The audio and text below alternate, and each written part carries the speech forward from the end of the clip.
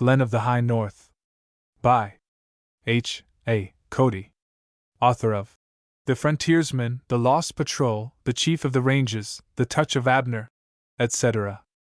McClelland and Stewart Publishers, Toronto, George H. Dorr and Company. 1920. 2.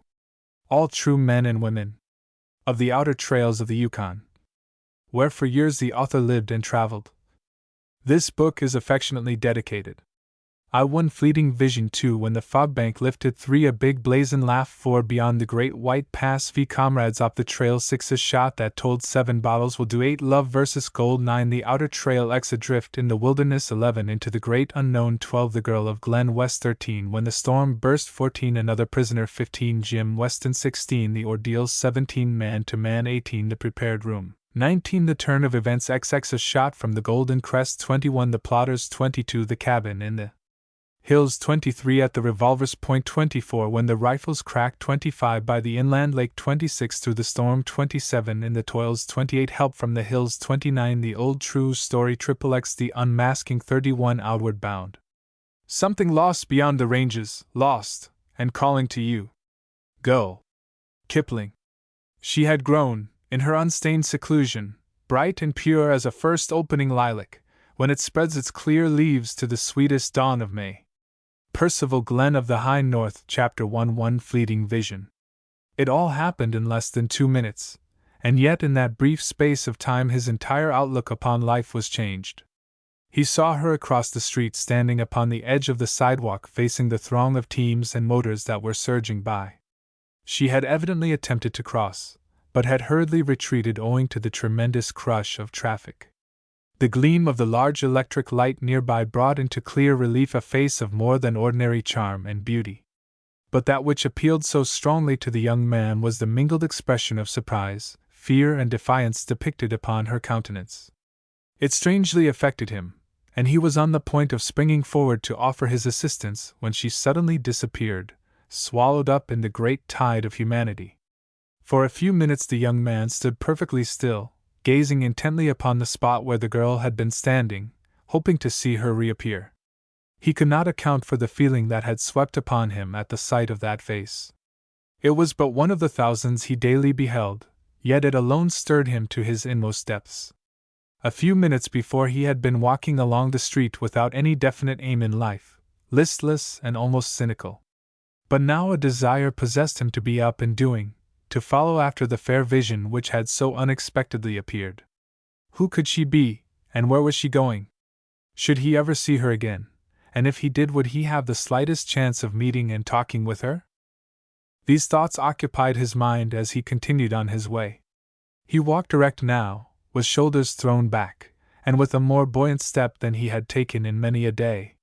His blood tingled and his eyes glowed with a newfound light. He felt much of the old thrill that had animated him at the beginning of the Great War, and had sent him overseas to take his part in the titanic struggle. An overmastering urge had then swept upon him, compelling him to abandon all on behalf of the mighty cause. It was his nature, and the leopard could no more change its spots than could Tom Reynolds overcome the influence of a gripping desire.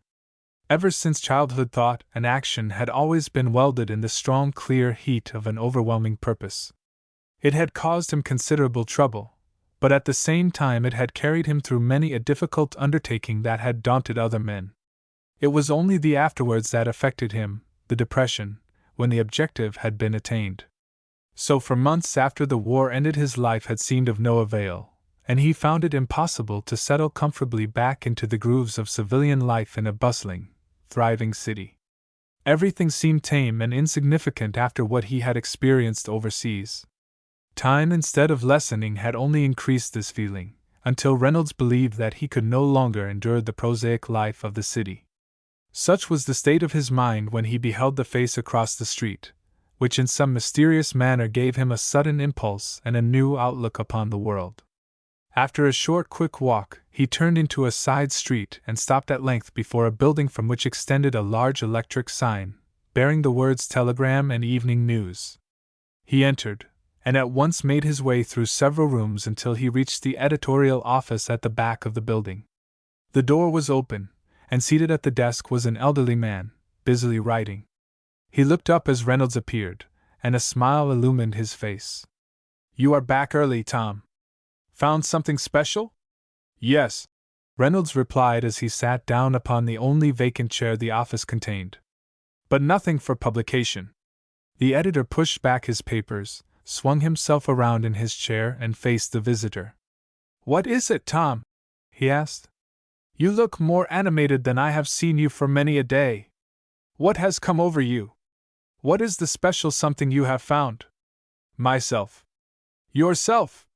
"That's just it. I'm through with this job." The editor eyed the young man curiously yet sympathetically. He was to him as a son, and he had done everything in his power to help him since his return from the war. But he was well aware that Reynolds was not happy, and that newspaper work was proving most uncongenial. "Where are you going, Tom, and what are you going to do?" he presently asked. "I have not the slightest idea, sir. But I must get away from this humdrum existence. It is killing me by inches. I need adventure, life in the open, where a man can breathe freely and do as he likes." "Haven't you done about as you like, Tom, since you came home?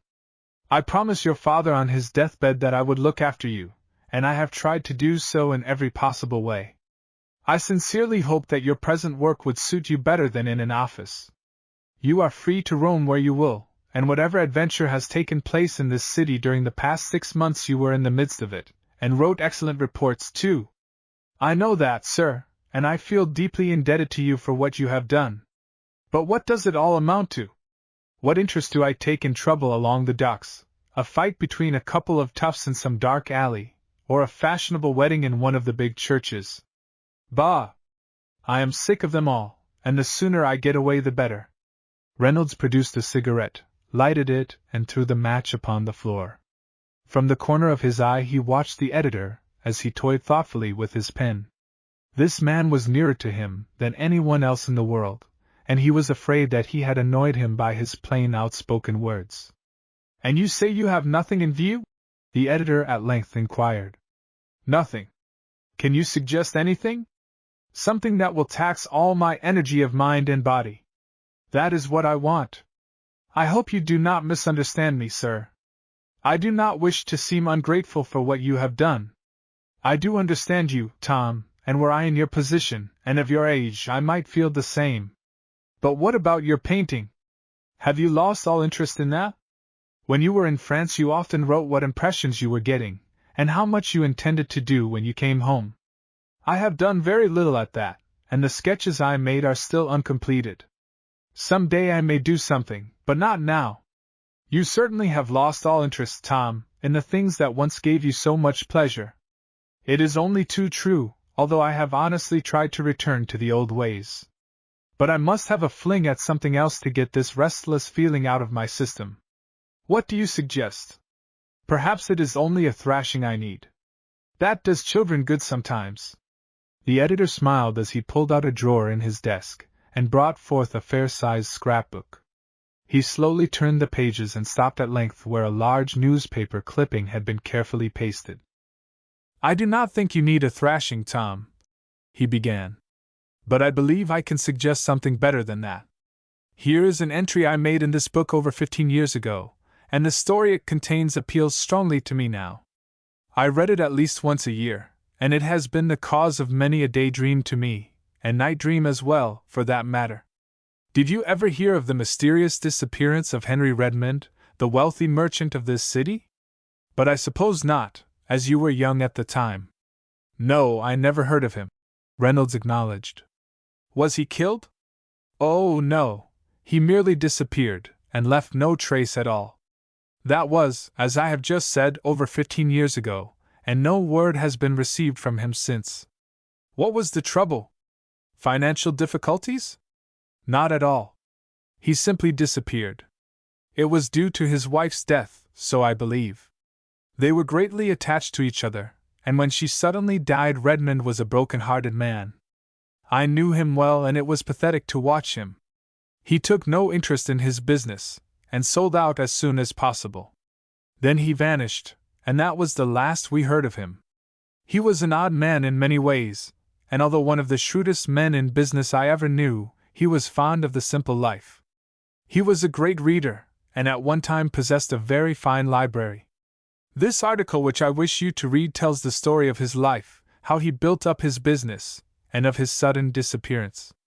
How do you know he wasn't killed? Reynolds asked. Because of this. And the editor laid his forefinger upon a small separate clipping at the bottom of the larger one. A short time after Redmond disappeared, and when the excitement of all was intense, this was received and published.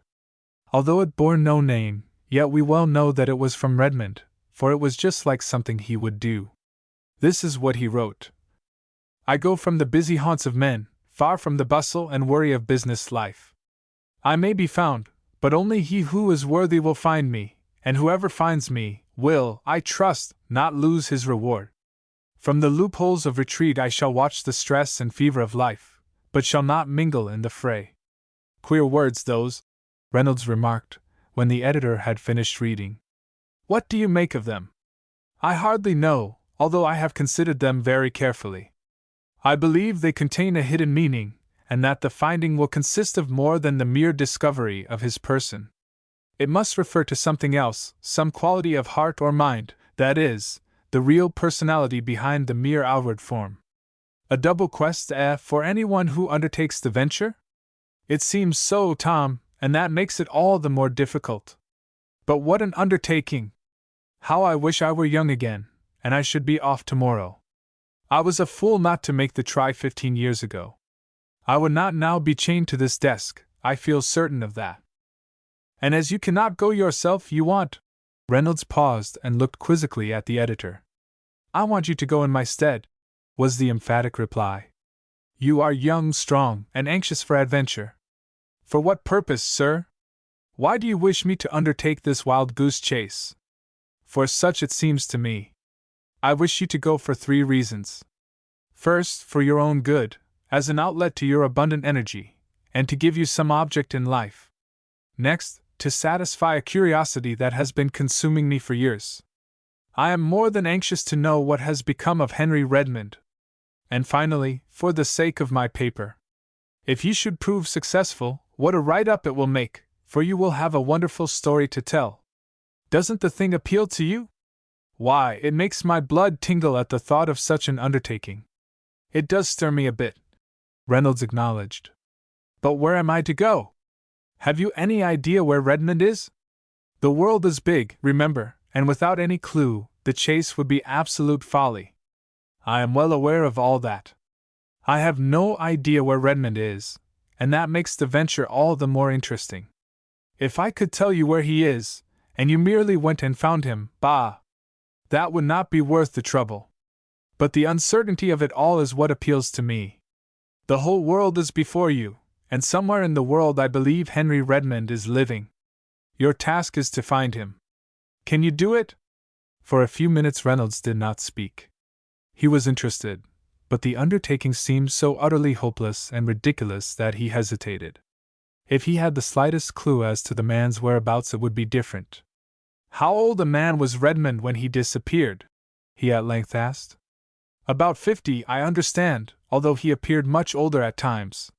He was a fine-looking man, over 6 feet in height, and a large head, crowned with a wealth of hair streaked with gray, when last I saw him.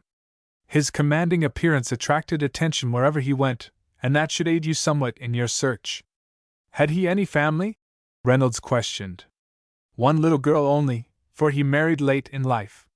His friends thought that he would remain a permanent bachelor, and they were greatly surprised when he unexpectedly took to himself a wife much younger than himself, and very beautiful.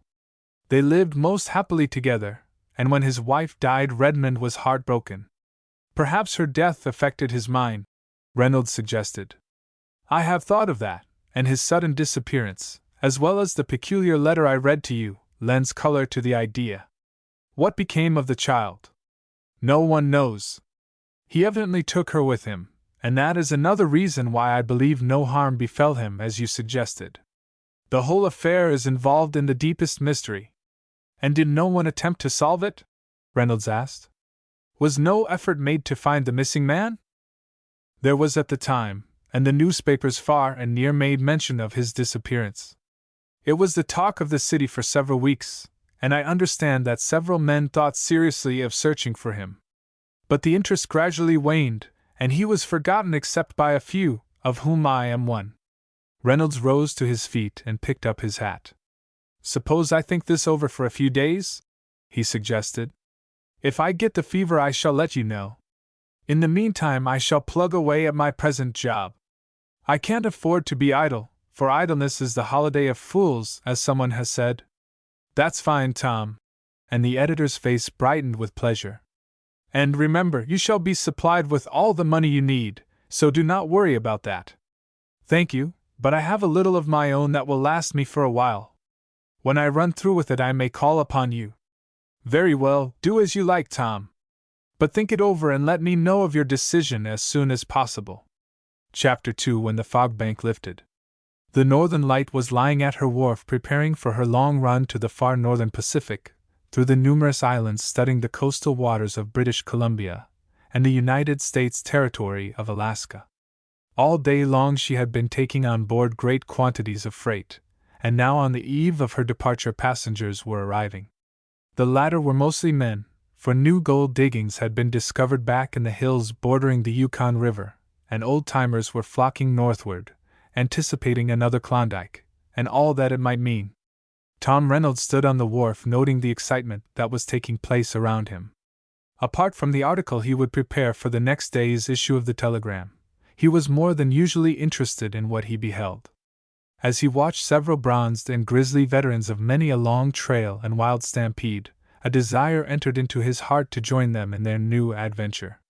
He would thus find excitement enough to satisfy his restless nature, and perhaps at the same time share in the golden harvest.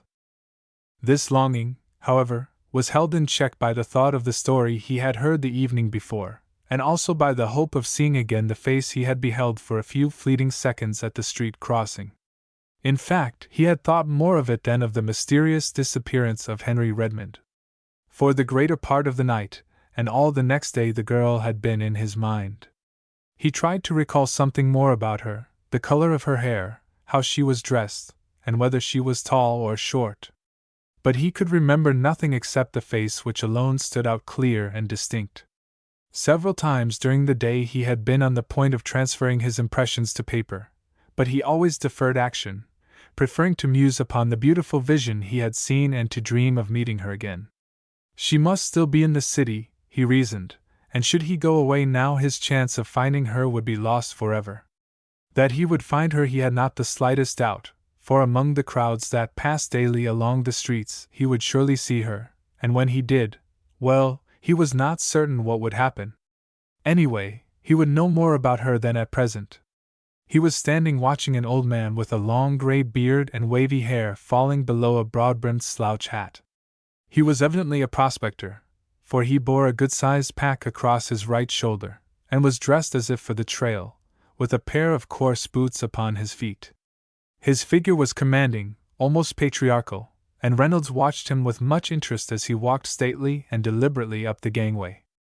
As Reynolds turned from his observation of the old man, he gave a great start, and his heart beat wildly, for there but a few feet from him was the very girl he had seen at the street crossing. She had just alighted from an hotel auto, and was pointing out her baggage to one of the cabin boys when Reynolds noticed her. He leaned eagerly forward to catch the sound of her voice, but the noise around him made this impossible. But he had a chance to feast his eyes upon her face, and to note her neat dark brown traveling suit which fitted so perfectly her well-built erect figure.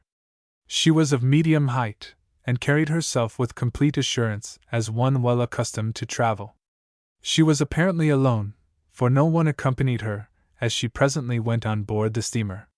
Reynolds was all alert now, and his old-time enthusiasm returned. She was going north, and why should not he go too? Once more thought and action became welded, and finding that it would be 3/4 of an hour before the steamer's departure, he hurried back to his boarding-house, gathered together his few belongings, including his artist's outfit, thrust them into a grip, settled his board bill, and almost raced to the Telegram and Evening News building, where he found the editor who had just arrived for his nightly duties. "I am off at once," he announced. "How will that suit you?" "Good for you," was the pleased reply. Decided upon the great quest, eh? Yes, all settled, and away in 20 minutes. Where to? Up north, to the edge of nowhere. How will that do? Found a clue? The editor was quite excited now. All the clue I need, was the evasive reply. I shall write as soon as possible, telling of my wanderings. So, goodbye, I must be away. Have you enough money? The editor was on his feet now, grasping the young man's hand in a firm grip. Yes, all that's necessary for the present. If I need more, I shall let you know. An hour later, the Northern Light was steaming steadily on her way. Reynolds had been fortunate enough to obtain an upper berth, his roommate being a young clerk destined for a branch bank in a northern mining town. Reynolds strolled about the boat hoping to catch a glimpse of her who was much in his mind, but all in vain. It rained hard most of the next day, and the outside decks were uncomfortable. It was toward evening that he saw her, walking slowly up and down the hurricane deck abaft the funnel. She was with the captain, a fine-looking, middle-aged man, and they seemed to be on very friendly terms, for the girl was smiling at something her companion was saying. Reynolds lighted a cigar and began to pace up and down on the opposite side of the deck. Others were doing the same, so no one paid any heed to his presence. A casual observer might have thought that the silent young man took no interest in anything around him. But Reynolds missed hardly a movement of the girl but a few feet away. He always kept a short distance behind and was thus able to study her closely without attracting attention. She wore a raincoat, of a soft light material, and her head was bare. The wind played with her dark brown hair, and occasionally she lifted her hand and brushed back a wayward tress that had drifted over her forehead. At times he caught a glimpse of her face as she swung around at the end of the beat, and it was always a happy, animated face he beheld. For about 15 minutes this walk was continued, and Reynolds had been unable to distinguish any of the conversation between the two. But as they ended their promenade, and started to go below, they almost brushed him in passing, and he heard the captain say, "Jack will be home soon, and he will." That was all Reynolds was able to overhear, and yet it was sufficient to cause him to stop so abruptly that he nearly collided with a man a few steps behind. Was all that talk about Jack? He asked himself, and was that why the girl seemed so happy in listening to her companion? Was Jack the captain's son, and did he have the first claim upon the girl? Perhaps he was overseas, and was expected home shortly. No doubt the girl had been visiting his people. Such an idea had not occurred to Reynolds before, but as he thought it all over that night as he sat silent in the smoking room, it did indeed seem most reasonable. Why should he think any more about the girl? He mused. He had been a fool for allowing his heart to run away with his head. How could he for one instant imagine that such a girl would be left until now without many admiring suitors, with one successful over all the others? And no doubt that one was Jack, whose name had fallen from the captain's lips. Although Reynolds felt that the girl was not for him, yet he could not banish her from his mind. She had aroused him from the paralysis of indifference, for which he was most grateful. He would make a desperate effort not to be again enmeshed in such a feeling. He would throw himself ardently into the search for gold, and then turn his attention to Henry Redmond, and strive to solve the mystery surrounding the man. After breakfast the next morning he went out on deck, and found the girl already there comfortably seated in a large steamer chair. She had evidently been reading, but the book was now lying open upon her lap, and her hands were clasped behind her head. Reynolds caught the gleam of a jewel on one of her fingers, and he wondered if it was an engagement ring she was wearing. Her eyes were looking dreamily out across the water, away to a great fog bank hanging and drifting over the face of the deep. Reynolds, too, looked, and the sight held him spellbound. The mass of fog slowly rose and rolled across the newly bathed Sunday, then it began to dissolve, and dim forms of trees and islands made their appearance, growing more distinct moment by moment. The scene fascinated him. It was truly a fairy world upon which he was looking. And as he looked, his eyes rested upon a dark speck just beneath the overhanging fog. For a few minutes it made no impression upon his wandering mind. But slowly he began to realize that the object was in motion, and moving toward the steamer. Then he saw something dark being waved as if to attract attention. He was all alert now, feeling sure that someone was hailing the steamer. In a few minutes she would be past, when it would be too late to be of any assistance. Turning almost instinctively toward the pilot house, Reynolds' eyes fell upon the captain, who was again talking to the girl. Only for an instant did he hesitate, and then walking rapidly along the deck, he reached the captain's side and touched him lightly upon the arm. "Excuse me, sir," he began, as the officer wheeled suddenly around. "Someone seems to be signaling to you over there, just where that fog bank is lifting." And he pointed with his finger. The captain and the girl both turned, and their eyes scanned the watery expanse. "Can you see anything, Glen?" the captain asked. "My eyes must be failing me." "I do now," was the reply. "Over there to the left." And she motioned with her hand. "I see it quite plainly. It is a boat of some kind with people in it, and they are waving to us." "So it is!" the captain exclaimed. "Who can it be? However, we shall soon find out." He hurried away, and soon a long raucous blast ripped the air. Then the steamer swerved to the right and made for the small craft which was now plainly visible. Many of the passengers were already crowding the rail, all greatly interested in this new diversion. Reynolds stepped back and gave his place to another. He could watch the approaching boat just as well here, and at the same time study to a better advantage the girl who was standing close to the rail. He had accomplished something, anyway, which was worth a great deal to him. He had heard her speak and learned her name. He liked Glen, and it seemed to suit her. But Glen what? He longed to know that, too. Her voice was soft and musical. It appealed to him. Yes, everything seemed to be in harmony, he mused. Name, voice, dress, and manner, all suited the girl admirably. It was a happy combination. From where he was standing he could watch her unobserved. He could see the side of her face nearest to him, and he noted how flushed it was with excitement. She was keenly interested in the approaching boat, and her eyes followed it most intently. The steamer had already slowed down, and its movement now was scarcely perceptible. Reynolds looked at the small approaching craft, and to his surprise he saw that it was a large canoe, being paddled by 4 stalwart Indians. There were several white men on board, although he could not distinguish their faces. Who could they be, and where had they come from? He wondered. A man standing nearby asked the same question, though no one seemed to be able to give a satisfactory answer. By this time the canoe was so near the steamer that from his position Reynolds could see nothing more owing to the men crowding the rail. He glanced toward the girl just as she turned suddenly away from the side of the steamer, and walked rapidly across the deck. She seemed much agitated, and the flush had fled her face, leaving it very white. All this Reynolds briefly noted, and when she had disappeared through a door leading into the observation room, he stood wrapped in thought, wondering as to the cause of the remarkable change that had so suddenly taken place.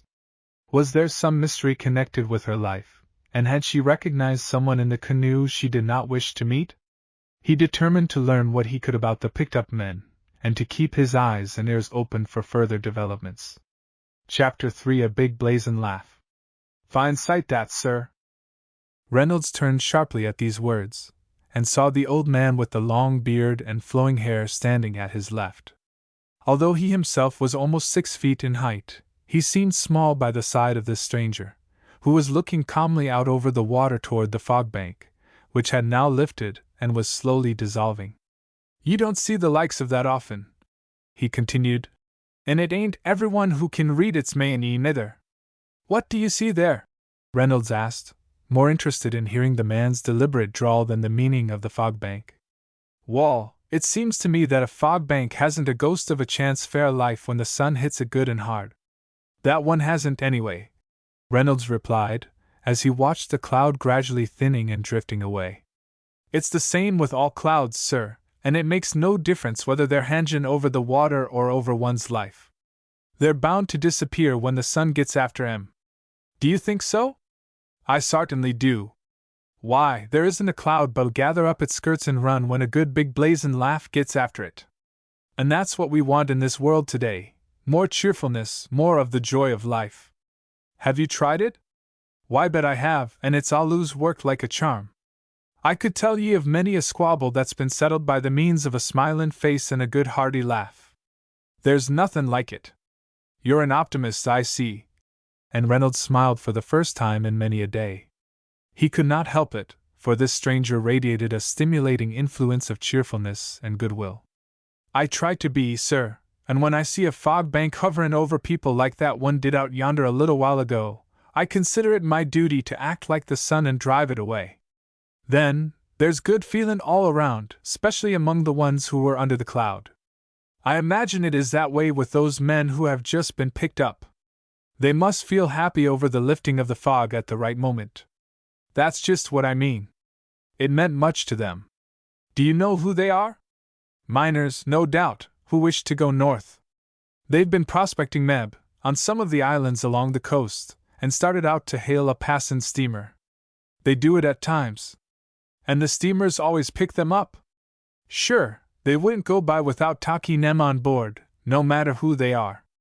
It's the great brotherhood of man, ye see, back of it all, and ye'll find that spirit stronger the farther north ye go. It's different here from what it is in the big cities, and the more ye preach of that the better. Preach? What do you mean? Reynolds asked in amazement. You be one of them missionary chaps, ain't ye? Reynolds laughed. What makes you think so? Dunno, 'cept your solemn collie face and the way you're dressed. Missionaries generally come north lookin' about as you do, to turn the sinner from the error of his way, and to convart the heathen Injun. They're not overly poplar up thar. Why not? Oh, they've too high and mighty notions about the way men should live, that's the trouble. And so you think they should make themselves popular with the men, eh? In what way? By being one of 'em, and not being too hard on what they do. Do you think that their great master ever said that they would be popular, and that they were to please all men? Reynolds defensively asked. I dunno. Guess I can't recall anything he ever said about the matter. And the old man scratched his head in perplexity. Didn't he tell his first disciples that they would be hated of all men for his name's sake when he sent them forth to do his work? I believe he did, was the reluctant assent. But that was a long time ago. Things are different now. Only outwardly, remember? The heart is the same in all ages, you can't change that. If it is evil and full of vileness, it is bound to hate the good. Surely you know that. Then you really are one of them missionary chaps? And the old man eyed Reynolds curiously. No, I am not, was the emphatic reply. But ye quote scripture like a parson, though. I thought maybe ye was. Is it necessary to be a parson to know something about the Bible? Isn't this a Christian land? Why shouldn't I know something about the greatest book in the world? My mother taught it to me when I was a child, and I learned a great deal about it when I went to Sunday school. I did not value it so much then, but when over in France, with death on all sides, much of it came back to me, and I honestly confess it was a great comfort. And so you was over thar, young man? Wall, that's sartinly interestin'. Fair how long? Nearly 4 years. I enlisted at the beginning of the war. And come through all right? Look! And Reynolds bared his left arm, showing a great scar. I have several more on my body, some worse than that. You don't tell! My, I'm glad I've met ye. Got some medals, I suppose. Reynolds made no reply, as he already felt ashamed of himself for having told this much. It was not his nature to speak about himself, especially to a stranger, and he was determined to say nothing about the medals he had received for conspicuous bravery, and which he carried in his breast pocket. Do you smoke? He suddenly asked. Yes, an old hand at it. Good fare the nerves. Well, suppose we go and have a smoke now. I am just in the mood for one myself. Together they made their way to the smoking room, which was situated well aft. It was partly filled with men, smoking, chatting, and playing cards. The air was dense with various brands of tobacco, making it impossible to see clearly across the room. No one paid any heed to the two as they entered, sat down in one corner of the room, filled and lighted their pipes. Reynolds noted that his companion became suddenly silent, and seemed to be deeply interested in 4 men playing cards at a small table a short distance from where they were sitting. Do you play? Reynolds asked, thinking that the old man might be fond of cards. No. was the brief and absent-minded reply. Reynolds said no more, but watched the four men. His attention was chiefly centered upon one who was facing him, and who was doing most of the talking. He was a young man, with a dark mustache and black curly hair. He played with keen interest and in a lofty, dominating manner. Reynolds did not like his appearance, and the more he studied him the stronger became his repugnance. It was not only the low, brutal face that compelled this feeling, but the coarse language that reeked from his lips. This so disgusted Reynolds that he was about to leave the room, when in an instant a commotion took place among the players. They sprang to their feet, and a miniature babel ensued. "You're cheating." "I'm not." "You're a liar." These were some of the terms hurled forth in sharp, rasping sentences, and it seemed as if blood must surely be shed ere the confusion ended. As the word liar rang out, a sudden silence followed, and at once hands rested upon butts of revolvers concealed in four hip pockets. But before they were drawn, a peculiar noise broke the stillness, which caused Reynolds to start, for the sound came from the old prospector's lips. "Meow-wow! Meow-wow! Bow-wow-wow! Bow-wow-wow!" So unexpected was this interruption that all in the room stared in amazement, and even the four angry men turned to see whence the sound came. So perfect was the imitation, and so humorous the expression upon the face of the old man, that the onlookers burst into a hearty laugh, which caused the four inflamed players to shuffle uneasily, and to look sheepishly at one another. Then their mouths expanded into a grin, and the storm was over. The curly-haired man at once left his place and strode over to where the prospector was sitting. "Frontier Samson!" he exclaimed, gripping him firmly by the hand. "Is it really you?" "Sure, it's me, all right, Curly. Who else did you think it was, me ghost?" "Not when I heard that cat call in the bow-wow." "Heard 'em before, eh? Guess this isn't the first scrape I've got ye out of, is it?" "Should say not. But where in H did ye drop from, Sam? I didn't know ye were on board." "Oh, I'm just on a visit from the outside. And it's mighty lucky that I'm here, or else I don't know what you'd have happened. Better leave cards alone, Curly, if ye can't play without fightin'. They make people act like a bunch of kids. It was those fools' fault, though, Sam. Thar, now, don't make excuses and blame others, Curly. That's just what kids always do. And cut out them unholy words. There might be a parson around." Curly flung himself down upon a seat and lighted a cigarette. He cast a furtive glance at Reynolds, thinking that perhaps he might be the parson. "What have ye been doin', Curly?" the old man asked. "And why was ye driftin' out under that fog bank? Ye nearly got left, let me tell ye that." "I know we did, and I thought that excuse me, Sam," he apologized, as he again glanced toward Reynolds. "I mean, I thought that the fog bank would never lift. We've been doing some of the islands for several months." "Strike anything?" "Nothing, and nearly starved in the bargain. If it hadn't been fair an Indian mission, we wouldn't be alive now. Then missionaries are of some use after all, Curly. You was always hard on 'em, if I remember right." They're all right when one's starving. If they'd only leave the gospel dope out, it wouldn't be so bad." "Got a dose of it, eh?" "Should say I did. Morning, noon and night I had to go to church with the Indians. I've had enough to last me the rest of me life. Say, weren't we glad to get away? Goin' north agin?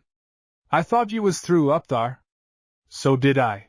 But we heard of the new strike at Big Draw, and decided to try our luck once more." "Think you'll hit it this time?" "I hope so. But it isn't altogether the gold that's taking me back. There's something more attractive." "So I imagined. I thought you would understand." Curly's voice was eager now. "She'll not escape me this time. Gad, she's a beaut. But as wild as a hawk. And so ye think you'll corner her, eh?" There was a peculiar note in Samson's voice which Reynolds was quick to detect, but which Curly missed. "Just you wait and see," the latter reminded.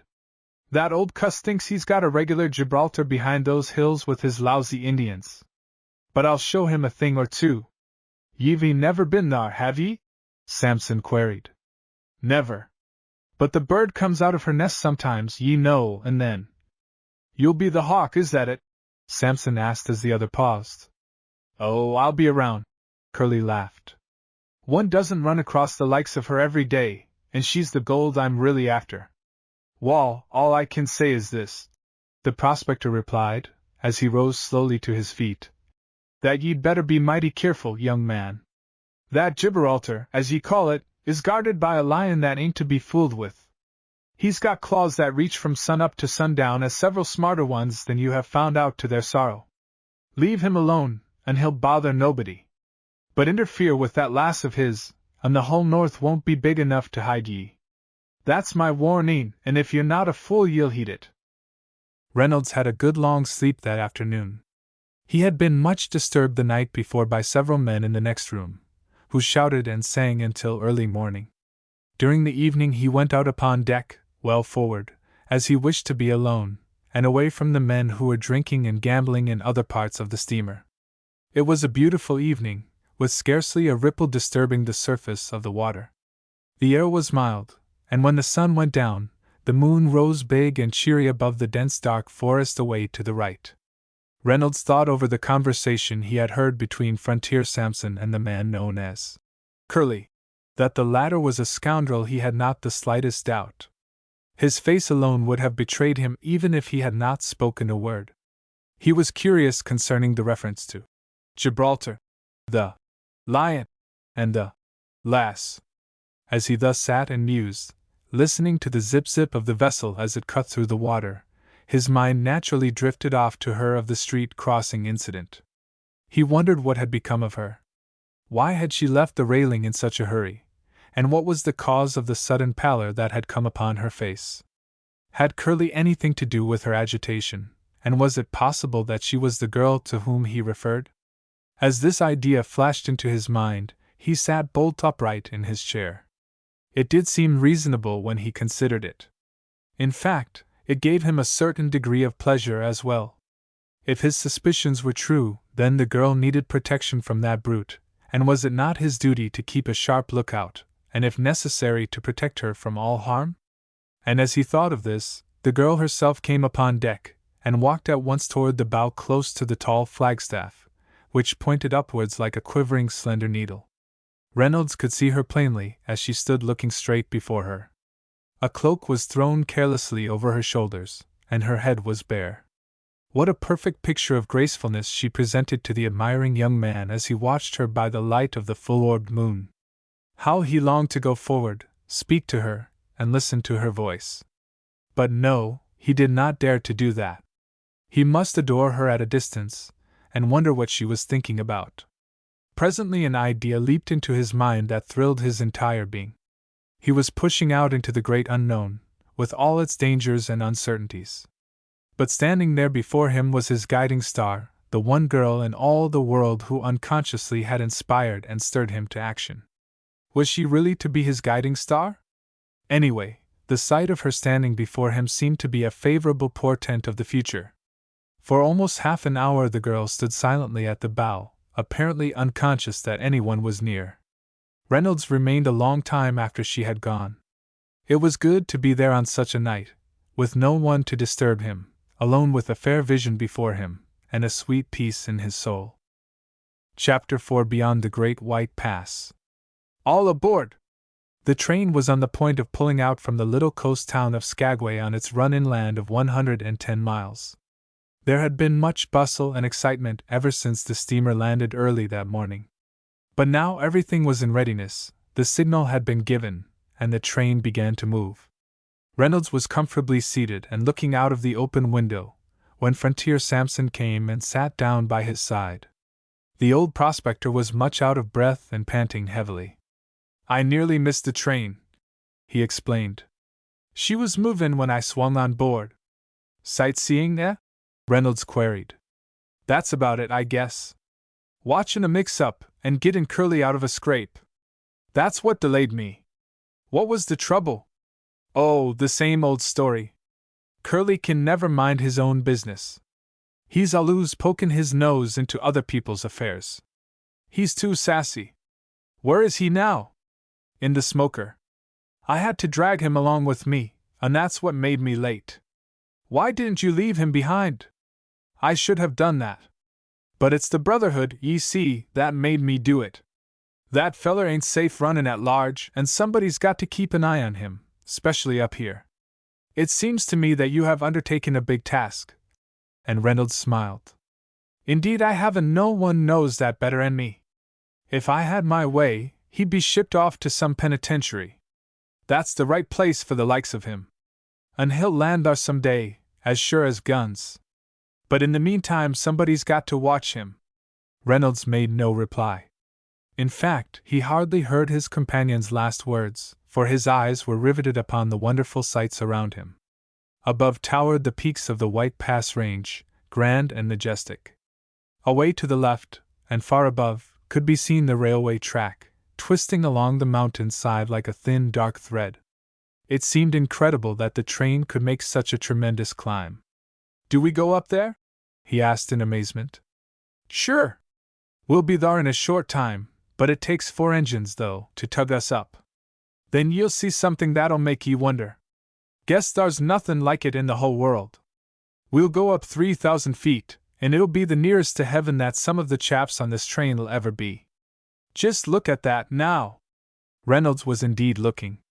Far down below, a few cabins appeared like little toy houses, while away beyond could be seen the blue, cold waters of the North Pacific.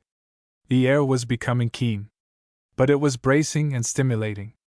"Say, I'd like to paint that," he mused half aloud. "It is grand, stupendous, appalling. And what a work to build this road! How was it ever done?" "It certainly was, young man. It cost a mint of money, to say nothing of the lives sacrificed. There was some mighty bad accidents on this bit of road, though there was some funny ones, too. I often have a good laugh to myself whenever I think of one of the stories that was told." "What was it?" Reynolds asked. He was interested in everything now. "Wall, ye see, the company that built this road was considered mighty mean, and ground the men down to the last cent. One day a big blast went off before its time, and a feller was blown high into the air. Everybody thought fair sure that there wouldn't be a speck of him left. But strange to say, in about 15 minutes he came down pat on his feet, and but fair a few bruises and a bad shaken up, he was as chipper as ye please. He got another shock, though, at the end of the week, which nearly put him out of business." The old man paused, and a smile overspread his face as he gazed thoughtfully out of the window. "Yes," he continued, "it certainly was some shock, and no mistake. When he went to the office to be paid fair his week's work, he found that the company had docked him 2 bits fair the 15 minutes he was absent on that air trip when the blast went off. Now, what do you think of that?" "Close shaving, I should say," was the reply. "It's a good yarn, though, and worth remembering. But my, isn't that a wonderful sight?" And Reynolds motioned to the great mountains away in the distance. "We seem to be surrounded by them." "So we are, young man. Ye can't escape them in the north any more, and ye can get clear of the skyscrapers in New York. But them over there are the work of the Almighty, and a grand job He made of them. This whole land reminds me of a big cathedral. The woods and valleys are the aisles, and the mountains are the spires pointin' man to heaven. I tell ye, it's a great place out alone on the hills to worship. You're not cramped thar, and it doesn't matter what kind of clothes ye have on. It's wonderful the sights ye see and the things ye hear. Talk about music! Why, ye have the finest in the world when nature's big organ gets to work, specially at night. I've shivered from head to toe when the wind was rippin' and roarin' through the woods, down the valleys, and along the mountain passes. That's the music, fair me! You seem to love this country," Reynolds remarked, as he noted the intense admiration upon his companion's face. "I certainly do, young man. It grips me just as soon as I cross this range. There's nothing like it to my way of thinkin', though it takes ye years to find it out. Yet, it doesn't altogether satisfy the soul, although it helps. There's something within a man that needs more in the mountains and the wonderful things around him. But thar, I must see what Curly's doin'. He may be up to some more mischief." Although Reynolds was much interested in the scenery, and in listening to the philosophy of the old prospector, yet his mind turned continually to Glen, for it was by that name he now thought of her. He knew that she was on the train, for he had seen her, as she stepped aboard but a few minutes before it left the coast. She had passed close to where he was standing, carrying a grip in her hand. He had caught sight of the leather tag fastened to the handle of the grip, and had strained his eyes in a futile effort to read the name written thereon. He was determined in some manner to find out what that name was, as he feared lest he should lose her altogether when the journey by rail was ended. He must have something more definite than the one word Glen. This opportunity was afforded him when he entered the principal hotel of the little town of Whitehorse at the terminus of the railway.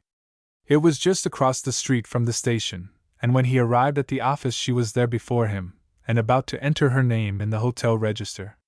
He stood by her side and watched her write. It was a firm sun-brown hand that held the pen, and she wrote in a rapid businesslike way. Glen Weston were the only words Reynolds saw there, as he wrote his own name a minute later below hers. She had not even mentioned where she was from, that space was left blank. He also noticed that the hotel clerk seemed to know who she was, for he was more affable to her than to anyone else. She asked him if her father had yet arrived, and she appeared disappointed when he answered in the negative. The name, Glen Weston, kept running through Reynolds' mind all that evening. He liked it, and it suited her admirably, so he thought. But who was she, and where was she going? That was what he wished to know. The town of Whitehorse was of considerable interest to Reynolds as he strolled that evening through its various streets. It was a surprise to him as well, for he had not expected to find such a settled community. He had imagined that all such towns in the north were wild and almost lawless places, abounding in desperate characters, ready to shoot on the slightest provocation. But here all was order, and it was little different from one of the many small conventional towns in eastern Canada. There were several up-to-date stores, a large post office, bank, churches, and comfortable dwelling houses, though many of the latter were built of logs. The Royal Northwest Mounted Police had their large barracks at the rear of the town under the brow of a high hill, where all day long the flag of the clustered crosses floated from its tall white staff in the center of the square. It was the time of year when the light of day reaches far into the night, and deep darkness is unknown. The sun merely dips for a few hours below the mountain crests, and schemes along the horizon, thus illuminating the western sky, and holding back the heavy draperies of night. The light on the far-off ranges and the glory of the distant heavens fascinated Reynolds. He had beheld many beautiful sunsets, but never such a one as this, and his entire soul was stirred within him. Leaving the level of the town, he climbed the hill, and there on the edge of the steep bank he feasted his eyes upon the wonderful panorama stretched out before him. Like a silver thread the river wound its sinuous way between its steep banks, and faded from view amidst its setting of dark firs and jack pines. Around rose the mountains, their great sides either bathed in the glow of evening, or lying somber and grim, telling of crouching valleys and funnel-like draws from which the light of day had retreated. And below lay the little town, silent save for the occasional bark of a dog, or the shrill voices of children away to the right. For some time Reynolds remained here. He was in no hurry to go elsewhere, for the evening was mild and conducive to thought. There was nothing to take him back to the hotel, and he preferred to be out of doors. Just what he was to do next he had no clear idea. He knew that somewhere out from this town was the new mining camp for which he had started. But where it was and how to reach it he had not the faintest knowledge. In truth, he had never been sufficiently interested to make any inquiries, even from Frontier Sampson. What had become of the prospector, he wondered, as he had not seen him since his arrival in town. And where was Glen? He had followed her this far, and was he to lose her after all? She had aroused him to action, and caused him to take this long and apparently foolish journey. But he had not spoken a word to her, and so far as he knew she was totally unaware of his existence. He smiled at the thought, and wondered what his friend, the editor, would say if he knew of it. And what about his search for the missing man, Henry Redmond? Instead of throwing himself earnestly and actively into the quest he was frittering away his time, following the will-o'-the-wisp of a fancy, and going daft over a mere slip of a girl who moved serenely apart from his world of thought and being. He called himself a fool and chided himself over and over again. But for all that, he was unable to tear her out of his heart and mind.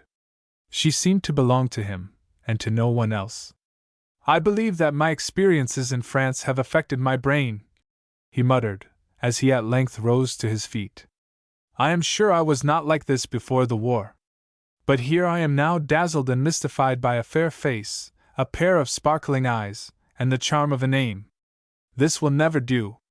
I must shake off this fascination, or I shall be good for nothing. He walked rapidly down the hill, and then along a trail that wound through a thicket of small fir trees. This brought him in a few minutes to one of the streets leading straight to the river. He walked slower now, much interested in the quaint log houses, with here and there a miner's or a prospector's tent.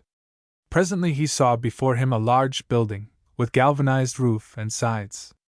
People were entering the place, and drawing nearer, the sound of music fell upon his ears. A band was playing, he could easily tell, and it was dancing music at that. Reaching the building, Reynolds paused and listened. The music was good, the best he had heard in a long time. Through an open door he could see men playing billiards and pool. It was a lively and an attractive scene, which caused him to enter and stand for a while near the door watching the games. No one paid any attention to him, and from what he observed there were others like himself, strangers, who found the time hanging heavily on their hands, and had dropped into the place for the sake of companionship. There were several large tables, and these were all occupied by eager players. Nearby was a bar, where drinks of various kinds were being served. The room was brilliantly lighted by electricity, and the whole atmosphere of the place was most congenial.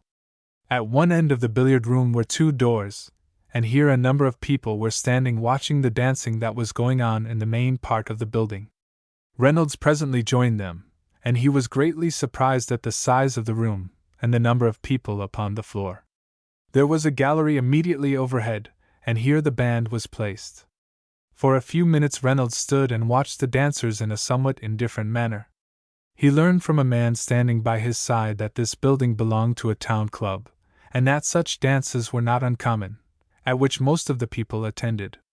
At first Reynolds could not recognize anyone he knew, but as he watched, he gave a great start, for there but a short distance away was Glen, and her partner was none other than the rascal, Curly.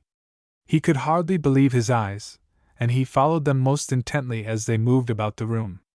He felt certain now that Glen was the girl mentioned by Curly on the steamer in his conversation with Frontier Sampson. He had found her, and was it to her liking? He wondered. He recalled her pale face and agitated manner as Curly boarded the vessel along the coast. Was he the cause of her distress, or was it someone else? It seemed then as if she wished to keep clear of the fellow, and her seclusion during the remainder of the voyage lent color to this idea.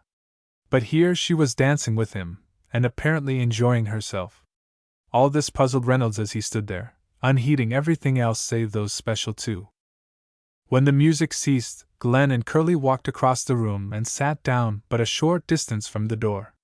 Reynolds could see the girl's face most plainly now, and he could tell at a glance that she was unhappy.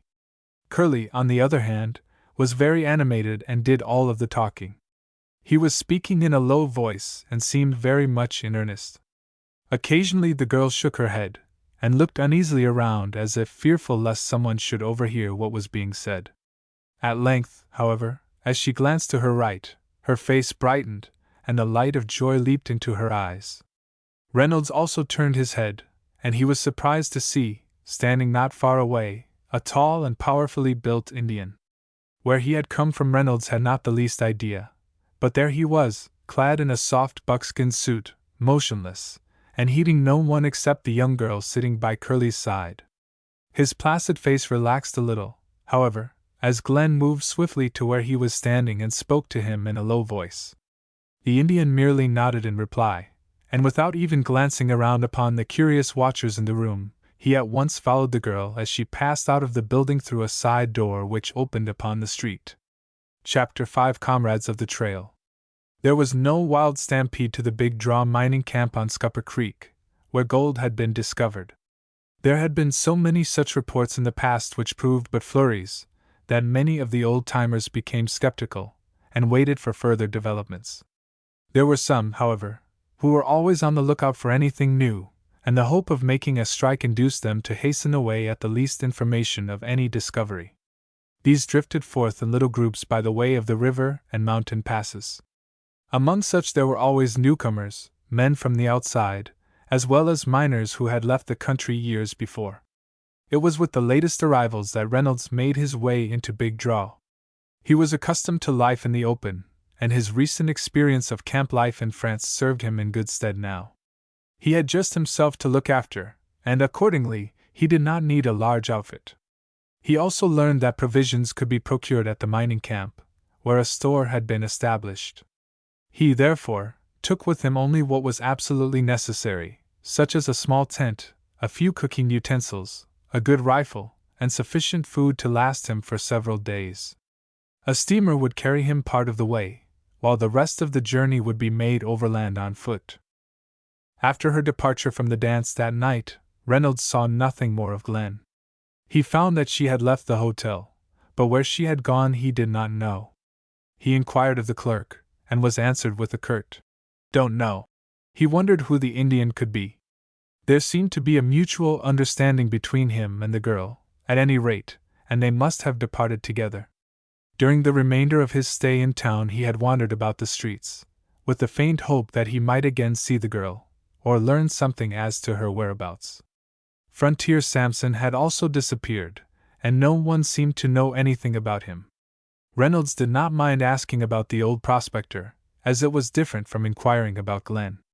In fact, the girl had become so real to him and such a vital part of his very existence that should he speak of her to others he might betray his deep concern. During the voyage down river he thought much about her, and tried to imagine who she really was and what had become of her. The idea even suggested itself that she might be that stolid Indian's wife. Strange things often happened in the North, so he had read, and this might be one of them.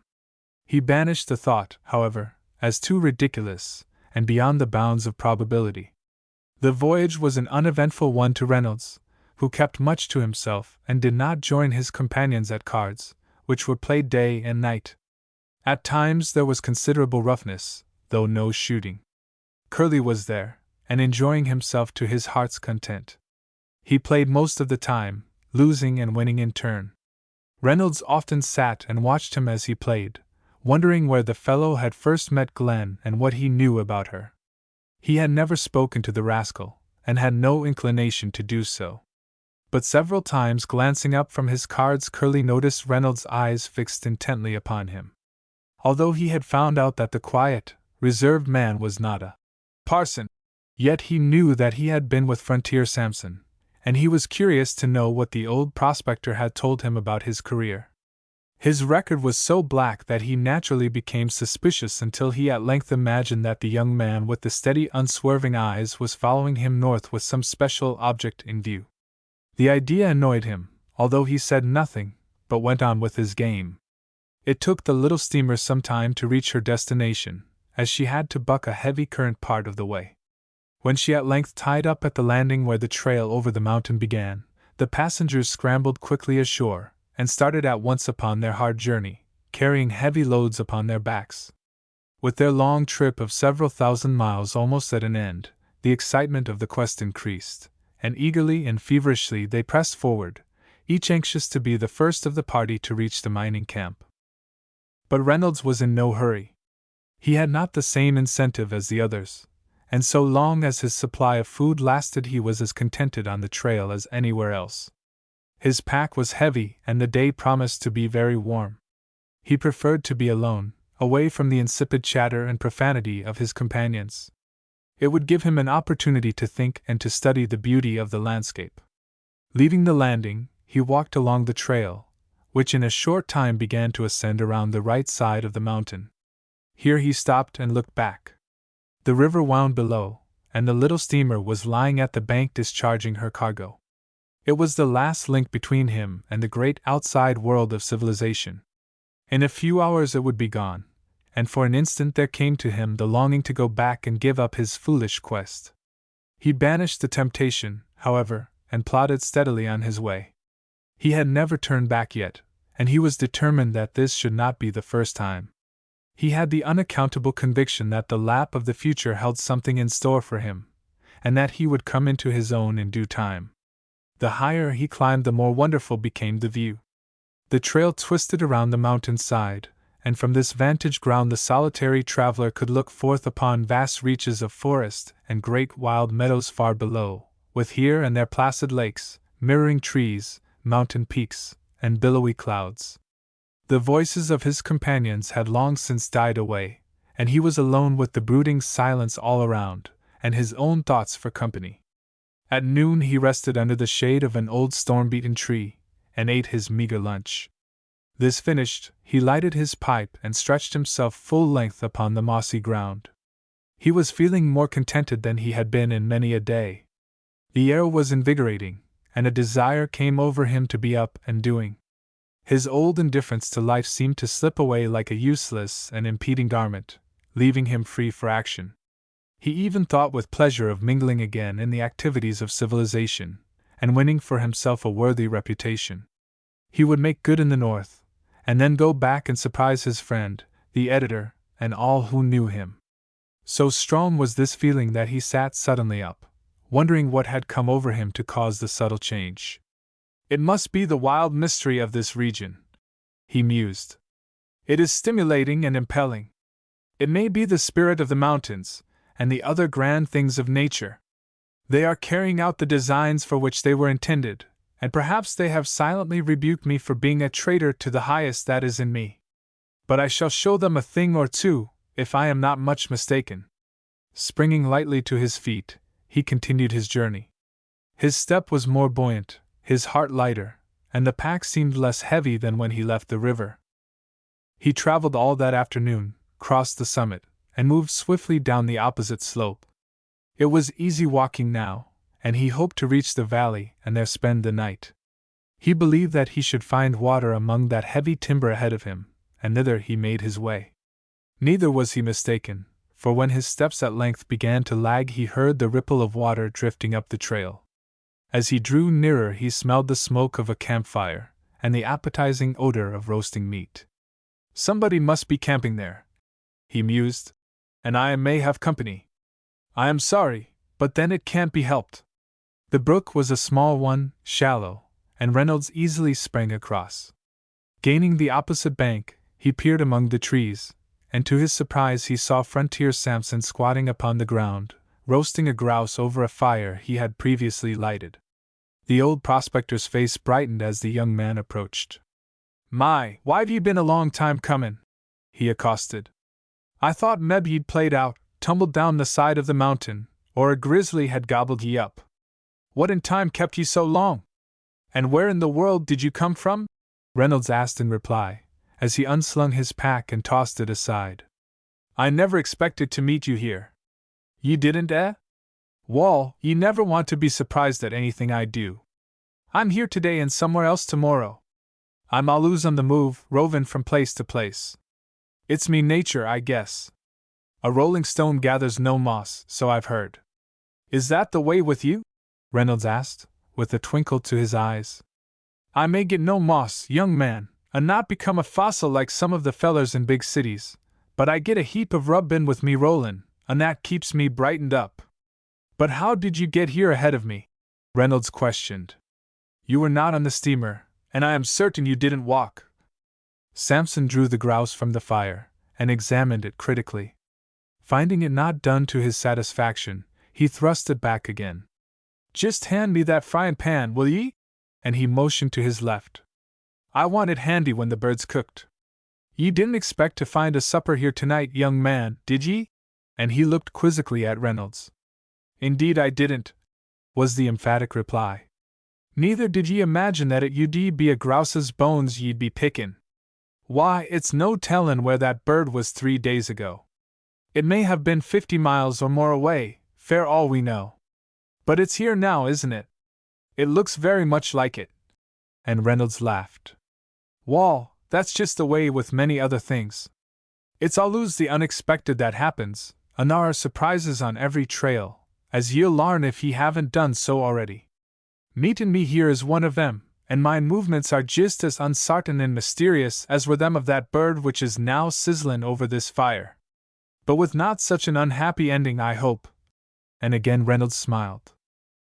The prospector's eyes twinkled as he drew the bird from the fire and laid it carefully in the frying pan. "Guess it's done all right this time," he remarked. "Now, fair supper. I'm most starved." Reynolds was hungry, and he did full justice to the meal. Samson had some excellent sourdough bread of which he was very proud. "Made it last night," he explained, "and it turned out better than usual. Thought meb I'd have company before long." "Did you meet the others?" Reynolds asked. "Oh, yes, I met 'em," Samson chuckled. "Were they far ahead?" "Why, bet, and chatterin' like a bunch of monkeys. Guess they're there by now." "Were they surprised to see you?" They didn't see me. I was set in under a tree well out of sight. I didn't want to meet that crowd, they're not to my liking. I just wished to see if Curly was along." "You seem to be keepin' a sharp eye on that fellow still," Reynolds remarked. He was anxious to draw the prospector out. Perhaps he might learn something about Curly's acquaintance with Glen. "Yes, I do keep me eyes peeled, fair Curly," Samson drawled, as he finished his supper and pulled out his pipe. "It's necessary, let me tell you that. He ain't safe nohow." "You have known him for some time, then?" "Long enough to be suspicious of the skunk. He seems to be very friendly with you, though." "Oh, he's got sense enough not to buck up against me. And besides, I've yanked him out of many a nasty fix. Most likely he'd been planted long before this if I hadn't been around at the right moment. He's up here for more than gold, so I understand." "How did you learn that, young man?" There was a sharp note in Samson's voice. "Oh, I merely overheard your conversation with him in the smoking room of the Northern Light. That was all, but I drew my own conclusion." "And what was that?" "Nothing very definite. I simply inferred that he is after a girl somewhere here in the north, and that she is so guarded by a lion of a father that Curly hasn't much of a chance." "And so that's what ye surmised, is it?" the prospector queried. "Am I right? Guess you're not fair astray. Have you seen the girl? Do you know her father?" "Have I seen the girl? Do I know her father?" the old man slowly repeated. "Yes, I believe I've seen her, all right. But as fair knowin' her father, wall, that's a different thing. Frontier Samson doesn't pretend to know Jim Weston, he never did." "Weston, did you say?" Reynolds eagerly asked. "That's what I said, young man. The name seems to interest ye." "It does. When I registered at the hotel in Whitehorse, the name just before mine was Glen Weston, and the girl who wrote it came north on the Northern Light. Do you suppose she is Jim Weston's daughter?" "She might be," was the somewhat slow reply. "As I told ye before, it's generally the unexpected that happens. Anyway, ye can't tell much by names these days. But Curly knows her, for I saw them together at a dance the night I arrived in town." "Ye did?" The prospector took his pipe from his mouth and stared hard at Reynolds. "Are ye sure?" "Positive. Why, I was standing at the door watching the dance, when I saw the two together upon the floor. Later they came over and sat down quite close to me. Curly did most of the talking, and the girl seemed quite uneasy. She left shortly after with a fine-looking Indian, who had evidently come for her. I have not seen her since." "So Curly was dancin' with her," Samson mused. "Then she must be Jim Weston's gal. I wonder what the old man'll say when he hears about it." "How will he know?" "Oh, he'll find out, all right. There's nothin' that misses him here in the north." "What will he do to Curly?" "I wouldn't like to say at present. That remains to be seen." "Is this Jim Weston a desperate character?" "The ones who have tried to fool with him say he is, and I guess they ought to know. He's a holy terror when he gets goin', 'specially when anyone's after that lass of his. The men up here all know about her, I suppose?" "Should say so. They're about crazy over her. She's been the cause of many a row, and several shootin' rackets." "Does she favor anyone?" "Not as fair as I know. She's in a class all by her lonesome, and well able to take care of herself. She's not anxious fair lovers, so I understand, at least, not the brand ye find up here. She's some lass, all right, and whoever succeeds in winning her'll be a mighty lucky chap." "What does her father do? Is he a miner?" It's just hard to tell what Jim Weston does and what he doesn't do. No one seems to know fair sartin. He lives like a lord on Big Lake, way over yonder. And Samson motioned to the east. All the folks know that he lives there with his lass, guarded by a whole pack of Injuns. But what he does and what he doesn't do is a mighty problem. His daughter travels, though, and alone at that, doesn't she? Reynolds queried. Occasionally. Jim's given her an education, so I hear. She must be comin' back now, as this is vacation time. But what happened to her, do you suppose, after the dance that night? Reynolds asked. She disappeared as if by magic, and I believe the big Indian had something to do with it. How do you know she disappeared? Was the sudden and somewhat embarrassing question. Reynolds laughed, and his face flushed.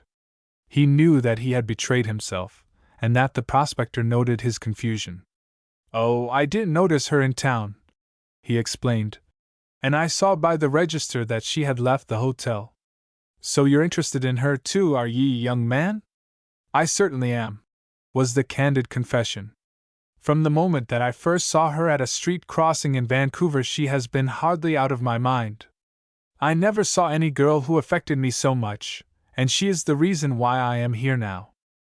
You don't tell! Samson tapped the ashes out of his pipe, and then stretched himself full length upon the ground. Make a clean breast of it, young man, he encouraged.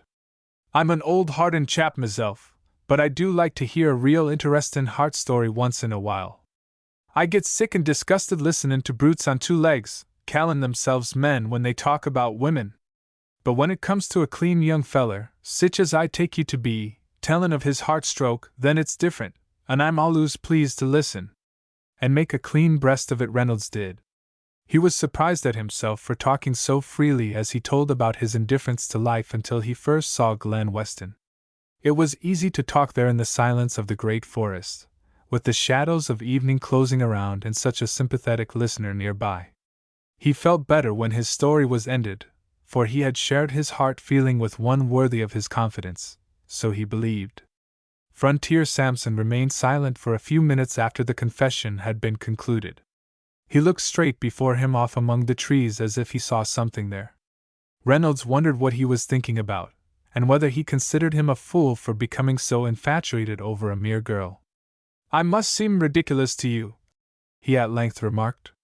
Would any man in his senses act as I have? You might do worse, was the quiet reply. I am sartinly interested in what ye've just told me, and I thank ye for your confidence. Me own heart was stirred once, and the feelin' ain't altogether left me yit. But ye've got a difficult problem ahead of ye, young man. You want that lass, so I believe, but between you and her stands Jim Weston.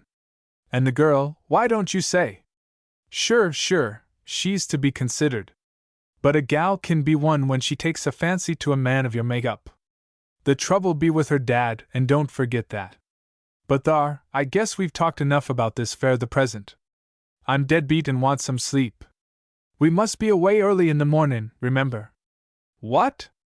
Are you going my way? Reynolds eagerly asked. Sure, if ye'd like to have me along. I'm bound fair big draw myself. It was just what Reynolds desired.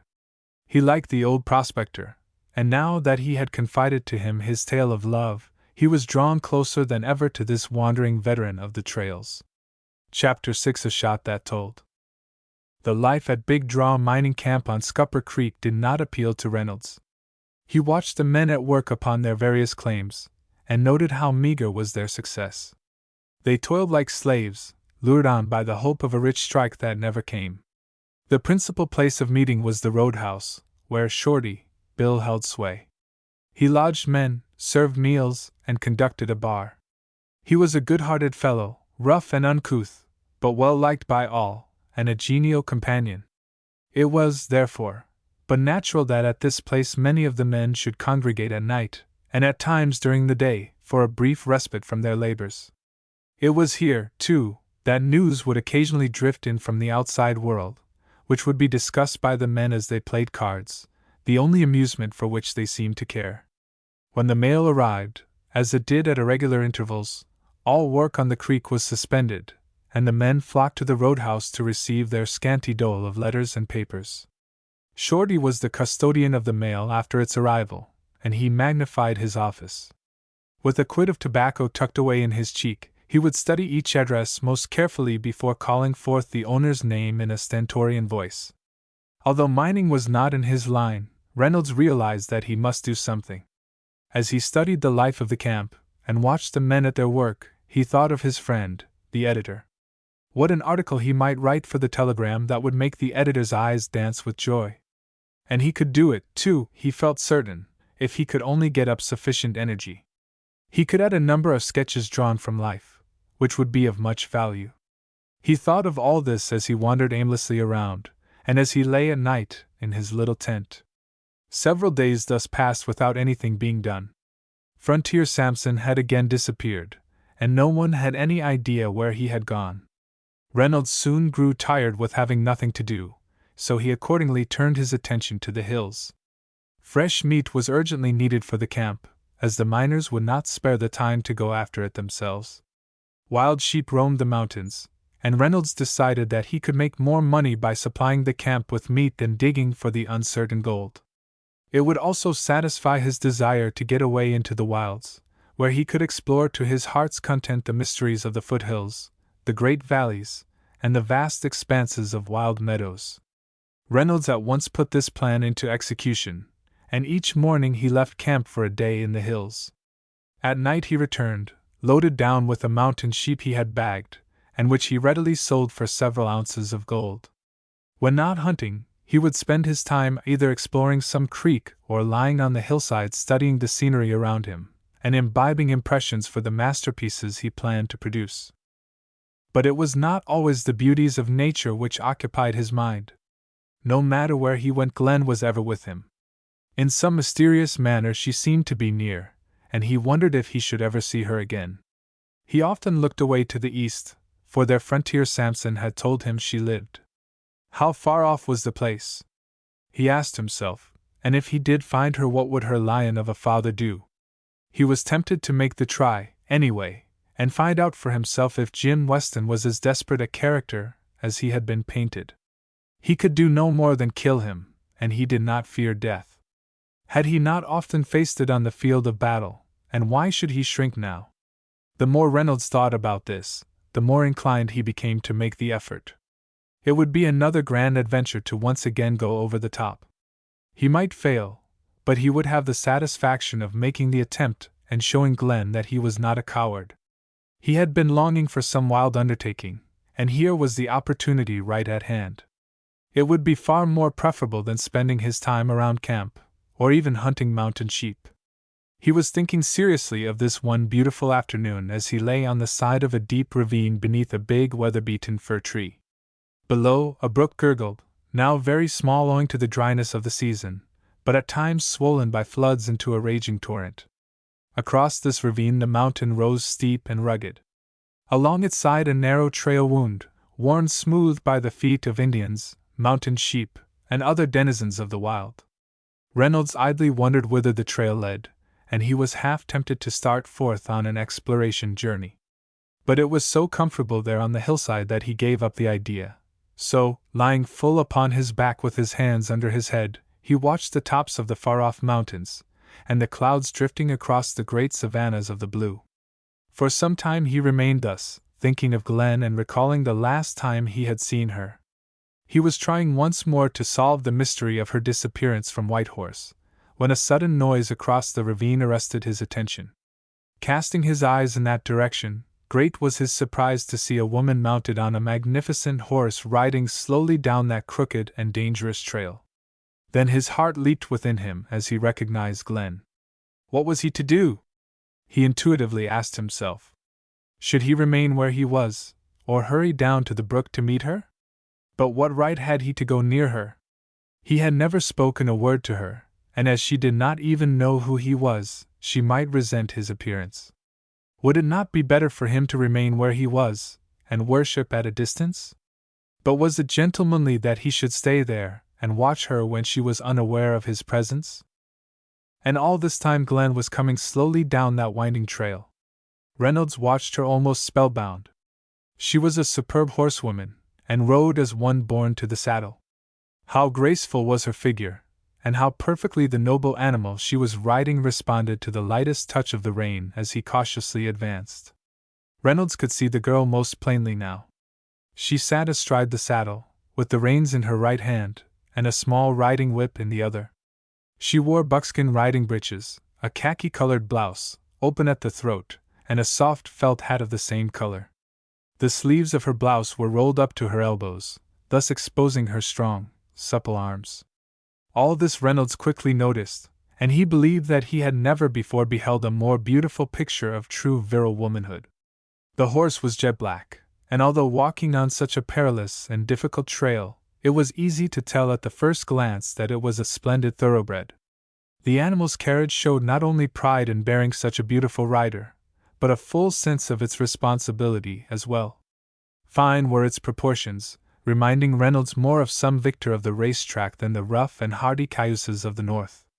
And even as he looked and wondered from whence such a pair of creatures had so unexpectedly come, the horse gave a terrified snort, threw up its head, and recoiled back upon its haunches. The cause of this fright was at once apparent, for around a huge boulder a large deer had suddenly made its appearance. Reynolds saw at a glance that it was a grizzly, the most formidable animal of the north, and the terror of the trails. Although greatly startled at meeting the horse and its rider, the bear had no idea of retreating. They were blocking his lordly advance, and it made him angry. Its coarse savage growl sawed the air as it moved menacingly forward. All this Reynolds noted as he kneeled upon the ground, firmly clutching his rifle with both hands. Beads of perspiration stood out upon his forehead as he watched the scene across the deep gulch. The horse was rearing wildly, and backing slowly up the trail. There was no room to turn around, so with remarkable coolness and self-control the fair rider was keeping him pressed close to the bank and face to face with the oncoming grizzly. At any instant the horse might disregard the guiding hand as well as the friendly words of encouragement, and in mad terror attempt to swerve suddenly around, and thus hurl itself and rider into the yawning abyss below. All this passed through Reynolds' mind with lightning rapidity, and he realized that there was not a moment to lose. The bear was advancing more rapidly now, and in a twinkling he might hurl his full weight of 800 pounds of compact flesh, bone and muscle upon horse and rider. But ere it could do this, Reynolds brought the rifle to his shoulder, took a quick, steady aim, and fired.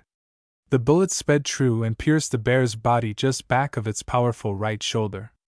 The great brute stopped dead in its tracks. It swayed for an instant, and then with a roar that drove the recoiling horse almost frantic with terror, it leaped sideways and plunged down the precipice, carrying with it a small avalanche of rocks, earth, and rattling stones. Reynolds watched the bear until it had plowed its way to the ravine below, where it remained a confused and motionless heap. Then a smile of satisfaction overspread his face as he lowered his rifle and lifted his eyes to the trail above. The girl had the horse under control now, and was urging him slowly down the narrow way. But the animal's fear was most apparent, for he was advancing very timidly, his whole body quivering with excitement. The fair rider, however, seemed perfectly at ease, and not the least disturbed at what had just happened. After she had passed the spot where the bear had first appeared, she reined up the horse and looked across to where Reynolds was standing watching her most intently. Waving her band in friendly salutation, she called aloud, "Come on over!" The young man obeyed with alacrity. He sped down the hill, leaped across the narrow stream, and hurried up the trail. He was panting heavily when he reached the girl's side, and the perspiration was streaming down his face. She looked at him curiously, and her eyes danced with merriment. "Do you always do that?" she questioned. "Do what?" Reynolds asked in reply. "Hustle like that at a woman's call? I never did so before simply because I never had the chance. This is a new experience to me." The girl looked at him steadily for a few seconds. Then she smiled and held out her hand. "I wish to thank you for what you have done for me today," she naively told him. "I am certain you saved my life. My, that was a great shot you made." Reynolds took her hand in his, and a thrill of joy swept through his body. It was not a soft hand, but brown and firm as if accustomed to toil. Her eyes met his and there was something in her look which aroused the noblest within him. It was an expression of admiration, almost hero worship, and confidence. It said to him, "I know I can trust you, for you are worthy. You are different from most men in this region. Why are you up here?" "I am glad that I happened to be near," Reynolds replied. "I was merely resting and enjoying the scenery when you and the bear appeared. You must be more careful in the future, as I might not be around." The girl gave a merry laugh, and brushed back a wayward tress of hair that had drifted temptingly over her right cheek. "I forgot to bring my gun," she explained, "and so the bear had me at its mercy. It is always the way, isn't it? Something is sure to happen when you are not prepared." "And do you always ride alone in such dangerous places?" Reynolds asked. "Oh, yes." And again the girl smiled. "Midnight and I know the trails well, don't we, old boy?" And she affectionately patted the horse's sleek neck. "But we came farther today than usual. But it was worth it, though, just to see that shot you made. Won't Daddy be interested when I tell him about it?" "It was nothing much," Reynolds replied, although the sudden flush which mantled his face told Glen that he was pleased at her words of praise. "I am used to shooting brutes. In fact, it was my special work for several years." "Grizzlies?" the girl queried. "Worse than grizzlies, and far more ugly, crafty, and brutal. My, I never heard of such creatures," and the girl's eyes grew big with astonishment. "Oh, I guess you have," and Reynolds smiled. "They raise and train them in Germany. I met them in France." "What? Were you over there?" Glen's interest and admiration were intense now. "Yes, almost from the beginning of the war. I was a sharpshooter, you see, and so had excellent practice." "Oh!" It was all the girl said, but it thrilled the young man's very soul, and when his eyes again met hers a sudden embarrassment came upon him. "Do you live here?" he unexpectedly asked. This question aroused Glen, and she at once assumed the defensive. The expression in her eyes changed, and she looked apprehensively around. "A long way from here," she replied. "I must be off at once." "Let me go with you, Miss Weston," Reynolds suggested. "You are unarmed, and may meet another grizzly before you reach home." "How do you know who I am?" the girl asked. "You never saw me before, did you? We traveled up the coast together on the Northern Light," Reynolds explained. "I was the one who drew the captain's attention to that canoe when the fog bank lifted. You remember that, I suppose?" "Indeed I do, and too well at that. I wish that the fog had not lifted just then. Your eyes were too sharp that morning. But the men in the canoe were not sorry, though. They seemed to be mighty glad to be picked up. It is too bad that the fog lifted when it did." And the girl gave a deep sigh. "You know the men, then?"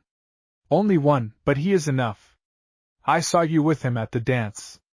I suppose he is the one you mean. Where is he now?" There was a note of sternness in the girl's voice. "At Big Draw. Any message I can take to him?" The girl's face underwent a marvelous change. It was like the sweep of a cloud over a sunny landscape. She touched Midnight with her whip, and he sprang forward.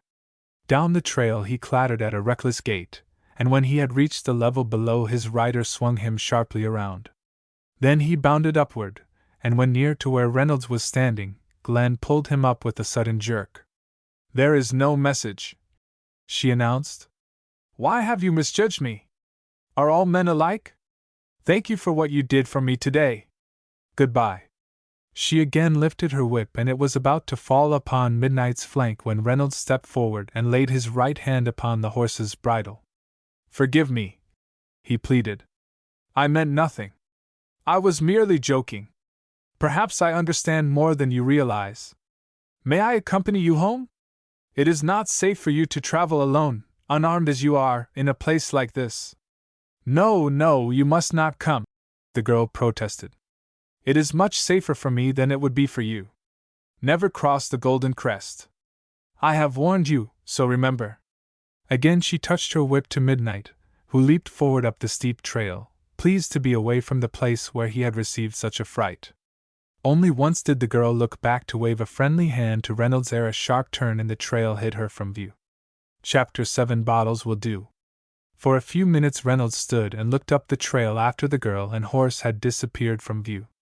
He was strongly tempted to follow to the heights above to see what lay beyond. He refrained, however, as the afternoon was fast wearing away, and he had a heavy load to carry back to camp. Retracing his steps to the brook, he walked up the ravine until he came to the spot where the grizzly was lying, half buried beneath the rocks and earth. "Too bad, old chap," he remarked, as he looked down upon the brute. "But then it served you right. You attacked the innocent and defenseless, little thinking that such swift vengeance was so near. You were little different, however, from certain two-legged brutes who tried the same game to their own sorrow. You did me a great favor today, though, and it's too bad I had to shoot you. I would like to take your skin and keep it as a souvenir of this day. Guess I'll have to come back for it as I cannot carry it now. And besides, I shall need a shovel to dig you out of that heap." It was later than usual when Reynolds reached camp. The way was long, and the sheep he carried was heavy. But his step was light and his heart happy. He had met Glen, had talked with her, looked into her eyes, and felt the firm pressure of her hand. Fate was kind to him, he reasoned, and it augured well for the future. He was tired and hungry when he reached his little tent on the bank of the creek. A supper of broiled lamb, sourdough bread, stewed dried fruit, and tea greatly refreshed him. He then lighted his pipe, and stretching himself out upon his blankets, meditated upon all that had taken place during the afternoon. It was good to lie there and rest with deep silence all around, the vision of Glen before him, and the remembrance of her voice and the touch of her hand. He wondered how and when he should see her again. He was determined that it must be soon, and he smiled at the idea of a terrible father keeping him away from her. What did he care for desperate men? Had he not faced them over and over again as they lay entrenched behind blazing rifles and deadly machine guns? He had carried his life in his hand on numerous occasions on behalf of king and country, and he was not afraid to do it again for his own personal satisfaction. Just how he was to accomplish his object he had no definite idea. It was enough for him as he lay there to think of Glen's voice, the charm of her face, and the glory of her kindling eyes. When he had finished his smoke he arose, and hoisting the sheep once again upon his back he carried it down to the roadhouse, where he sold it to Shorty, who had bargained with him the evening before for his game of the day. It was much easier than toting it around to the various tents and shacks, and selling it by the piece to the miners. He made less, to be sure, but he was satisfied. In fact, he was becoming tired of this business, and longed for something else, especially since he had met Glen in the hills.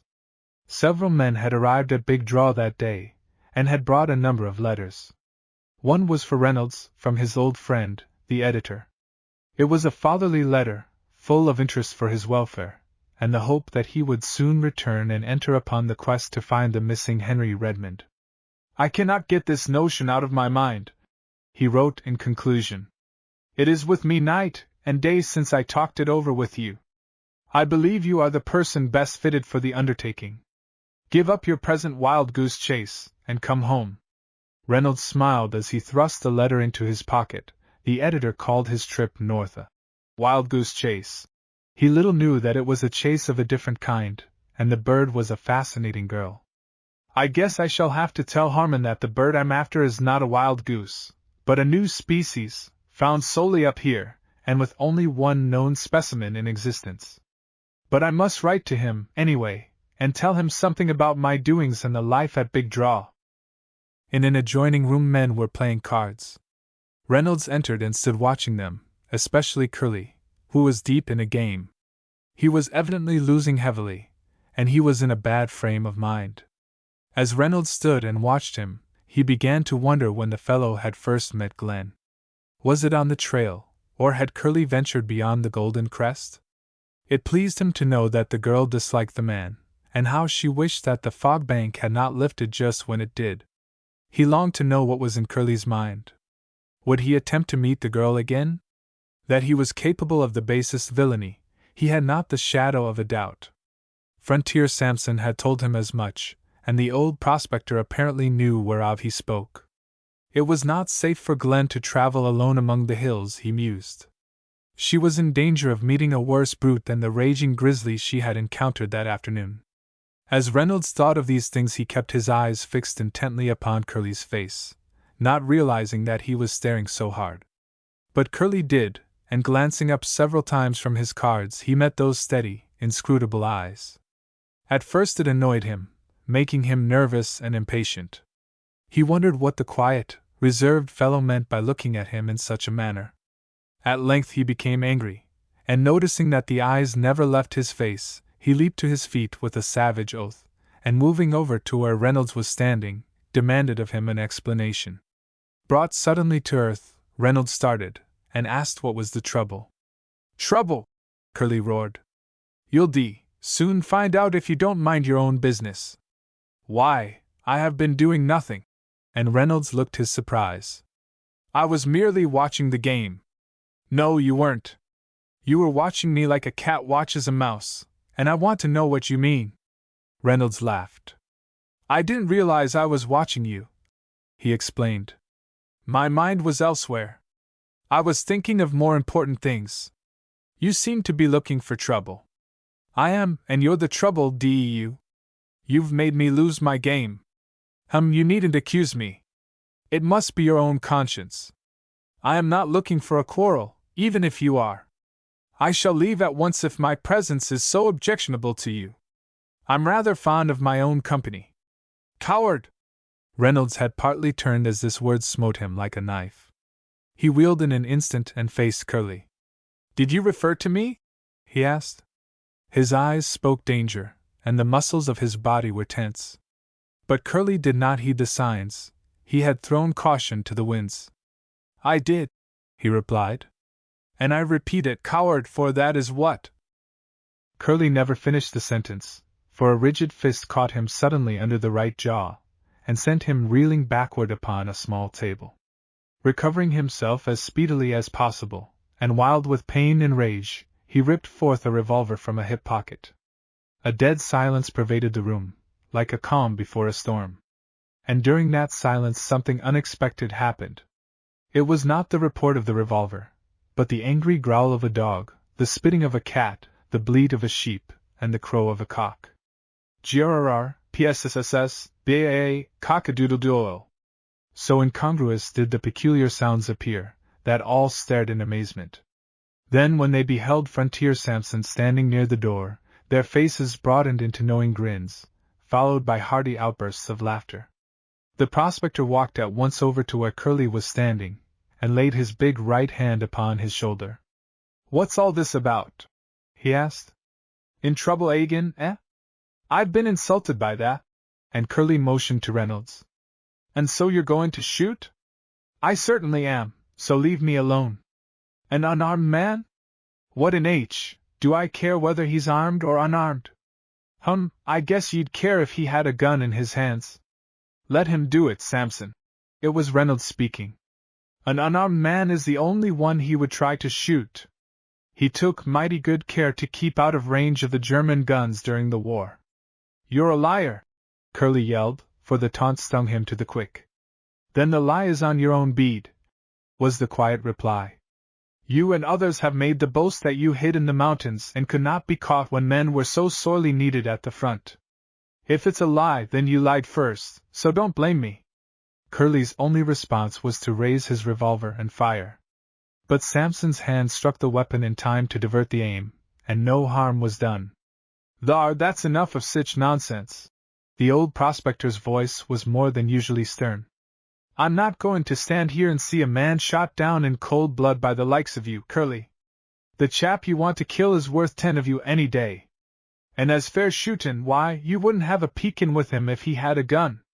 "Give him one, then, and see how he can shoot," was the surly reply. "But give me that first." And Samson laid his hand upon Curly's revolver. "What for?"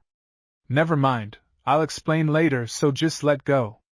"Thar, that's better," he commented when Curly had reluctantly obeyed. "Now look here, I've got a suggestion to make. Let's settle this racket outside.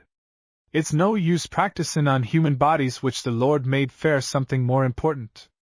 Whiskey bottles will do as well, and the more you smash of them the better, to my way of thinking."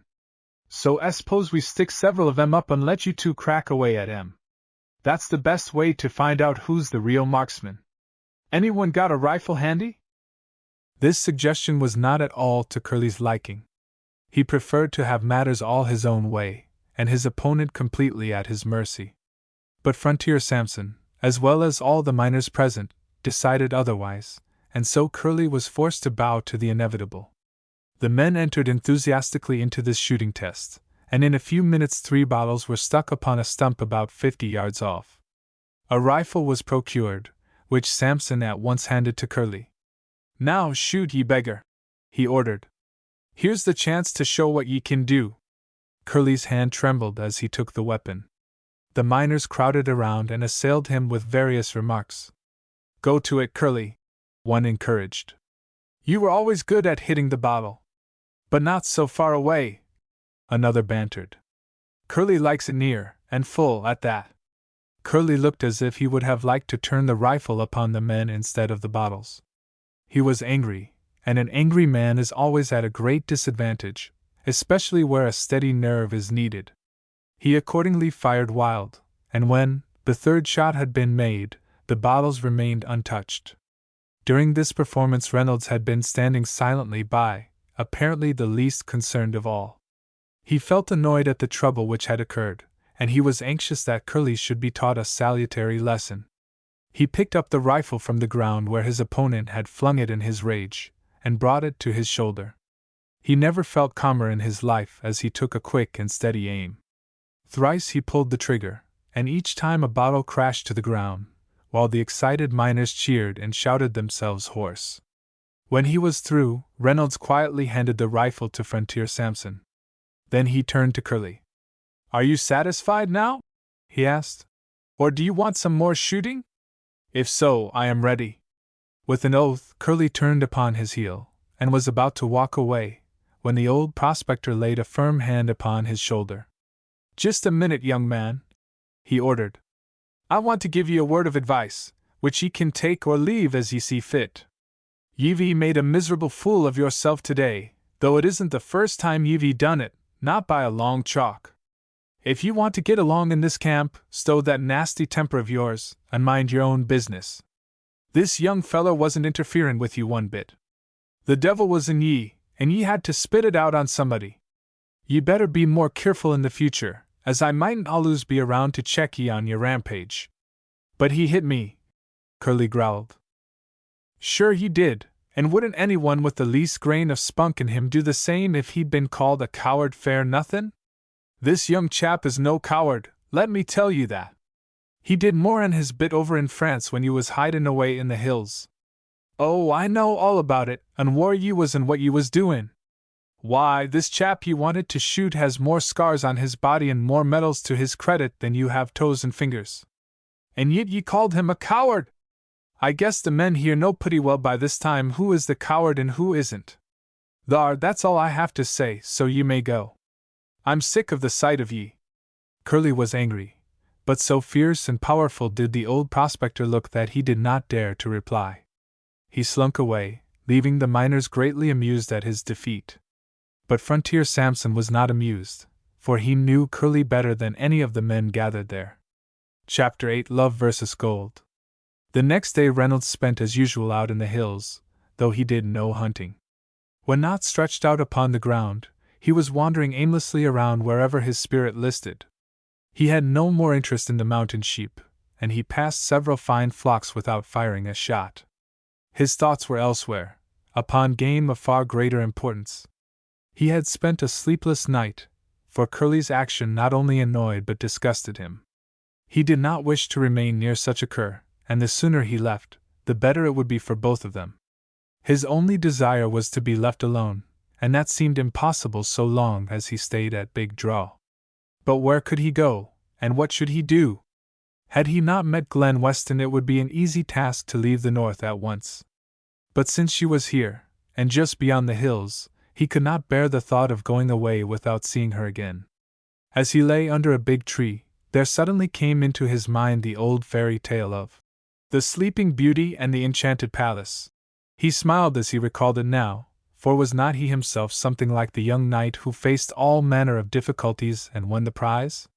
But the knight of the fairy tale did not have to contend with a desperate father and a tribe of Indians, as all the people connected with the ancient story were asleep. This was a much more difficult undertaking, and a greater adventure by far. It stirred his blood as he thought of it, making him anxious to be away upon the quest.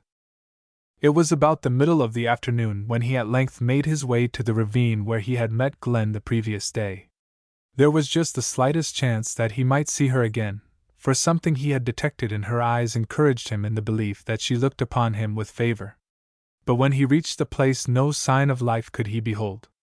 He went to the spot where he had left the grizzly half buried beneath the rocks and earth. To his surprise, no sign of the bear was to be seen. No doubt the Indians had been sent to recover the animal for its skin and meat. Had Glen come with them? He wondered, to show where the animal had fallen? Such an idea was feasible, and he chided himself for not being there early in the day when he might have again met her. Going to the tree on the bank where he had first beheld the girl on horseback, he threw himself down upon the ground and kept his eyes fixed upon the trail across the ravine. He still cherished the hope that she might reappear, and this would be the best place to see her. His earnest longings, however, were of no avail, for no sign of the girl could he behold. Birds flitted here and there, while a great eagle alighted upon a rocky pinnacle and eyed him curiously and somewhat suspiciously. "If I only had your power of flight, my fine fellow," Reynolds mused, "it would not take me long to go beyond the Golden Crest. I wonder why human beings were made the most helpless of all creatures. We are endowed with aspirations, yet how often they come to naught for lack of power to achieve them. But I shall achieve mine. If I have not the wings of an eagle, I have the mind of a man, as well as strength of body. I shall go to her, no matter what obstacles intervene." He rose from his reclining position and began to descend the bank. He had gone but halfway, when, happening to glance once more across the ravine, he was surprised to see an Indian mounted upon a horse far up the trail. Both horse and rider were motionless until Reynolds' eyes rested upon them, when they vanished as if by magic. He gazed in amazement, thinking that perhaps he had seen a vision. But look as he might, nothing more could he see, and much mystified, he continued on his way back to Big Draw. Reynolds' mind was now fully made up. The day of meditation spent in the hills had proven beneficial.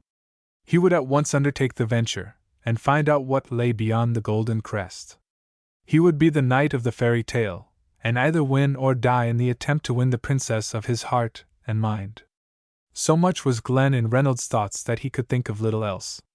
He visioned her mounted upon her horse, facing the grizzly. What a picture she would make! Never before had he beheld such a scene, and his fingers burned to sketch her, as she now stood out clear and distinct in his mind. Producing a pencil and a sheet of his scanty supply of paper, he was soon at work before the door of his tent. The bottom of a biscuit box, placed at the proper angle on the stump of a jack pine, formed his easel. Perched upon another box, he was soon busily engaged upon the outline of what was to be his masterpiece. Forgotten was everything else as he sat there, devoting all the energy of heart, mind, and hand to the work before him. The miners might delve for gold, Curly and his companions might gamble to their heart's content. Such things were nothing to him. He had struck a vein of wealth, the true gold of love, by the side of which all the treasures of earth were as dross. And as he worked, a shadow suddenly fell across the picture. Looking quickly up, he was surprised to see Frontier Sampson standing quietly by his side, looking intently upon the sketch. "You startled me." And Reynolds gave a slight laugh, feeling for the instant a sense of embarrassment. "Caught in the act, eh?" the prospector queried. "It seems so, doesn't it? I wasn't expecting company." "Oh, I don't mean you, young man. I was thinking of her." And Sampson pointed to the picture. "Where did ye catch her?" "Out on the hills." "Isn't she wonderful?" "Meb she is and meb she isn't," was the cautious reply. "Have you any doubt about it?" Reynolds somewhat impatiently asked. "Wall, no, I suppose not. I'll take your word for it. But can't you see for yourself, man, what she is?" "D'ye expect me to see what you do in that picture?" And why not? Simply 'cause I'm not as young as you are. Now that, and he pointed to the sketch, doesn't tell me much. I see some drawings thar of a gal on horseback, but they don't show me the gal herself. They don't tell me anything about the sound of her voice, the look in her eyes, nor the heaven of her bosom. I can't see what her mind's like, nor her heart, fair that matter. Them's the things ye can't draw, and them's the things by which I judge a gal. But good gracious! If you saw her only once you would know what she's like, the most wonderful creature in the whole world. Heaven and earth must have combined in bestowing upon her their choicest graces. When did ye see her like that? And Samson again motioned to the sketch. Yesterday, out in the hills. On horseback? Yes, and face to face with a grizzly. A grizzly! It certainly was, and a monster, too. My! You should have seen the way she handled her horse when the brute was coming toward her. Some day I am going to sketch her as she looked when the horse was rearing backward. This drawing merely shows her in repose when last I saw her. And what happened to the grizzly? The old man queried. Oh, a bullet hit him, that was all, and he took a header into the ravine below. It did! And where did the bullet come from? Just dropped down by accident at the right moment, I suppose. Reynolds merely smiled at the prospector's words, and offered no explanation. Modest, eh? And Samson chuckled. No more trouble to knock over a grizzly than it was to smash 3 whiskey bottles without winkin'. I like your coolness, young man. Now, some fellers you'd have blatted all over camp in no time. And that happened yesterday, so ye say? Yes, toward evening. And the gal was there all alone? It seems so. I wanted to go home with her, but she would not let me. She wouldn't. And why not? She said it wasn't safe for me to go beyond the Golden Crest. Did she give any reason? None at all, and that's what makes me curious. About what? What lies beyond the Golden Crest? The spirit of adventure is on me, and I intend to make the attempt to find out for myself about the mystery surrounding that place. Ye do? Didn't the gal say it wasn't safe? All the greater reason, then, why I should go. If that girl will not come to me, I am going to her. Death is the worst that can happen to me, and I would rather die than live without Glen Weston. Ye've got it bad, haven't ye? And Samson smiled. But Meb, she's got the fever, too, since yesterday, and has been back to the ravine to see if you was thar. Perhaps she did, but I was too late. I was there this afternoon, and saw no one except an Indian on horseback. The bear, too, was gone. Ye saw an Injun, ye say? What was he doin'? Merely sitting upon his horse at the top of the trail. But he vanished just as soon as I glimpsed him. And the bear was gone, too, did ye say? Yes, nothing left of it. I suppose the Indians came for it. Perhaps Glen was with them, and so I missed another chance of seeing her. During this conversation, Frontier Samson had been standing. But now he sat down upon the ground, and remained for some time in deep thought. He filled and lighted his pipe, and smoked in silence, while Reynolds continued his work upon the sketch. When do ye expect to leave camp? Samson at length asked. But Reynolds made no reply. He went unsteadily with his work, while the old man watched him with twinkling eyes. Completely gone, he mused. Deaf to the world. Can't hear nothin'. It's a sure sign. What's that? Were you speaking? Reynolds suddenly asked. Speakin'? Sure. Why, me tongue's been goin' like a mill clapper, though ye never heard a word I said. I was lost, I guess, and Reynolds smiled as he turned toward the sketch. So I imagined. But then I forgive ye, fair I was young once myself, and in love, too, so I know all the signs. I only wanted to know when ye expect to hit the trail on your great adventure? Tomorrow, was the emphatic reply. This place won't keep me an hour longer than I can help. I am sick of it. How do ye expect to travel? On foot, of course, straight over the mountains. Do ye realize the dangers? Dangers are nothing to me, I am used to them. But suppose I should tell ye it's impossible to get behind the Golden Crest? Then I like to do the impossible. There are plenty to do the ordinary things. I want to do the extraordinary, the so-called impossible. Did you ever hear the song that the Panama Canal diggers used to sing to cheer them up? No, what is it? I only know 4 lines, they go this way. Got any rivers they say are uncrossable? Got any mountains you can't tunnel through? We specialize on the wholly impossible, doing the things that no man can do. I like those words, and they have heartened me more than once. They're certainly stirrin', and I like the spirit of 'em, the prospector replied. But it seems to me that ye've got to use common sense as well as spirit. Now reason tells me that you need someone to help ye in this undertaking of yours, and why shouldn't that someone be me? You. Could you help me? Reynolds eagerly asked. Will you go with me? I might on a certain condition. And what is that?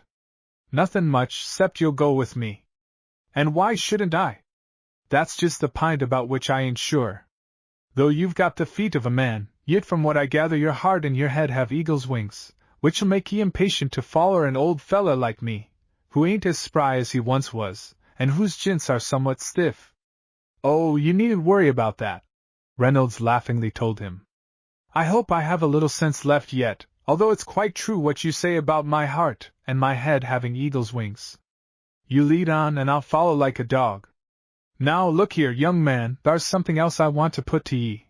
Twixt 2 things, one sartain and t'other unsartain, which will ye choose? I do not understand. Explain what you mean. Wall, ye see, it's this way, the fin in that gal on which ye've set your heart is a mighty unsartain proposition. But thar's another which is as sure as the sun, and about which all the men here in camp, and the whole world fair that matter, would go crazy over if they knew about it. What is it? It's gold, that's what it is, and plenty of it, too. Where? Reynolds' eyes were big with excitement. Oh, back in the hills. I discovered it over a year ago, and nobody knows of it but me.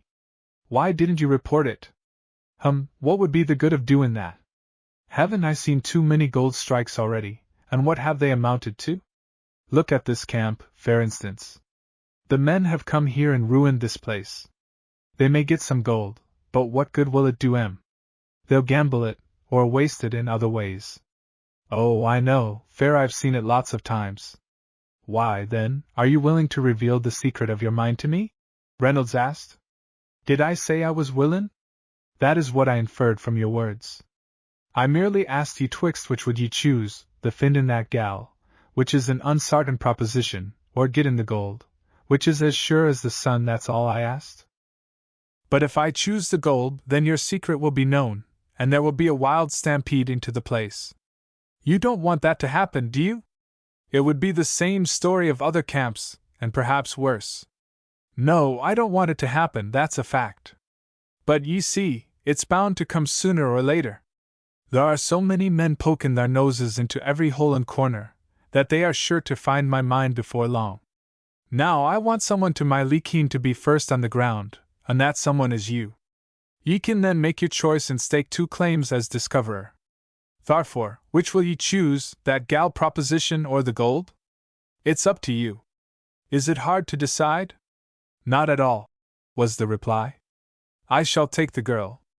One might run across gold any time, but a girl like that one won't find again. And besides, what good would the gold be to me without her?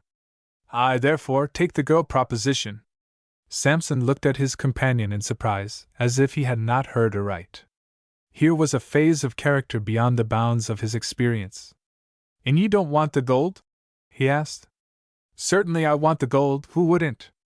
But you told me I had to choose it or the girl, didn't you? I surely did, though I never imagined ye'd throw down the gold. Now, all the fellers I ever met up here would have taken the gold first. Feeling sure of getting the girl later, is that it? That's about the gist of it. They tackle what's sartain first, but you're willin' to try the unsartain. I am, and when can we start? In the morning if it's all the same to you. We'll need some extra grub, which we can get from Shorty. We won't want much, as we'll find plenty of meat along the way. We'll hit out before the camp's astir, so nobody'll know what's become of us. How long will it take us to cross the Golden Crest? Reynolds asked. That depends upon many things. We might do it in 3 or 4 days by the way we're going, or, again, it might take 6 months and maybe longer. In fact, we might never get there at all. I planned to do it in a couple of days, Reynolds declared. I suppose you did. But things don't always turn out as you plan, especially if you undertake to cross the Golden Crest.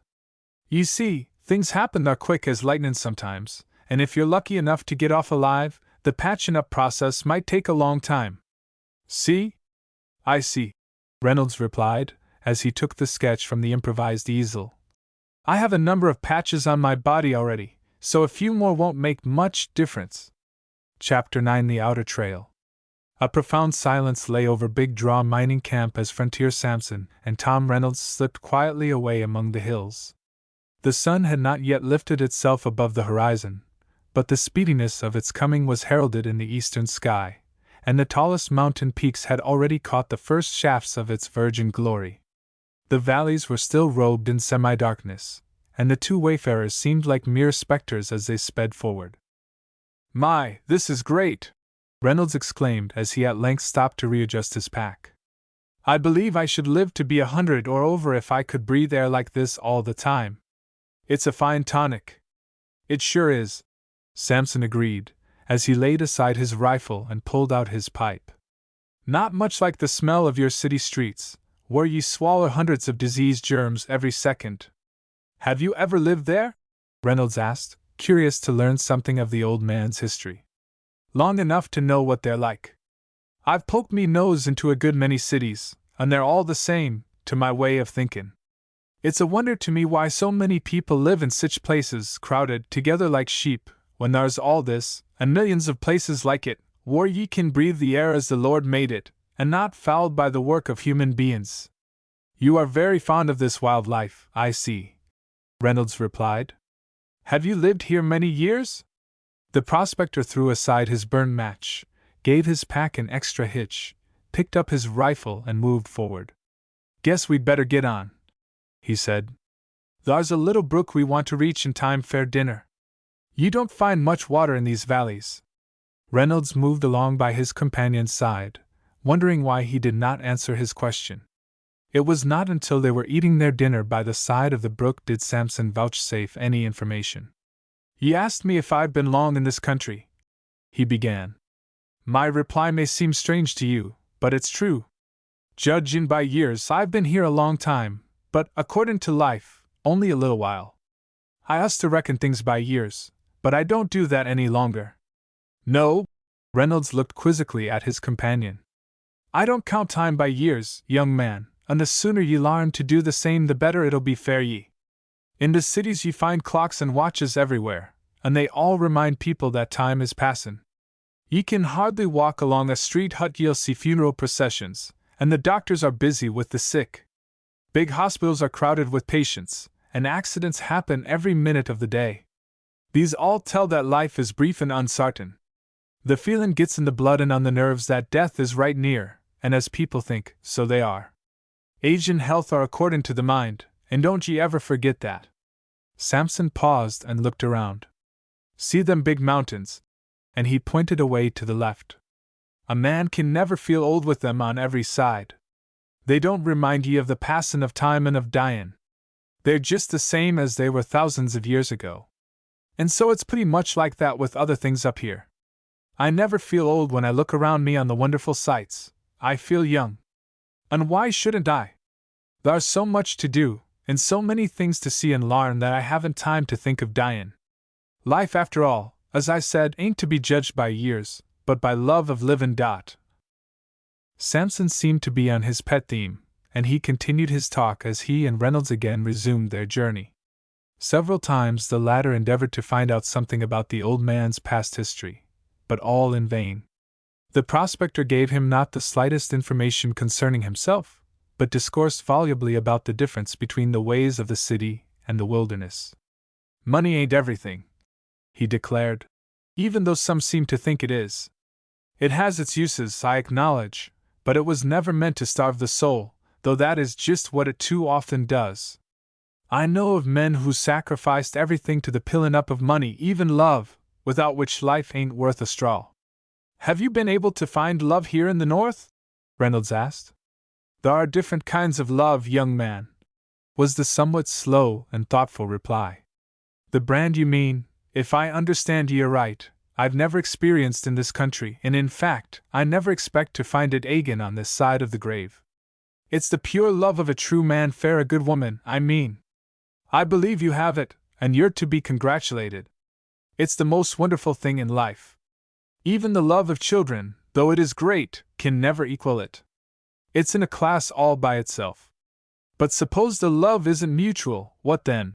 Reynolds asked. That'd be a pity and no mistake. Are you referring to your own case? I certainly am. I am positive that the only woman in the world I want cares nothing for me. She does not even know my name, while you know how I feel toward her. Just keep up courage and plod along, that's my advice. If she's meant fair you'll win her all right. I'm a great believer in the idea that our own will come to us some day, and often in ways we least expect. But, hello? What's that? The trail on which they were now walking wound along the side of a deep valley, through which flowed a small stream. Samson was looking across toward the opposite bank, and as Reynolds turned his eyes in that direction he saw an Indian on horseback as motionless as the trees around him. He was facing the two travelers, and apparently he had been watching them for some time. Where do you suppose he has come from, and what does he want? Reynolds asked. His companion's only reply was to bring his rifle to his shoulder and fire 2 shots in rapid succession across the valley toward the horsemen, either of which took effect. The Indian quickly unslung his rifle, fired 1 shot in return, and immediately vanished into the forest. Is that the best you can do? Reynolds asked. You should have let me have a crack at him. Me aim's uncertain today, was the reply. I don't always miss like that. But why did you shoot anyway? The Indian was doing us no harm.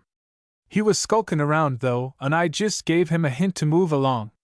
So you didn't intend to shoot him? Oh no, it was merely a hint, as I told ye. A queer hint, I should say. And Reynolds laughed. Manners of the wilderness, I suppose? Sure. We don't stand on ceremony up here. We're a bluff bunch, and if we don't like a feller's company we tell him so without beatin' around the bush. And did the Indian understand your meaning? Why, bet he did. He took my shots as sayin', good day. How are the missus and the kids? Meb they need ye.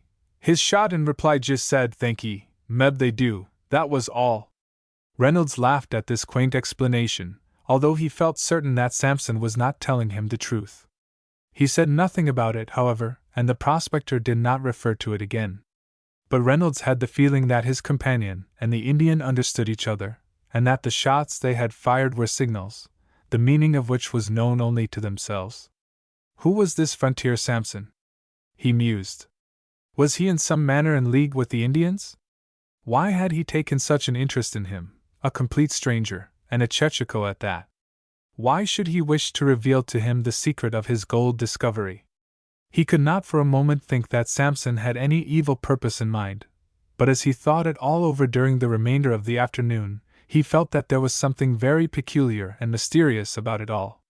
This feeling was intensified that first night on the trail. They camped by a little stream, where the trees stood thick and larger than on the uplands. They had shot a couple of grouse on their way, and these Samson prepared for supper. I'll just cook both of 'em, he remarked. And what we don't eat tonight will be fine warmed up tomorrow. I should like to get a moose, Reynolds declared. I haven't shot one since I came north.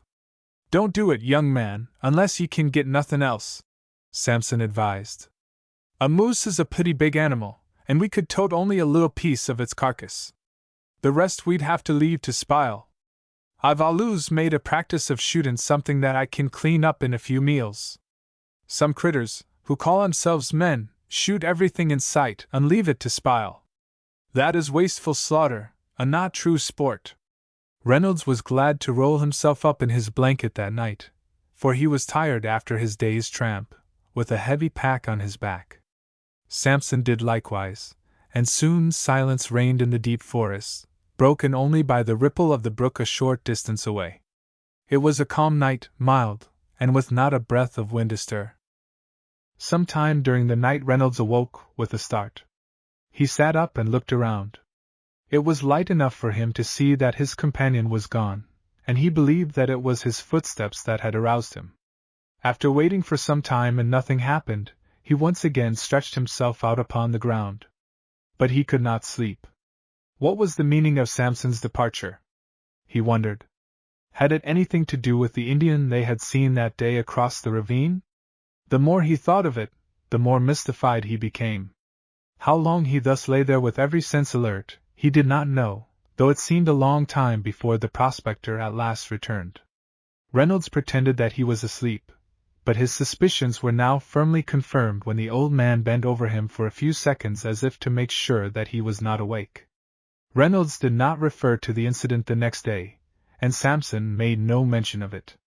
The latter was in excellent spirits, and talked freely as they moved on their way. That night they halted, and made ready their camp by the side of a small lake. It was a peaceful and beautiful spot. Not a ripple ruffled the surface of the water, and the trees along the shore were mirrored in the clear depths. Reynolds was delighted, and he expressed his admiration to his companion. "Isn't this great?" he exclaimed. "I have never seen anything to equal it. It is a matchless gem, with a perfect setting."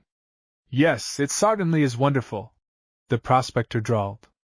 "And I'm glad ye like it. Guess there should be ducks over yonder." And he motioned to the upper end of the lake. "A good fat feller'd be nice fair dinner tomorrow." Picking up his rifle, he disappeared among the trees, and in another minute his light tread was unheard.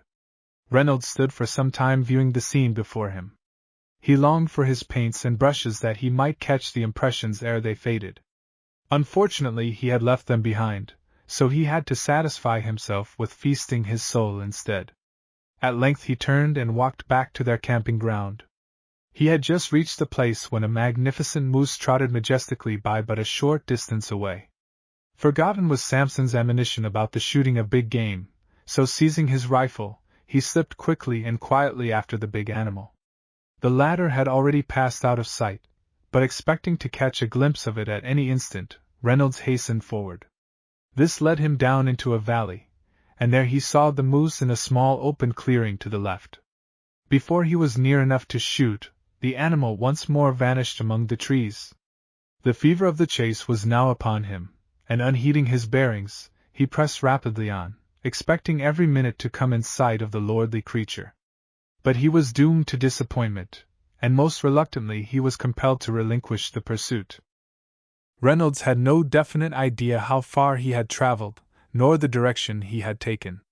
So intent had he been upon following the moose, that he had lost all trace of his bearings, and he knew not the way back to the camp.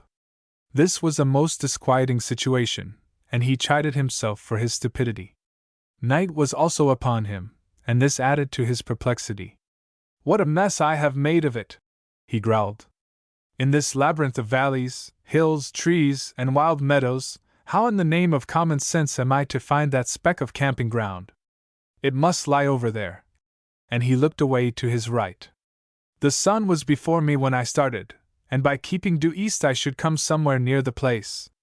For over an hour he plowed his way through the forest, up hill and down, each moment expecting to see the lake for which he was searching. His efforts, however, were all in vain, so wearied almost to the point of exhaustion, and with clothes torn, hands and face bleeding, he was forced to give up for the night. Sinking upon the ground, he tried to calm the agitated state of his mind. From the first he had realized his serious predicament, and how difficult it would be to extricate himself from that vast wilderness. "I can't go any farther tonight," he declared, "so I might as well make the best of a bad affair. I have my rifle, and that's some comfort. I needn't starve, anyway, even though I am lost."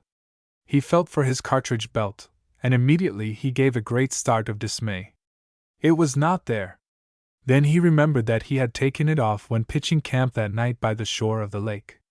With trembling hands he next examined the magazine of his rifle, and found that but 3 cartridges were left, as he had fired 2 shots in the hope of attracting Frontier Samson's attention.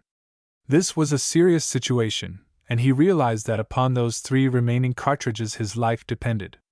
Chapter 10 Adrift in the Wilderness. Nowhere, perhaps, except adrift in mid-ocean, is the sense of loneliness more appalling than to be lost in a labyrinthine forest of the mighty north. Even upon the ocean there is always the chance of being picked up by a passing vessel. But lost in the wilderness, hidden from view, what hope can the stoutest heart entertain of rescue? Here a man is but a thing of naught, an insect creeping upon the ground, a mere speck, the veritable plaything of chance. Reynolds, however, was well hardened to desperate situations. Often in France he had been alone in no man's land, with death close at hand. He had never flinched then, and he was determined that he would not do so now. "I told Harmon that I like adventure and desperate undertakings," he mused. "I have certainly enough here to satisfy me for a while. But it can't be helped, and so I must make the best of it. Rest is what I need at present, and I am not going to worry about tomorrow. One thing at a time has been my motto, and I guess it's a good one." He awoke early the next morning, though the sun was up ahead of him. He sprang to his feet and peered around. But nothing could he see, except trees on every side. "I must get out of this," he muttered, "and strike for the high hills. Perhaps there I may be able to get my proper bearings. I must find a breakfast somewhere, but with my scanty supply of ammunition, it is necessary to be careful." Picking up his rifle, he started forth, and for several hours moved steadily onward. Through a break in the forest he had caught sight of a high hill, and toward this he laboriously made his way. He had to descend first into a deep valley, where a large wild meadow offered an inviting feeding ground for moose. But not a sign of life could he see, and greatly disappointed he was forced to begin the hard climb up the opposite side of the hill. About the middle of the afternoon he succeeded in shooting a rabbit, which he at once skinned and broiled over a small fire.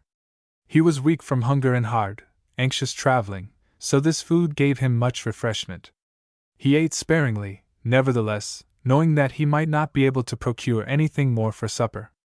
With only 2 cartridges left, his outlook was far from encouraging. When the summit of the hill was at length reached, he climbed a large fir tree from which he was enabled to obtain an excellent view of the surrounding country.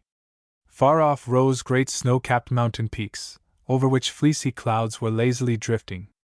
A vast sea of forest stretched on every side, broken here and there by placid, shimmering lakes.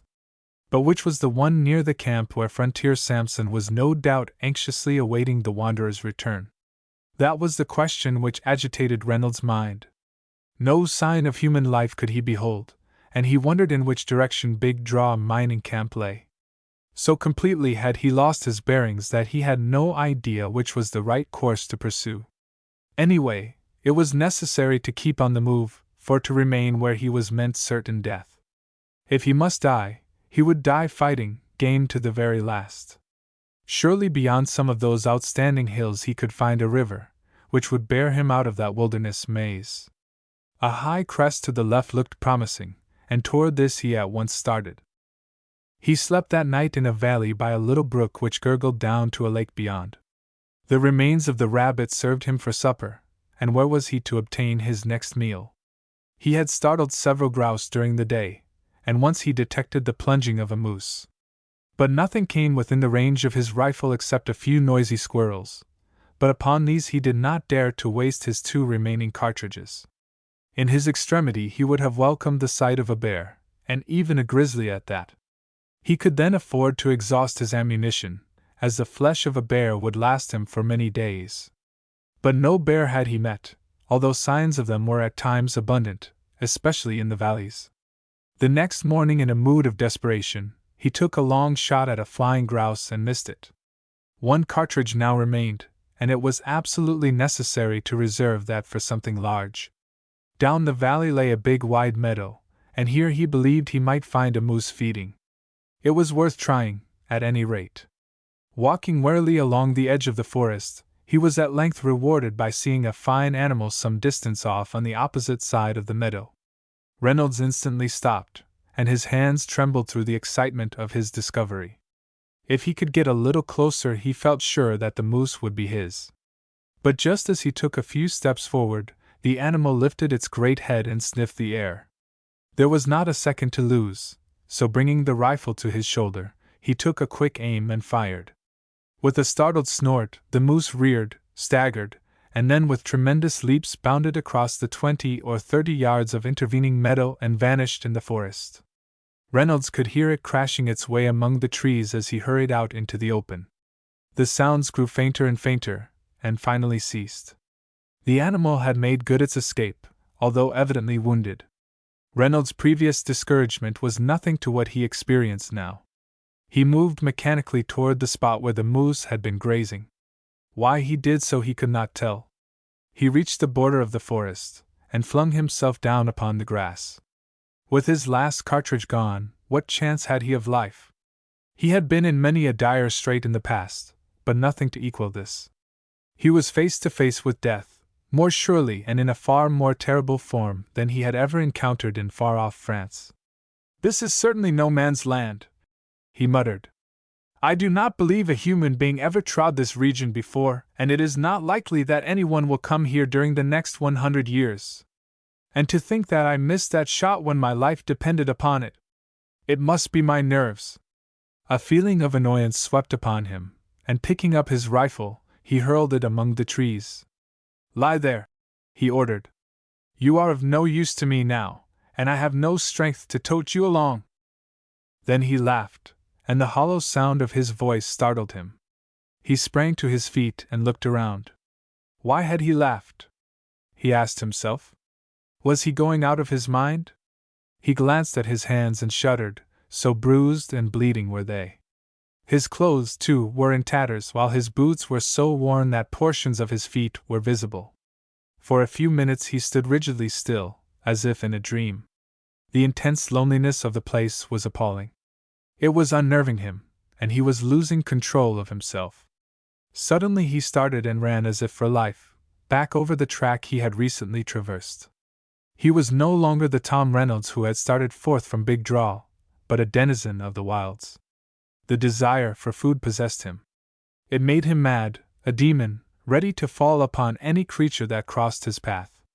He was crafty as well, and reaching the shelter of the forest, he glided cautiously along the edge of the meadow, up toward the little brook where he had slept the night before. No tiger creeping through the jungle moved more stealthily than did he. Nothing escaped his notice, and he eagerly watched for rabbit or squirrel that he might pounce upon it. For some time he thus advanced, but nothing could he see. At length he came to an opening in the trees, which exposed the brook plainly to view. His eyes swept the stream, and as they did so they presently rested upon a black object crouched upon a fallen tree projecting out over the brook. He recognized it at once as a black bear, watching for fish. It was lying flat on the log, with one big paw close to the water waiting for its breakfast. Reynolds' first impulse was to rush forward and engage the brute in a deadly conflict. But a natural caution restrained him, and he accordingly waited to see what would happen. Neither did he have to wait long, for in a twinkling the big paw struck, the water splashed, and a shiny form hurtled through the air, and fell several yards away. And after it sprang the bear, but his body had scarcely left the log ere Reynolds was bounding toward him with such yells and whoops that the forest resounded on all sides. Startled and surprised beyond measure, the bear paused and looked back. Seeing, but not understanding the strange creature rushing toward him with wildly waving arms, and emitting such blood-curdling yells, it uttered a hoarse growl of fear and rage and lumbered off for the shelter of the forest as fast as its legs would carry it. Reynolds paid no more attention to the bear than if it had been a gnat, but sprang greedily upon the fish, which was wriggling and beating itself around upon the ground. It was a young king salmon, and although not large, Reynolds thought it the finest fish he had ever beheld. It did not take him long to dispatch his prize, and in a few minutes a portion of it was sizzling over a small fire he had lighted. Never had any food tasted so good, he imagined, and the strength thus gained brought back his normal state of mind. He felt more like himself, and ready for another effort to free himself from his wilderness prison. He even smiled as he thought of the bear's fright and its ignominious retreat.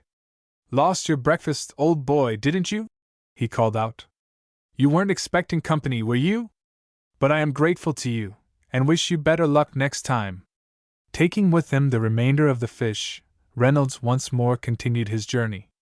The high ridge was a long way off, and before it could be reached it would be necessary to cross several smaller hills and a number of valleys. But with strength renewed, he sped onward. All through the day the heat had been almost overpowering. It poured its hot rays full upon him, and not a breath of wind stirred the trees. He was about halfway up the high hill when the weather suddenly changed. The sky darkened, and the wind began to howl through the forest. Great black clouds massed in vast battalions overhead, and in less than half an hour the storm burst. Reynolds had paused on a rocky ledge as the tempest swept upon him. Never before had he experienced such a storm. It seemed as if the very windows of heaven had suddenly opened to deluge the earth. He looked hurriedly around for shelter, and seeing an overhanging portion of rock, he at once made his way thither, and crouched low for protection. The rain, however, swirled in after him, forcing him to move farther back. That he was able to do this surprised him, and feeling with his hands, he discovered that there was a big open space to the rear, and that he was at the entrance of a cave. How large he did not know. Fortunately, he was provided with a good supply of matches, so striking one, he examined his new abode. The brief feeble light showed that the cave was about a foot higher than his head, and much larger than he had supposed. He had no inclination to explore it just then, for some dry sticks lying at his feet arrested his attention. He was hungry after his hard tramp, so a piece of salmon would be most acceptable. It did not take him long to light a small fire as near the mouth of the cave as the rain would permit, and prepare his meal.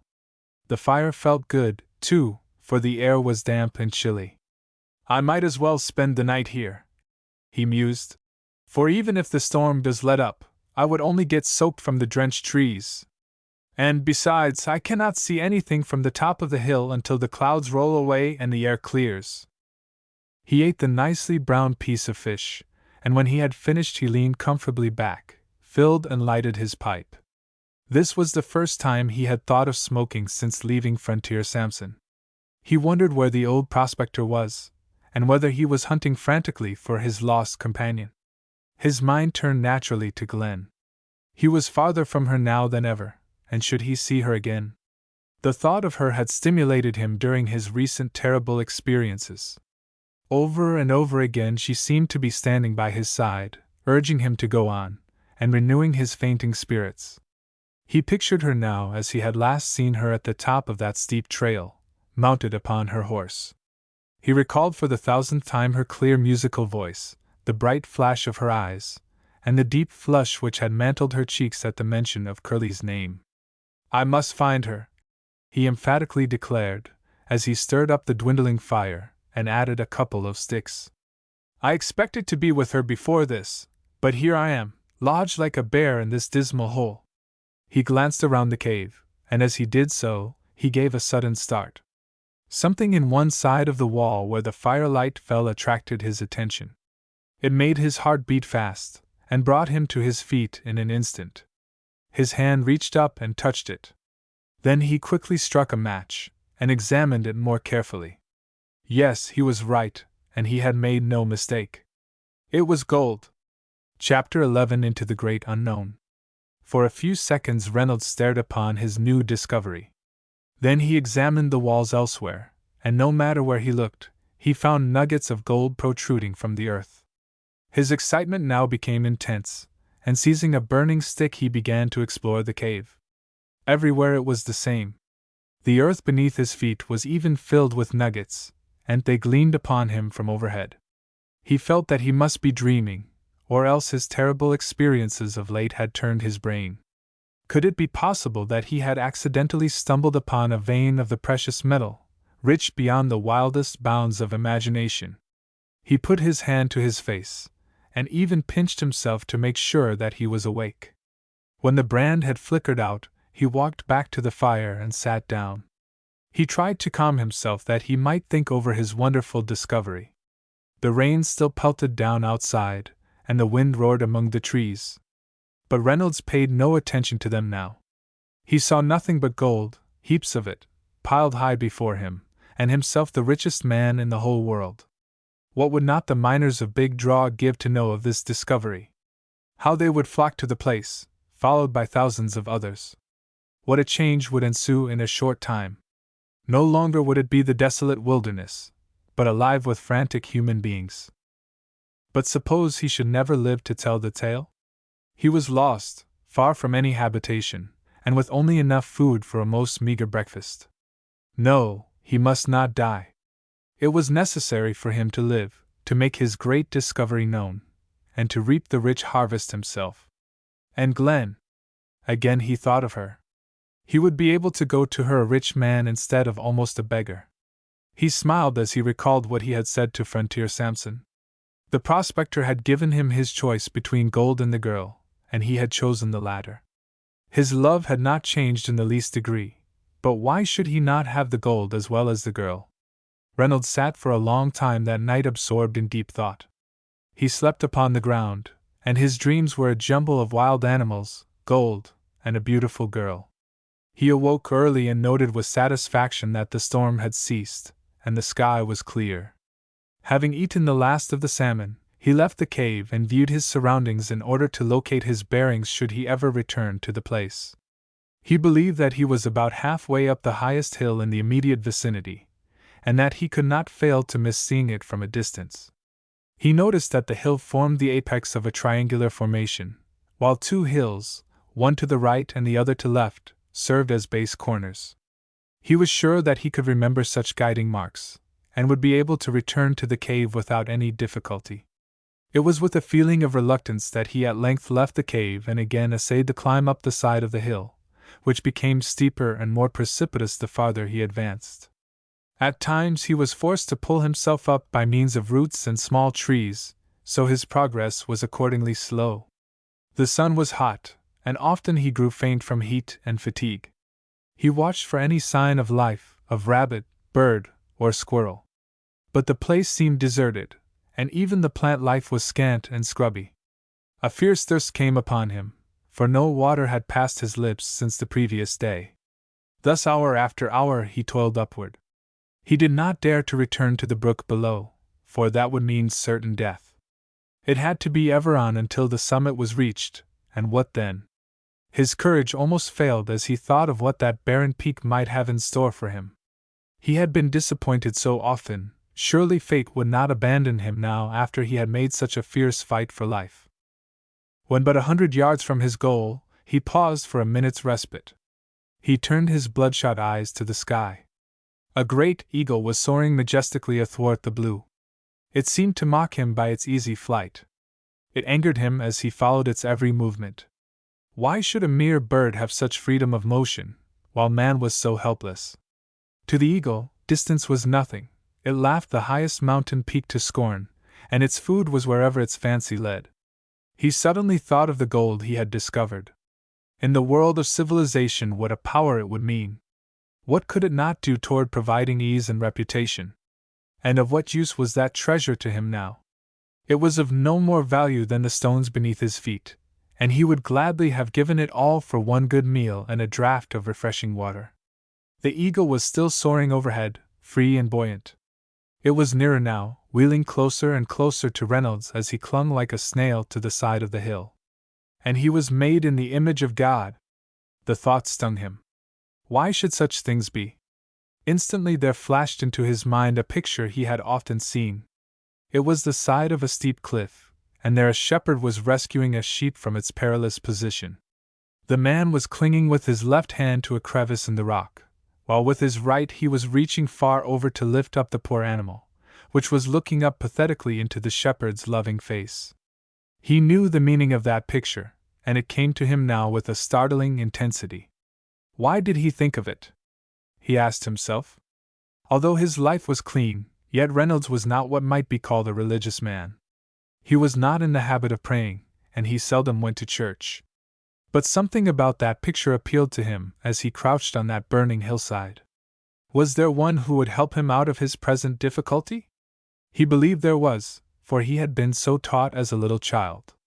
He remembered the Master's words, "Ask, and ye shall have." Here, then, is a chance to test the truthfulness of that saying. A voice whispered. "I shall not do it," Reynolds emphatically declared. "I have not prayed for so long, that I'm not going to act the hypocrite now, and cry for help when I'm in a tight corner. I dare say he would assist me, but I am ashamed to ask him. If I should only think of a friend when I am in trouble, I should consider myself a mean cur, and unfit to have the friendship of anyone. And that's about how I stand with him, so I do not consider myself worthy of his help." Although Reynolds reasoned in this manner, yet that picture of the Good Shepherd inspired him. He could not get it out of his mind as he lay there watching the eagle soaring nearer and nearer. "I wonder what that bird is after?"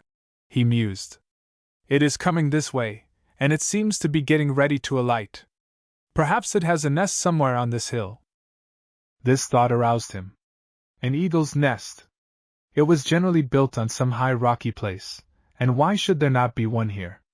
And if so, there might be eggs, and eggs would mean food for a starving man. Eagerly and anxiously he watched the bird now, hoping and longing that it would alight close to where he was crouching. Neither was he disappointed, for in a few minutes the eagle drove straight for the hill, about 50 yards above, and landed upon a rocky ledge. Seizing a stick lying near, with cat-like agility, Reynolds sprang forward, and hurried to the spot where the bird had alighted. From what he had heard and read about eagles he surmised that a struggle lay ahead of him, so he clutched the stick firmly as he advanced. It took him but a few minutes to reach the place, and as he paused and looked keenly around for the nest, an infuriated mass of great wings and feathers hurled itself upon him. Taken by surprise, Reynolds staggered back, and lifted his stick to ward off the attack. How he saved himself from being torn to pieces by the talons and beak of that angry bird he never could tell. It was a mystery to him that he was able to defend himself at all. But do it he did, and used his stick in such a skillful manner that he kept the creature from tearing at his face. Fortunately he had a good footing, which enabled him to retreat at each desperate onslaught, and to meet the bird with a furious blow as it wheeled and circled close above his head.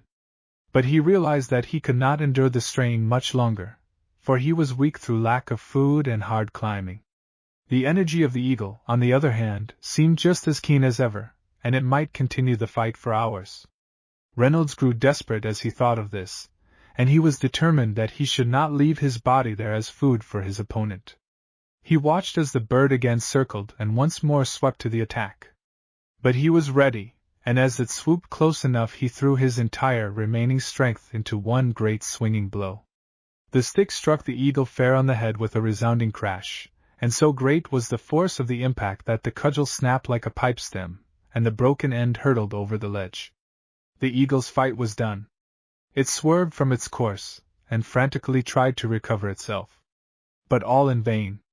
Far out over the hillside it swung, and then a helpless and inert mass, it dropped down, and crashed into the tops of the firs and jack pines, which lifted their heads like pointed spears to receive the victim. Reynolds watched until the bird had disappeared. Then he breathed a deep sigh of relief, and examined his wounds. His hands were bleeding, and such clothes as he had were literally torn into shreds. He was so weak that he could hardly stand, and he sank down upon the ground.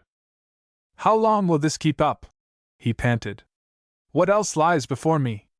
I am a poor specimen of a human being now, and unfitted for another encounter of any kind. This was my own fault, though. That poor devil I just sent to its doom was merely acting in self-defense. But the survival of the fittest is the law of the wilderness, just as in the ways of so-called civilization. That bird had what I needed, and that settles it." This turned his mind upon the nest, which he suspected was somewhere near. In another minute he had found it, a mass of sticks, in the midst of which was a hollow lined with wild grass, and lying there were 3 white eggs. Eagerly he seized one, and held it in his hand. Was it fresh? He wondered, or was it ready to be hatched? Drawing forth his pocket knife, he perforated each end of the egg, and smelled the contents. It was fresh, having been recently laid. In another instant it was at his parched lips, and never did he remember having tasted anything half as refreshing. Then he looked longingly at the other 2. "No, I must not eat them now," he told himself. "I shall need them for supper and breakfast. The Lord only knows when I shall get anything more." The mention of the Lord brought back to him the picture of the Good Shepherd rescuing the lost sheep. "Strange, very strange," he mused, as he picked up the eggs and continued his climb. "Can it be possible that the Lord had anything to do with that eagle coming here just when I was about all in, and ready to drop from hunger and thirst? I am not ashamed, anyway, to confess my gratitude, even though I dislike the idea of praying." A few minutes later he stood on the top of the hill, a bleak, desolate spot, rocky, and devoid of the least sign of vegetation. But this mattered nothing to him now, for his eyes rested almost immediately upon a silver gleam away to the left. It was water, and a river at that. An exclamation of joy leaped from his lips, as from that lonely peak he viewed the river of his salvation. Where it led, he did not know, but surely along that stream he would find human beings, able and willing to succor him. Forgotten now was his weariness, and a new hope possessed his soul. He could not expect to reach the river that afternoon, for several valleys and small hills intervened. But he could go part of the way and on the morrow complete the journey. Carefully guarding his 2 precious eggs, he hurried down the opposite side of the hill as fast as it was possible, and night found him by the side of a small wood-enshrouded lake. Here he stopped, drank of the cool, refreshing water, and built a small fire. Finding a smooth stone, he washed it clean, and heating it thoroughly, he was enabled to fry one of the eggs upon the surface. In the morning the other was treated in a similar manner, and thus strengthened, but his hunger not appeased, he sped onward. This last lap of his journey to the river was a trying one. Reynolds made it more difficult by his feverish impatience, and when about the middle of the afternoon he heard the ripple of water, and caught the first gleam through the trees of its sparkling surface, he was completely exhausted, and had only sufficient strength to drag his weary form to the river's bank.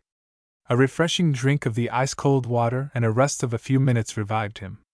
The stream was swift, far swifter than he had anticipated. But this encouraged him, for if once launched upon its surface it would bear him speedily out of that desolate wilderness. A craft of some kind was necessary, so searching around, he found several good-sized trees stripped and bare, which had been brought downstream by the spring floods, and left stranded upon the bank. With considerable difficulty he managed to fashion these into a rude raft, binding all together with strong, pliable willow withes. As a boy he had often made rafts, and the knowledge acquired then served him in good stead now. Finding a stout pole, he stepped upon the raft, and to his delight found that it would easily bear his weight. Pushing it from the shore, it was soon caught by the strong current and borne rapidly downstream. The steering was an easy matter, so, sitting upon the raft, he gave himself up to the luxury of this new mode of travel. It was such a great relief from his fearful wandering through the woods and climbing the hills, that but for his pangs of hunger he would have been quite happy. All through the night the raft swung on its way, the plaything of the current which kept it clear of bars and rocks. Reynolds did not dare to sleep, for he could not tell what lay ahead. It might be a dangerous rapid, or at any minute he might come to some camp along the shore, and it would be necessary to be wide awake and alert. But nothing happened, and morning found him still floating onward into the great unknown. He was ravenously hungry, and once he ran the raft ashore and gathered a number of willow twigs. These he gnawed as he once more continued his voyage. This, however, was poor food for a starving man, and he was well aware that unless he could obtain something more substantial he must miserably perish.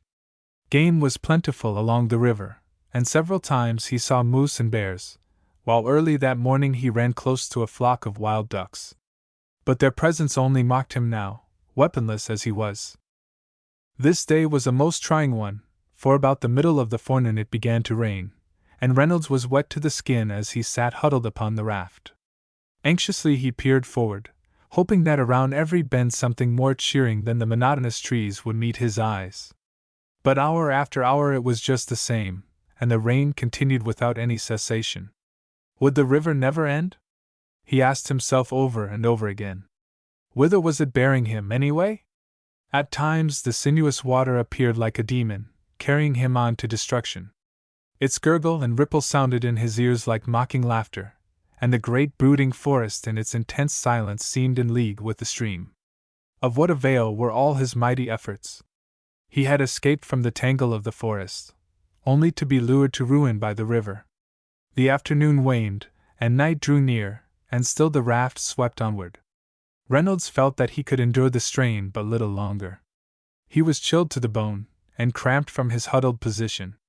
He must land, and get some circulation in his body, providing he had any strength left.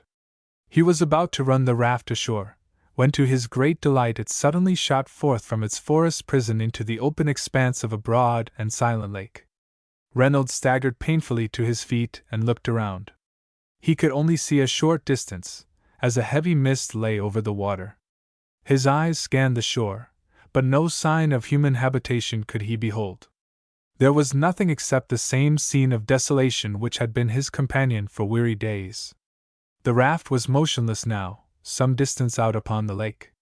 Slowly Reynolds forced it to the shore, and secured it in a little cove. "I might as well stay here for the night," he muttered. "It may be clear tomorrow, which will enable me to see farther. Oh, for something to eat!" With much difficulty he started a fire, for the wood was wet, and then warmed himself before the cheerful blaze. It was not raining so hard now, for which he was thankful. He tried to dry his rags of clothes by hanging them on sticks near the fire. His boots were off his feet, with the uppers alone clinging to his ankles. Removing these, he examined them. Then an idea flashed into his mind. He had heard of men eating their boots in their extremity, and why should not he? It was worth the try, at any rate. It took him but a second to whip out his knife and cut a piece from the top of one of the boots. This he washed clean in the lake, and tasted it. Only one on the extreme verge of starvation can in any manner comprehend what even a portion of a boot means. There is some nourishment there, as Reynolds soon found. Almost ravenously he chewed that piece of leather, extracting from it whatever life-giving substance it contained. When it had been converted to mere pulp, he helped himself to another piece. He was in a most desperate situation, but if he could sustain his strength for another night and day he believed that his life would be spared. Surely along that lake he would find human beings, whether Indians or whites he did not care, who would give him food. He awoke early the next morning, and having partaken his breakfast of another piece of boot, he pushed off his raft. There was only one way for him to go, and that was with the breeze which was drawing down the lake. The mist was now lifting, and although he strained his eyes, he could see no sign of life. He had to pull the raft now, and in order to do so he was forced to keep close to the shore where the water was shallow. Thus all through the morning and far on into the afternoon he urged the raft forward with all the strength at his command. There were so many curves to the shore that following these lengthened the voyage. From point to point he moved, each time to be disappointed as he looked ahead and saw nothing but trees and water. The sun was hot, and the perspiration poured down his face. But with the energy of despair he drove his pole again and again into the water. As the afternoon waned, and night drew near, the limit of his endurance was reached, and he knew that he could do no more. He had struggled for life, but to no purpose. Rest was all that he cared for now. His head began to swim, and he sank exhausted upon the raft. And there he lay, face downward, while the raft drifted at its own sweet will. Presently a breeze sprang up and cooled the air. But it did not affect Reynolds in the least. He had fought to the last grain of strength, and when that left him he was beyond all sense of time, place, and feeling. Chapter 12 The Girl of Glen West. When Glen Weston reached the top of the hill that afternoon of her encounter with the grizzly, she reined in midnight and swung him sharply around. She was confident that she could not be seen from the valley below, as a large projecting rock hid her from view. She was in no hurry to leave the place, and several times she was tempted to dismount, peer around the rock to see if her rescuer were still at the bottom of the trail. She refrained from doing so, however, lest he might see her, and thus be induced to follow her. Glen was not a girl to be easily affected, but she had to acknowledge to herself that the gallant stranger interested her in an unusual manner. He was not like the men she was in the habit of meeting. He was different, and so courteous. And he was good-looking, too, she mused. He had also been at the front. That appealed to her, and aroused her curiosity. What had he done over there? She wondered. Had he performed special deeds of daring, and carried off any medals? For some time she remained there facing the west. The sun was riding over the distant mountain peaks, and the whole landscape was bathed in resplendent glory. Midnight was standing close to the rocky ledge, with ears pointed forward and his large eyes turned to the left. His body was still quivering, and every nerve was keenly alert. Occasionally his right forehoof struck the rock, indicating his impatience to be away. The slightest sound startled him, for he could not easily forget his encounter with the bear. "Steady, laddie," Glen soothed, when he became more restless than usual. "I know you are anxious to be off, but I like this place. I wonder where we would be now but for that wonderful shot.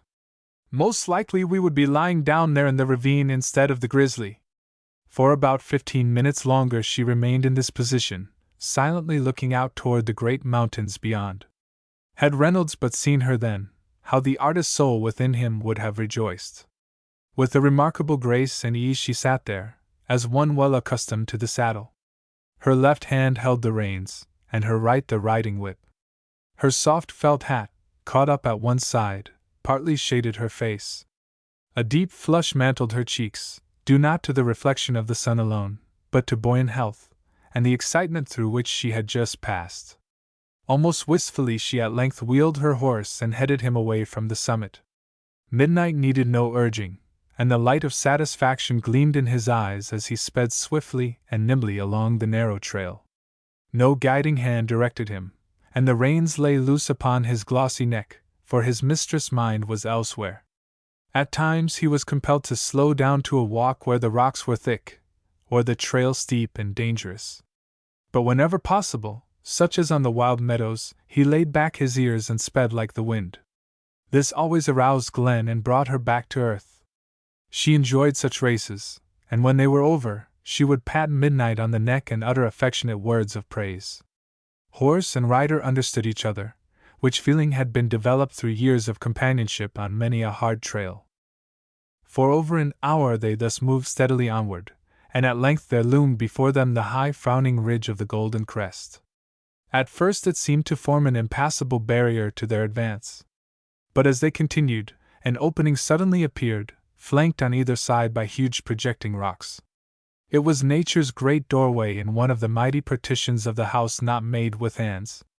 Through this Midnight speedily loped and ere long swept out upon a wild meadow which extended to the left farther than the eye could see, and over a mile in width. Horses were feeding here, and at once Midnight lifted up his voice in a friendly neigh of salutation, which was immediately answered by several horses in the distance. In fact, he was on the point of slowing down and swerving from the trail, but a light flick of the whip reminded him that his mistress had other business on hand which had to be attended to first, so again throwing back his ears, he dashed onward. The wild meadow crossed, they reached a wooded region where the trail ascended and wound up a steep hill. Midnight took this with a bound, and in a few minutes he was at the top, panting heavily from his vigorous exercise. Here Glen reined him in, and sat silently looking straight before her. And truly it was a magnificent scene which was thus so suddenly presented to her view. Below stretched a dense forest, lying somber beneath the shades of evening. Away in the distance rose the mighty mountains, sentinel-like and austere, while between, flashing like a jewel in its dark stern setting, was a large body of water. Not a ripple ruffled its surface, and nothing could Glen discern there, although her eyes scanned it most intently. A word to Midnight, and down the incline they moved, and in a short time emerged from the forest, when a large open clearing burst into view. To a stranger the sight would have been startling, for a short distance away was a neat village, close to the water's edge. But to Glen it was not at all out of the ordinary. She had been accustomed to it from childhood, and to her it was home. The village consisted of well-built log houses, at the doors of which children were playing, and dogs lying around. The former smiled as the girl rode by. She did not stop as was her wont, to talk to them, but at once made her way to a building larger than the others. This was a store, in front of which a number of Indians were gathered. As Glen rode up and stopped, a tall, powerfully built native came forth and laid his hand upon the horse's bridle. It was the same Indian Reynolds had seen that night at the dance in Whitehorse. He was evidently accustomed to waiting upon Glen, and needed no instructions. But on this occasion the girl did not dismount. She merely leaned over and whispered a few words to her attendant, who simply nodded, and let his hand drop from the bridle. Then as Glen continued on her way, he walked by her side through the street, up along the waterfront. In a few minutes they passed from the village and entered a grove of trees which extended down to the shore of the lake. In the midst of this was a clearing, and situated here was a log building of generous proportions, well made, and altogether different from the rest in the settlement. It was a 2-story building, facing the water, with large windows, and a spacious veranda sweeping around the front and both sides. Wherever it was possible, paint had been liberally applied, and the white on the sashes, the green on the corner boards, and the red on the roof gave it a striking appearance. It might well have been the home of some millionaire, who had thus sought seclusion in the wilderness, adding to his domicile a few touches of the world of civilization. The grounds were well kept, showing that much attention had been bestowed upon them. Flowers bloomed in profusion, and off to the left a vegetable garden showed what the north could produce. A gravelly walk led to the water, and here at a small wharf floated a motorboat, graceful in appearance, and capable of carrying passengers and freight. Several Indian men were standing on the wharf, while others, including women and children, were paddling in canoes but a short distance away. It was a scene of peace and seclusion, a regular fairyland nestling there in the wilds. Even the storms of winter could not affect the place, for besides the sheltering trees which surrounded it on all sides, the frowning ridge of the Golden Crest formed a mighty barrier to the rear. But Glen noticed none of these things, for something else occupied her mind this evening.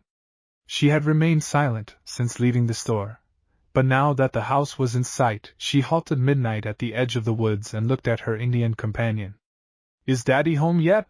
she asked, speaking in the rhythmical native language with which she was so familiar. "Not home," was the brief reply. "He said that he might come today, didn't he?" The Indian merely nodded. "He has been gone for nearly a week now," Glen continued, "and I wonder what can be keeping him. Do you think he will come tonight?" "Skanda doesn't know. Big White Chief alone knows." Glen laughed, and stroked Midnight's neck with an impatient hand. "I guess you are right, Skanda. Daddy alone knows what he is going to do, for he never tells me, at any rate. But as he is not here, I must take matters into my own hands. You know Deep Gulch beyond the Golden Crest?" And she motioned to the left. Again the Indian nodded. "Well then, there's a dead bear in the gulch, Skanda, and I want you to take men and bring it in, see?" A new light now shone in the native's eyes, and he looked inquiringly into the girl's face. "Bear?" he asked. "In Deep Gulch?" "Yes, and a grizzly at that, a monster. Oh, it was terrible!" And Glen shivered as the recollection of the brute's fierce charge swept upon her. "Bear dead, eh?" Skanda queried. "Yes, dead, and lying in the ravine, half covered with earth and rocks. Go down Crooked Trail to the bottom, then up the gulch, and you will find it." "Who shoot grizzly?" the Indian asked. "A white man. And oh, Skanda, you should have seen what a shot he made. It was wonderful. I am sure you never did anything like it. Greater than Skanda made at Saku, when he shot grizzly and saved Injun, eh? Greater? Listen, Skanda. That white man shot the grizzly from the other side of Deep Gulch. He was way up on the hill, and he hit the bear in the heart." The Indian's eyes showed his astonishment as he studied the girl's face as if to make sure that she was telling the truth. "It is true, Skanda. I was there and saw him do it. What was Bear doing? Coming at me for all it was worth, and Midnight was almost frantic with fright. If it hadn't been for that white man, we would be down there now where that grizzly is lying. And you want Skanda to fetch Bear to camp, eh?" "I do. Take as many men as you need and go in the morning. Tell the women to be ready to prepare the meat. And Skanda, I want you to look after the dressing of the skin. Get Clodagh to do it. Tell her it is for me, and she will understand. That is all, I guess." Glen dismounted, and handed the reins to the Indian. "Midnight is hungry, Skanda. Look after him yourself, and see that he gets a good bite of grass. And Skanda," she added as if an afterthought, You will be sure to go with the men in the morning? Ah, Skanda will go.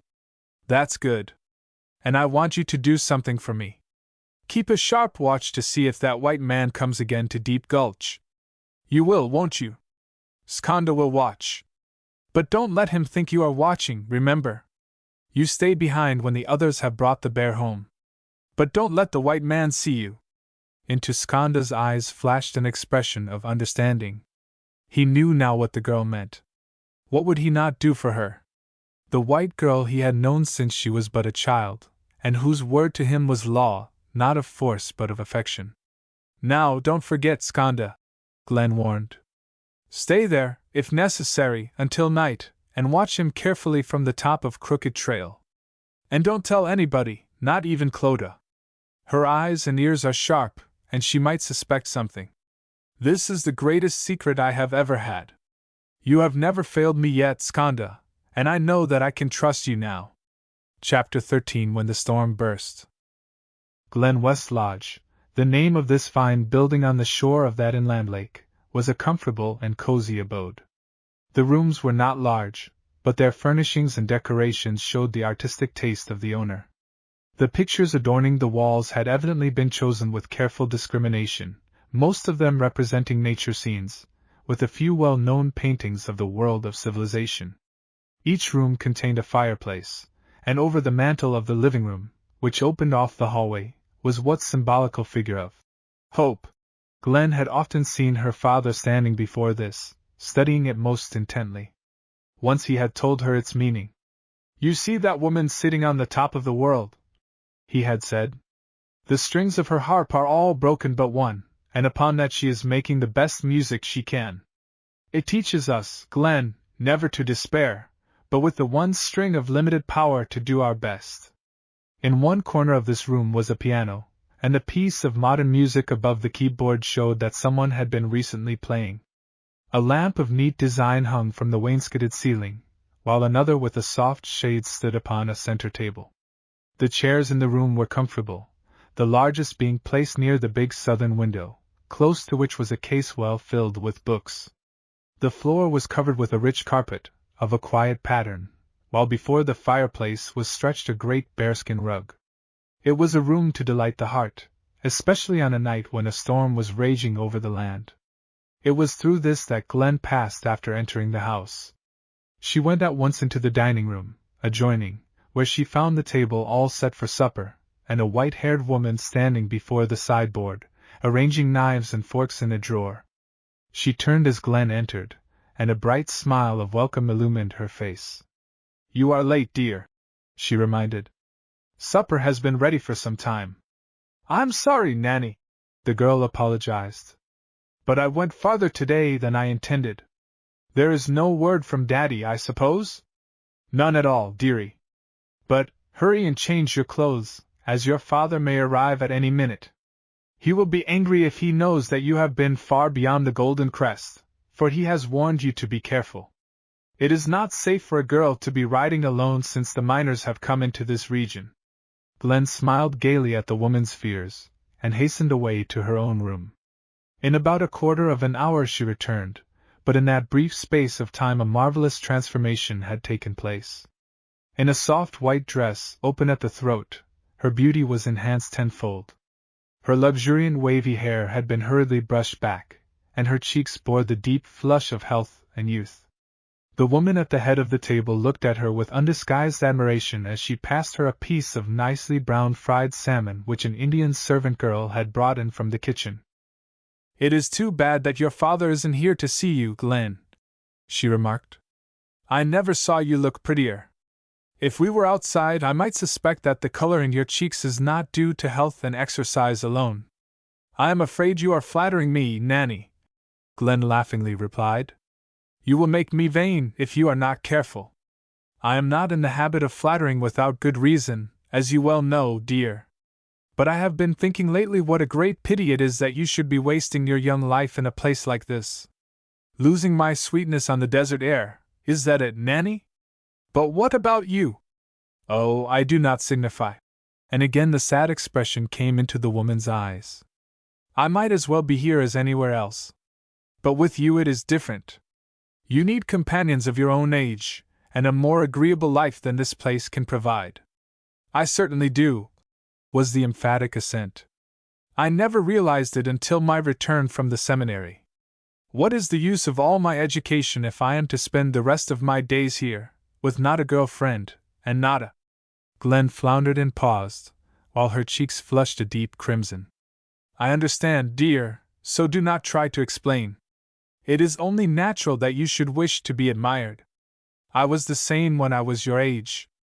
But you cannot expect to find admirers up here, that is, the right kind, and especially the one above all others. Glen looked keenly into her companion's eyes, as if to divine her meaning. But she saw nothing there which might lead her to suspect that the secret of her heart was known.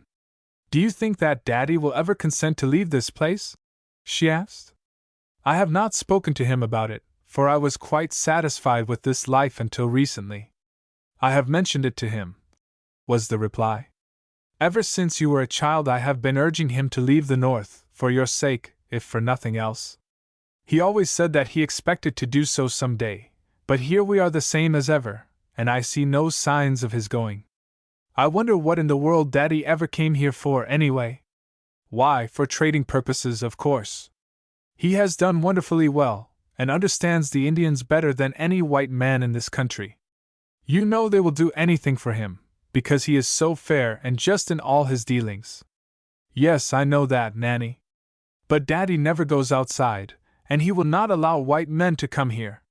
You know as well as I do that he turns the Indians upon every white stranger who comes across the Golden Crest or by water.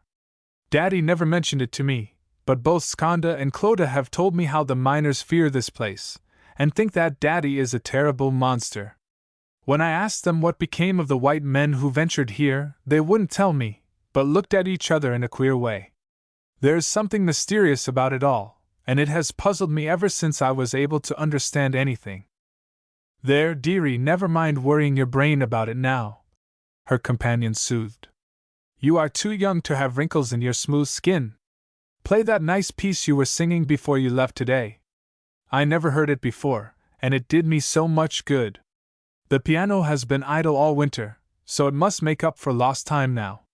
Glen told Nanny nothing about her experiences that afternoon. She was afraid that this woman, gifted with more than ordinary insight, might read her heart.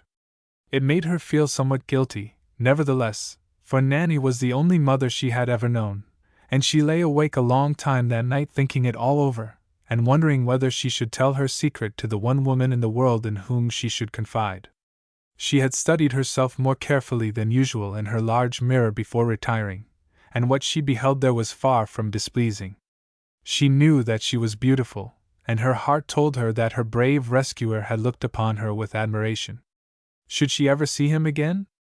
She asked herself, or had he already forgotten her? Glen awoke early the next morning, and after breakfast she went down to the store. Here she learned that Skanda and a dozen men had gone to Deep Gulch after the grizzly. Formerly, women would have done most of the heavy work, but the ruler of Glen West had changed all that. The men did not take kindly to this at first, but Jim Weston had been firm. If you do not like this order of things, you can go elsewhere, he told them. Women are not going to do men's work here. You bring the game into camp, and then let your wives attend to it.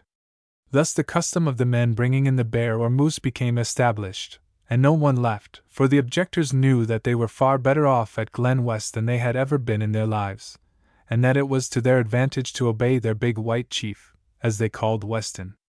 Glen waited impatiently for the men's return, and the hours dragged slowly by until their arrival about the middle of the afternoon. They had skinned the bear, and cutting up the carcass, they had strapped the pieces upon their horses. They rode gaily into camp, and most of the inhabitants of the place were gathered around the store to acclaim their arrival. All had heard of the wonderful shot across Deep Gulch, and they were naturally curious to see the monster which had dared to face the big chief's daughter. There was the certainty, too, of fresh meat, which added much to the interest. Skanda, however, was not with the returned men, and Glen was greatly disappointed. Her rescuer, then, had not come back to the gulch, so he evidently had no more thought for her. She had imagined that he would be anxious to obtain the grizzly's fine skin as a souvenir of his meeting with her. At first she was tempted to ride forth toward Crooked Trail and await Skanda's return, but changing her mind, she launched her light canoe, and was soon skimming out over the water of the big lake. She generally took an Indian girl, or Skanda, with her. But now she wished to be alone, that she might think as she drifted or paddled. For over an hour she remained on the water, and when she returned, Skanda was waiting for her on the shore. Her face brightened as she saw him, and she at once questioned him about her rescuer. "Did you see him?" she asked. "Ah, Skanda see white man. And did he see you?" "Ah, oh. Did he stay long at Deep Gulch?" A shake of the head was the native's only response. "Did he seem surprised when he found that the grizzly was gone?" Glen asked. "Did he look up Crooked Trail as if expecting to see someone there?" "White man act queer," the Indian explained. "He stay on Big Hill watching trail. He saw Skanda once." "What did he do?" "Nothing," and the Indian's eyes twinkled. "Skanda leave quick." "And you didn't see him again?" "Skanda come to Glen West. White man go to Big Draw, maybe." Although Glen was not altogether satisfied at what Skanda told her, yet it was some comfort to know that her rescuer had returned to Deep Gulch, and stayed there for a while watching the trail as if expecting to see someone. And was that someone herself? She wondered. She had the feeling that it was, and the thought pleased her. Glen now found the life at Glen West more irksome than ever. She missed her companions of the seminary, and the excitement of the city. She did not even have her father, for several days had now passed since his expected return. She had no idea what was keeping him, and she naturally became very anxious. Several times she discussed his delay with Nanny. "Did you ever know Daddy to stay away as long as this?" she asked one evening as they sat at supper. "I have known him to be away much longer," was the reply. "Once he was gone for a whole month. He is prospecting for gold, you know, and goes far off at times. But he has never discovered anything, has he? Nothing of great value as yet, although he is always expecting to do so some day. You need not worry about him, dearie, for he is well able to take care of himself, and I understand that an Indian always keeps in touch with him. He has a comfortable cabin out in the hills where he sleeps at night. Well, I wish to goodness he would come home." And Glen gave a deep sigh. "He might think of me, and how much I need him. If he doesn't come soon, I shall pack up and go outside again. I believe a trip to Whitehorse would do me good, for I am tired of staying here with nothing to do." "Your father would not like it," her companion reminded. "He would be very angry if he came home and found that you had left Glen West. Why not take a spin on the lake this evening? You once were very fond of the boat. I suppose I might as well go." And again Glen sighed as she rose from the table and looked out of the window. "Skanda is on the wharf now, and that will save my going after him. Won't you come too, Nanny? A spin will do you good." "Not this evening," was the reply. "Your father may come at any minute, and it would not do for both of us to be away from the house." Skanda's eyes brightened as Glen came down to the wharf and asked him to take her out upon the water. The Frontiersman, the name of the motorboat, was the pride of Skanda's heart. When he had been appointed captain of the craft, his highest ambition was reached. This, together with the fact that he was the special guardian of the big chief's daughter, gave him a high standing in the camp. No one knew the waters of the North better than did he, and Jim Weston's mind was always easy when Glen was with him. In a few minutes the frontiersman was cutting through the water out into the open. Skanda was at the wheel, with Glen by his side, while Taku, an Indian with special mechanical gifts, looked after the engine. "Which way?" Skanda at length asked, after they had run out of the sheltered creek into the main body of water. "Upstream," Glen replied. "Daddy came down the Tayson once on a raft, and he had a hard time getting home. He may be coming that way now, so we may be able to pick him up." Skanda at once gave the wheel a sharp turn to the left, and the boat, swinging obediently to its master's will, rushed rapidly forward. A stiff breeze was now blowing dead ahead, and this Glen thoroughly enjoyed. It suited her nature, especially this evening, and she longed for a tempest to sweep upon them. Adventure and excitement she dearly enjoyed, and she had often bewailed the fact that she was a woman and not a man. Women are supposed to be demure, quiet creatures, she had more than once declared. They are not supposed to run any risks, but must stay safely in the house. That may satisfy some, but it does not suit me. Her father and Nanny had always smiled at these outbursts of impatience, thinking that as she grew older her mind would change, and she would see things in a different light. But Glen did not change, and the longing for adventure was as strong in her heart now as ever. The sweep of the wind this evening not only tossed her hair but thrilled her very being, and for the first time since her return home she felt how good it was to live in such a place. For about half an hour they sped onward, with the wind steadily increasing. Big blows soon, Skanda casually remarked, as he glanced at the heavy clouds massing over the mountains. Then he gave a start, and peered keenly forward. His eyes had caught sight of something unusual. "What's that?" he asked, pointing to the left. Glen's eyes followed his outstretched arm, and presently she was enabled to detect a dark object upon the water. "It's only a stick, isn't it, Skanda?" "No, it's a raft," was the reply. "There's something on it." "Oh, maybe it's Daddy!" Glen exclaimed, now thoroughly aroused. "Make the boat go faster. He will be swamped by these waves." The boat, however, was running at full speed, and in short time they were able to view the object more clearly. It was certainly a raft, and the form upon it looked like a human being. Glen almost stopped breathing as they drew nearer. Could it be her father? She asked herself. Who else would be out there on the lake? As the boat slowed down and ran close to the raft, Skanda called aloud to the figure huddled upon the logs. But there was no reply. The wind was tossing the rags which once were clothes, and the waves were speedily breaking the rude craft asunder. There was no time to lose, so in another minute Skanda had the boat close alongside, and with the aid of Taku the helpless man was lifted from his perilous position. When Glen saw that the rescued man was not her father, she breathed more freely. But the first glimpse of his face, bearded though it was, reminded her of someone she had seen before. Then the light of recognition leaped into her eyes, and with a cry of surprise she dropped upon her knees by the side of the prostrate man as he lay upon the deck. Almost instantly the impending storm burst with terrible fury over that inland body of water. The raft went to pieces like matchwood, and Skanda had all that he could do to manage the boat. With the assistance of Taku, the unconscious man was carried inside, and as Glen watched by his side, unable to do anything for his relief, the tempest raged without. It was one of those terrific storms which at times sweep down so suddenly from deep mountain draws, and lash the lake in wildest fury.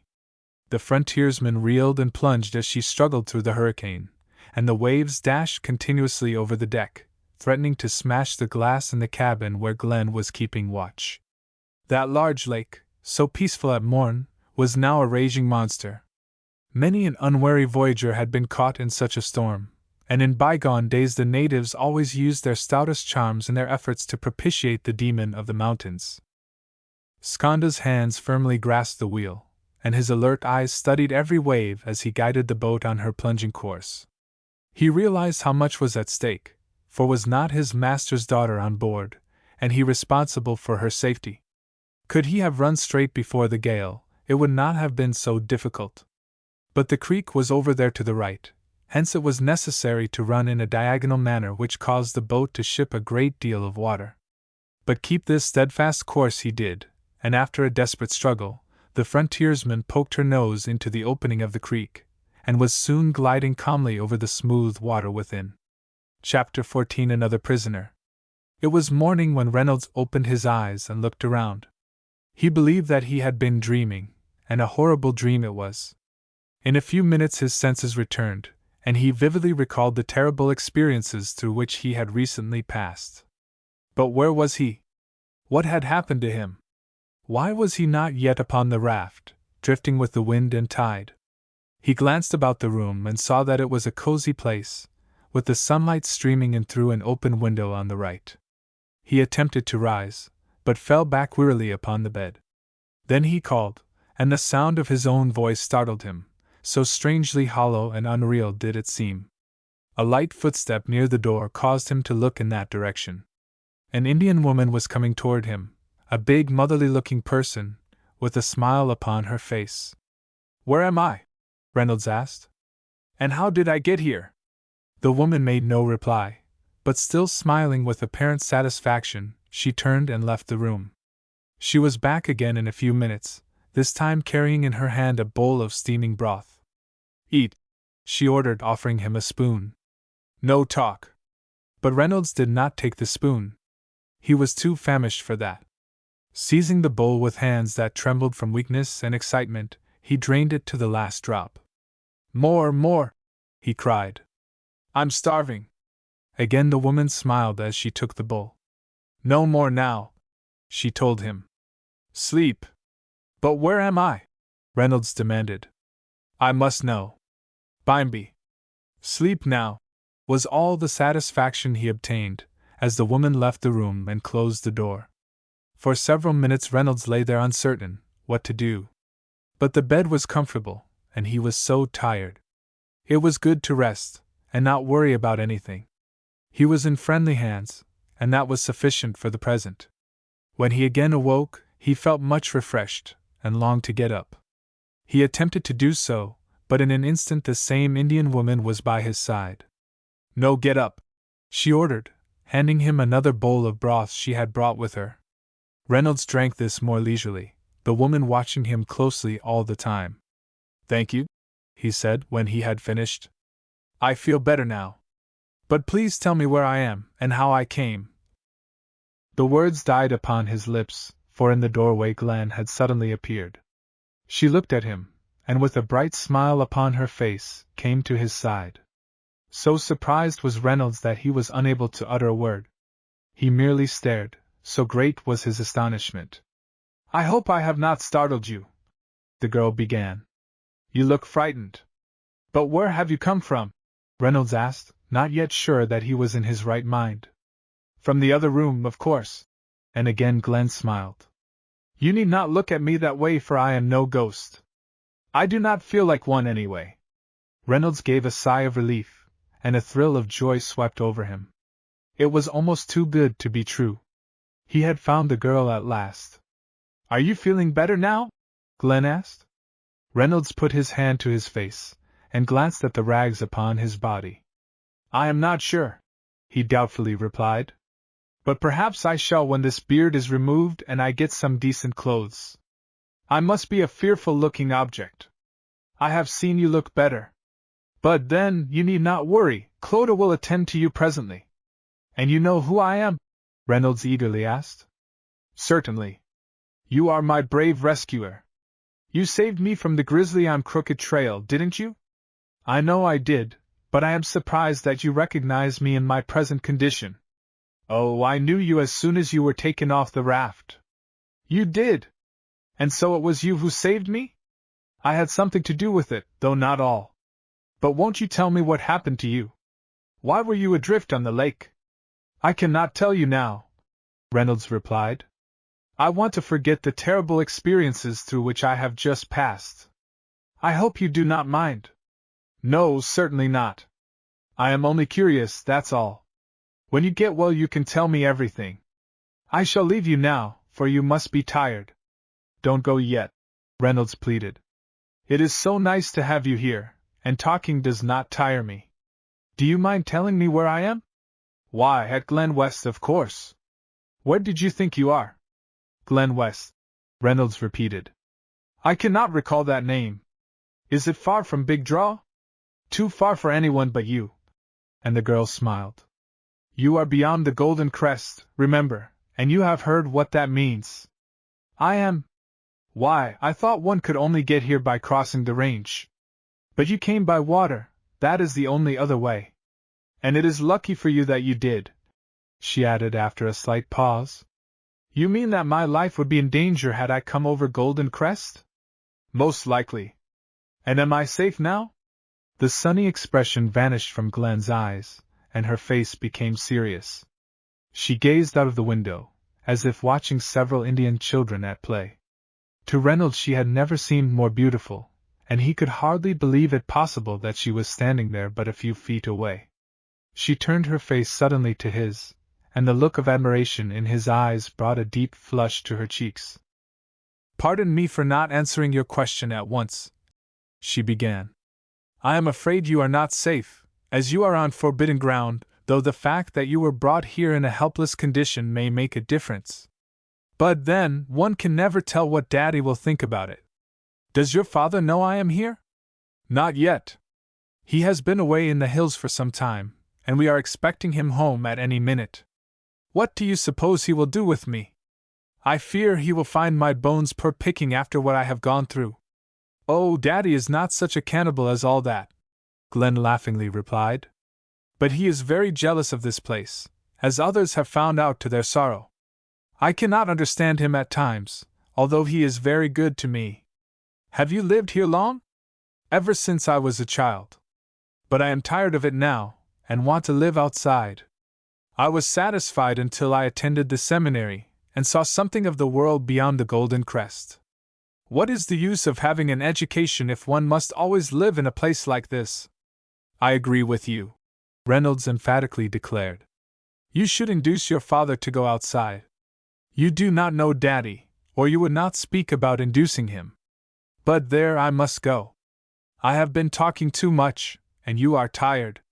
Reynolds lay there thinking about Glen long after she had gone. He had found her at last, and she was just as sweet and beautiful as the day he had rescued her on Crooked Trail.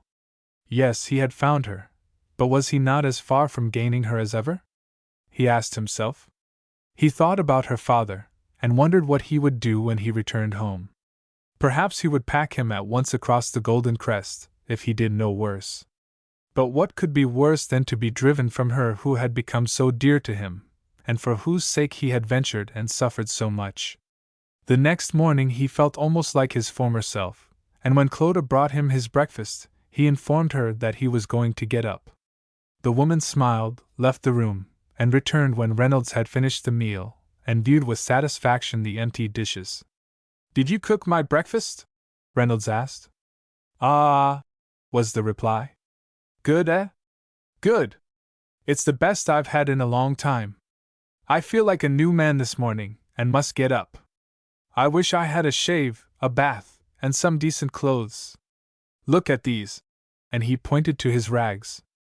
"Come," the woman simply ordered. "Me fix you, all right." Reynolds at once got up, and followed her into the kitchen. He was greatly surprised at the neatness of the place, as he had no idea that an Indian woman could be such a good housekeeper. Clodagh noted his look of wonder, and smiled. "Injun all Sam white woman, eh?" she queried. "Why, yes. You do all this?" "Ah, all Sam big house." She then opened a door to the left, and pointed within. "See. All Sam white woman. All Sam Missy Glen. Savvy?" Reynolds certainly did understand, and with an exclamation of surprise and delight, he entered the little room, where he found a bathtub partly filled with water, clean towels, a suit of clothes, and a shaving outfit. "Where did all these things come from?" he asked. "Sconda fix em all Sam big house. Savvy? And are these clothes for me?" "Ah, Missy Glen send em." Reynolds asked no more questions just then.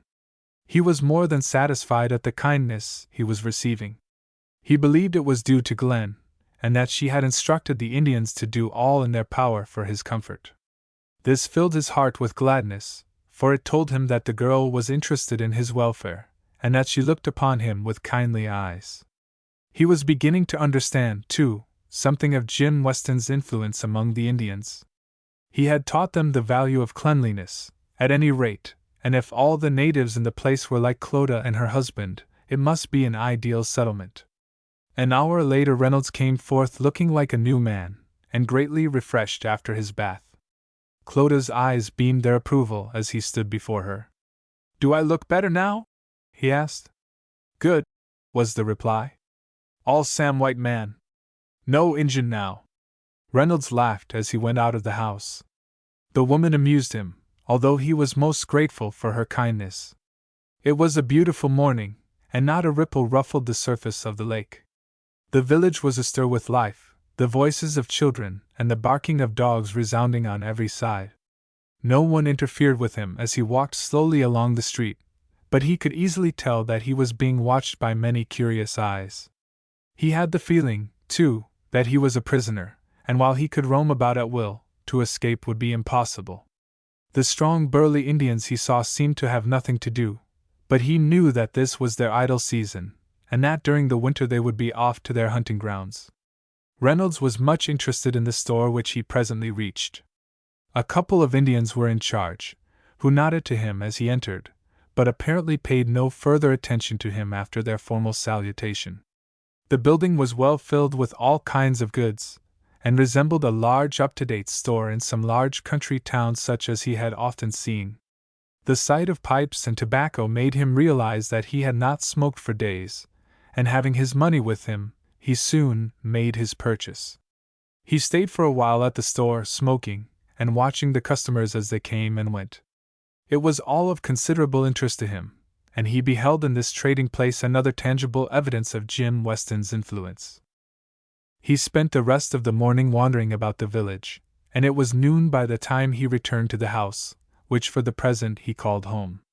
Here he found Skanda near the back door carefully examining a large bearskin.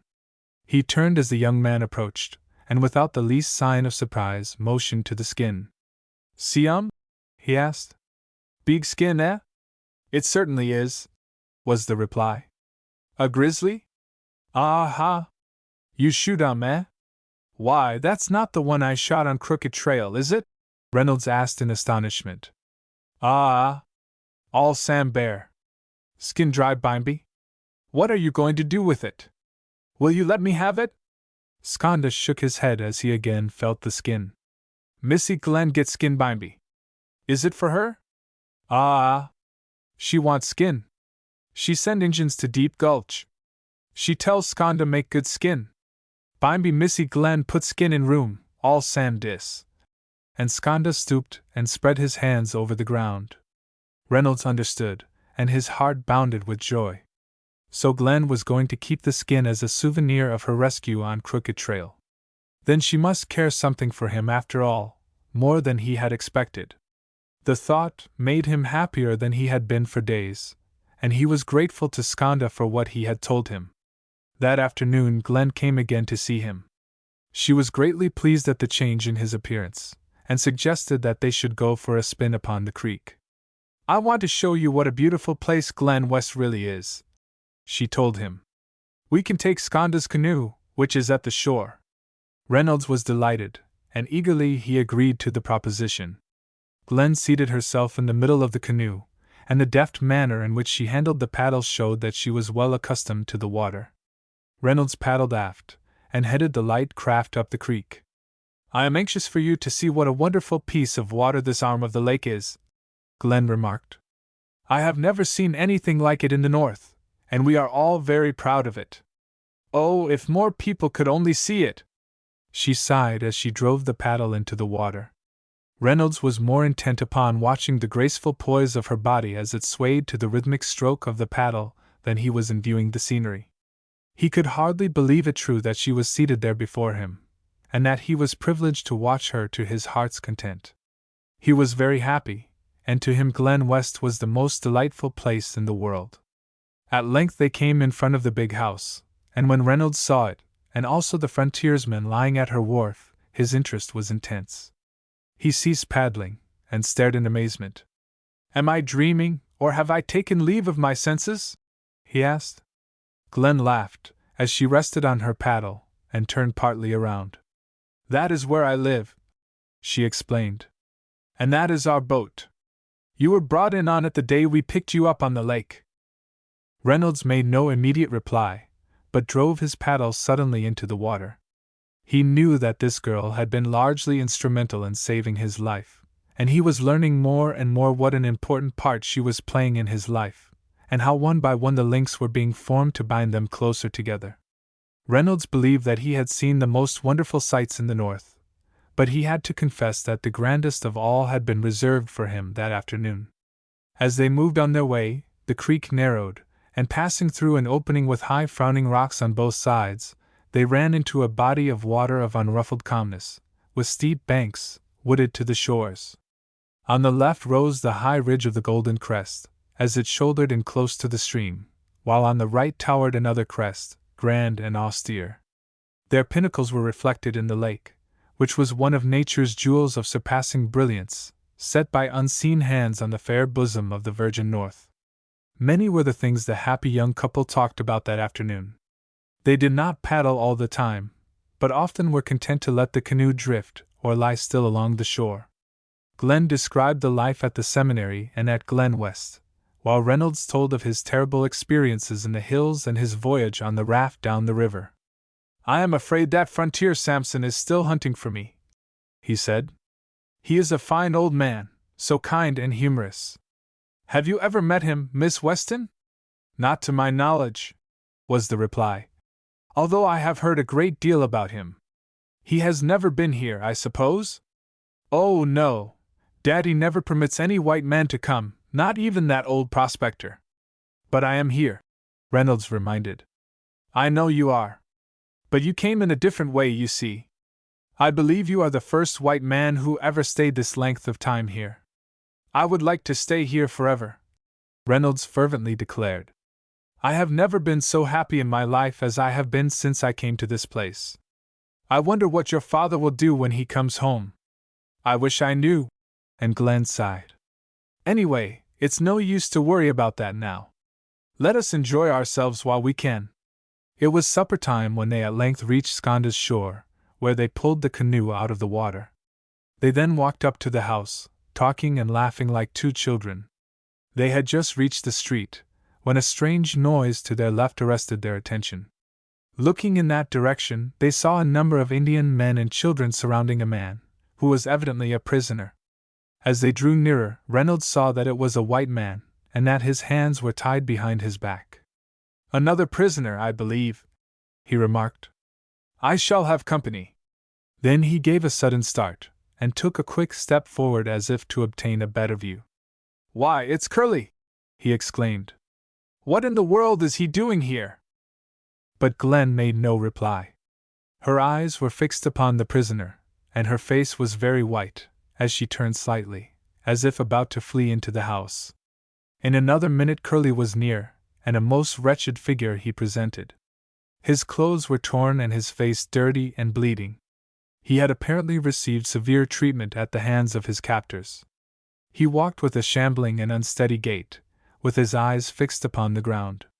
But as he came to where Glen and Reynolds were standing, he suddenly lifted his head, and seeing the two, he stopped dead in his tracks. For an instant he stared as if he had not seen aright. Then his face became contorted with a mingled expression of surprise and hatred. He strained at his bonds in a desperate effort to free himself, but he was immediately checked by his Indian guardians, who caught him by the arms and hustled him along. He struggled violently for a few seconds, pouring forth at the same time a stream of blood-curdling oaths, abuse and vile words, which caused Glen to put her hands to her ears and flee hurriedly into the house, while Reynolds slowly followed. Chapter 15. Jim Weston. Glen's mind was greatly agitated as she made her way slowly homeward. Curly's presence was the cause of this, as she feared that her father would be so angry with the villain that it would make it hard for Reynolds. He might imagine that the two were in league with each other, as they were both from Big Draw. She despised Curly, knowing what a vile, loathsome creature he was, and she had a very fair idea why he had ventured across the Golden Crest. Had he not avowed his affection for her at the dance, and had told her that he would run any risk to meet her again? How glad she had been that night when Skonda came for her, and she could free herself from her unwelcome and insistent suitor. And Curly was now a prisoner at Glen West. She shuddered as she recalled the look on his face when he saw her and Reynolds together. And his language? She could not get the terrible words out of her mind. The meaning of some she did not know, never having heard them before, but she fully realized that they must be very bad, or else Curly would not have used them in his rage. And should he now escape, there was no telling what his revengeful spirit might lead him to do, either to herself, or to him who was now beginning to mean so much to her. Thinking thus, she reached the house, and as soon as she entered she knew that her father was at home, for the door of his private room was open. He was seated at his desk when he turned and saw her. Springing to his feet, he caught her in his arms, kissed her on both cheeks, and then holding her at the full length of his powerful arms, he looked eagerly and lovingly upon her now flushed and excited face. "Why, you are getting better looking every day," he declared. "Just like your dear mother at her age. My, how the time has gone!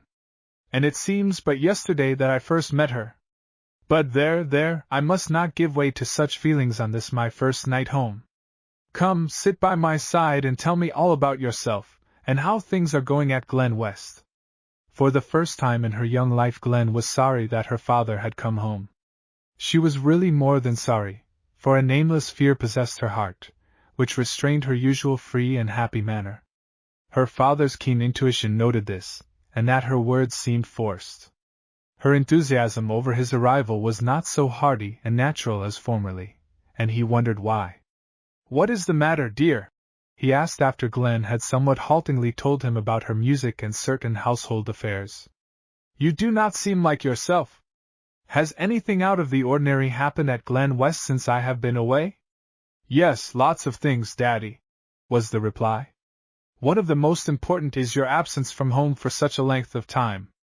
You should be ashamed of yourself." Weston laughed, although he felt quite sure that she was evading the real issue. "I am sorry, dear, and I make my humble confession now. But what else of importance has been taking place? I was nearly eaten up by a bear on Crooked Trail, and it was a grizzly at that." Glen was surprised that her father did not seem more concerned, and she told him so. "You take it very coolly, Daddy. Just think, you might have come home and not found me here. I am very thankful that you escaped, dear, but did I not forbid your going so far alone beyond the Golden Crest? I hope your experience has taught you a lesson. How were you saved from the grizzly?"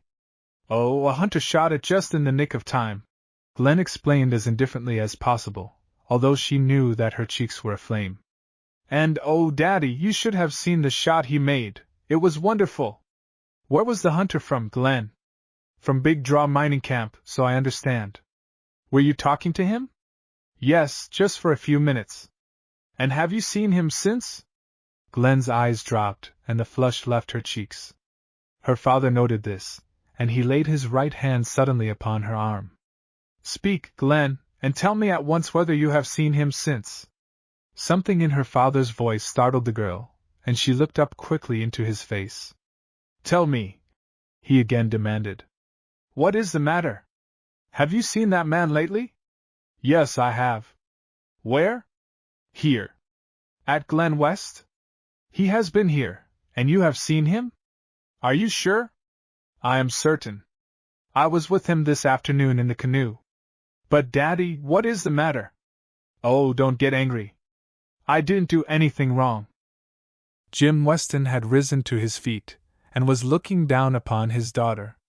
He was a powerfully built man, of more than ordinary height. The northern winter was in his thick hair and heavy mustache, while his steady light blue eyes and firm, well-built chin betokened a strong will-power of unyielding determination. Glen had often expressed her unbounded admiration for her father, and believed him to be the most handsome man in the world. But now he seemed like an avenging god, about to visit upon her the force of his wrath. For the first time in her life she cowered before him, and hid her face in her hands. "And you say that your rescuer is here?" Weston at length asked. "When did he come, and where is he staying?" "We saved him from a raft out on the lake just before that fearful storm," Glen faintly replied.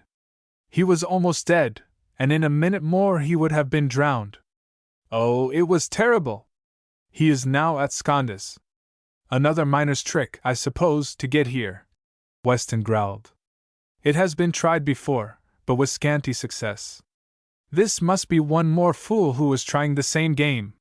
"He is not a fool," Glen stoutly protested, lifting her eyes defiantly to her father's face. "Mr. Reynolds is a gentleman. He is different from the rest of the miners." "What was he doing out on the lake?" her father asked. "He got lost in the hills, and nearly died." He drifted down the Tayson River on a raft which he built. He was almost starved to death. And what was he doing in the hills? Prospecting, so he told me. He was with Frontier Samson, and going after a moose, lost his way. Weston grunted. A trumped-up yarn, no doubt. Don't you think it looks rather suspicious? It might if it were someone else.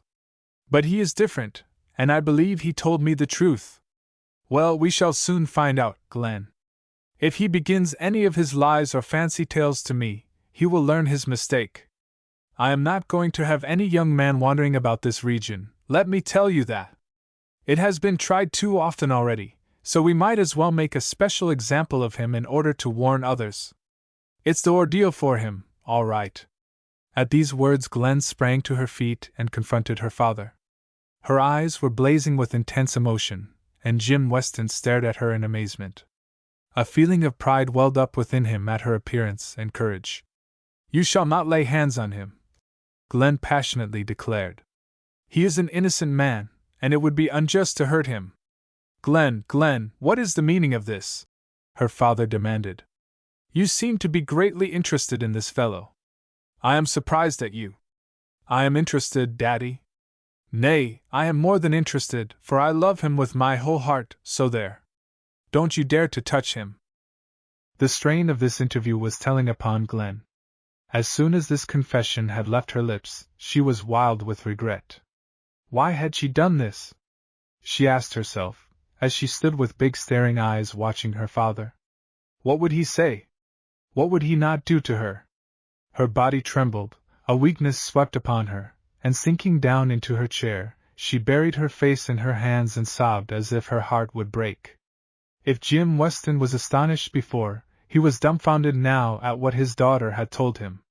His heart went out in a great rush of pity to his only child, and he longed to take her in his arms and comfort her. But he felt that he must be firm and not give way to any feeling of emotion at a time like this. Instead, he laid his hand somewhat heavily upon her shoulder. Does this fellow Reynolds know of your love? He asked.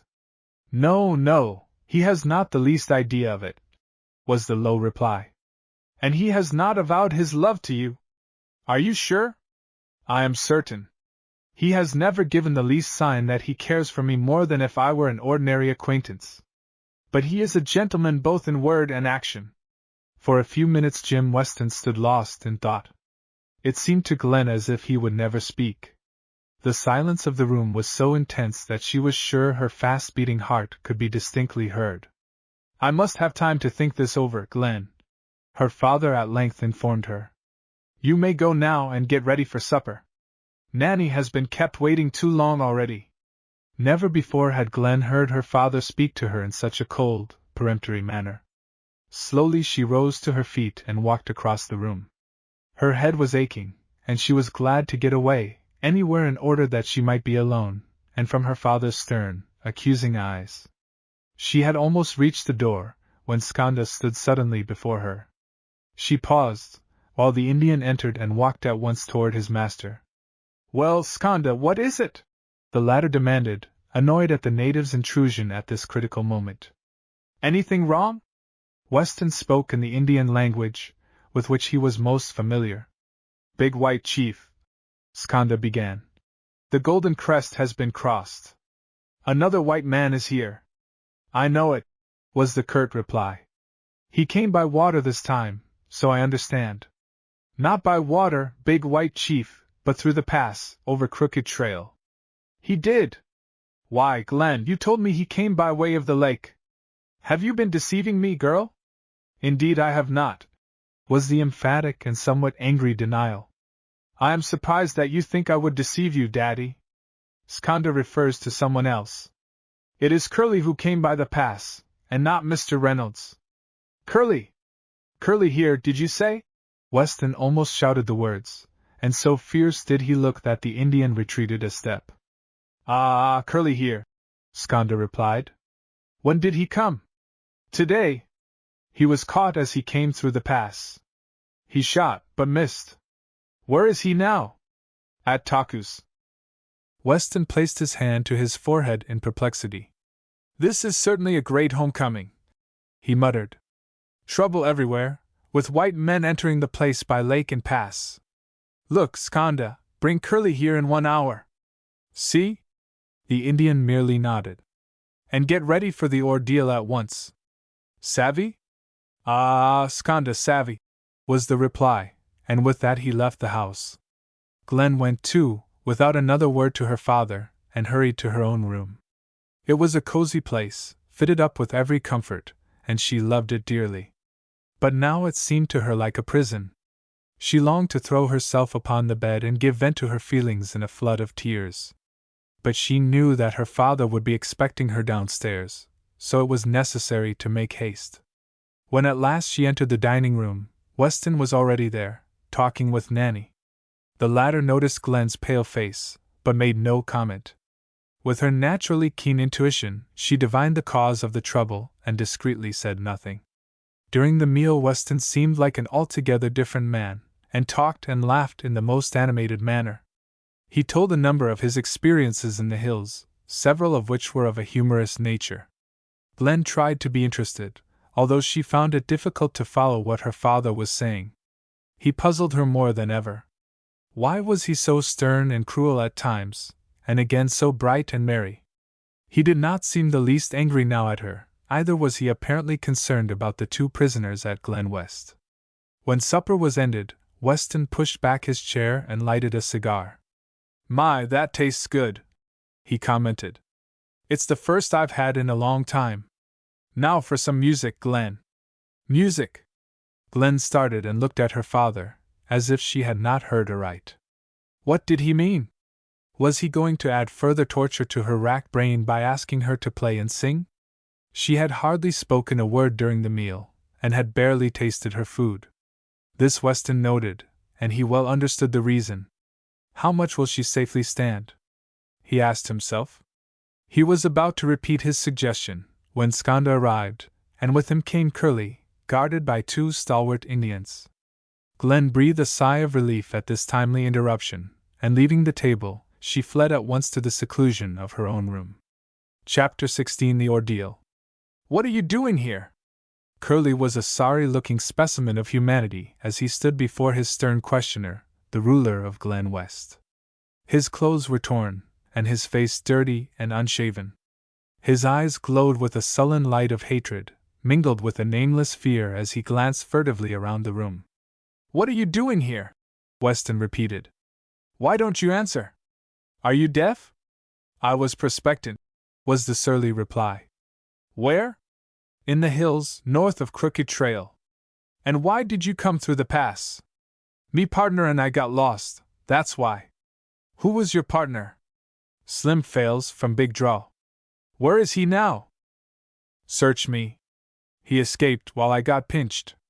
Did you expect to find gold near the Golden Crest? We thought it worth the try. You know better now, don't you?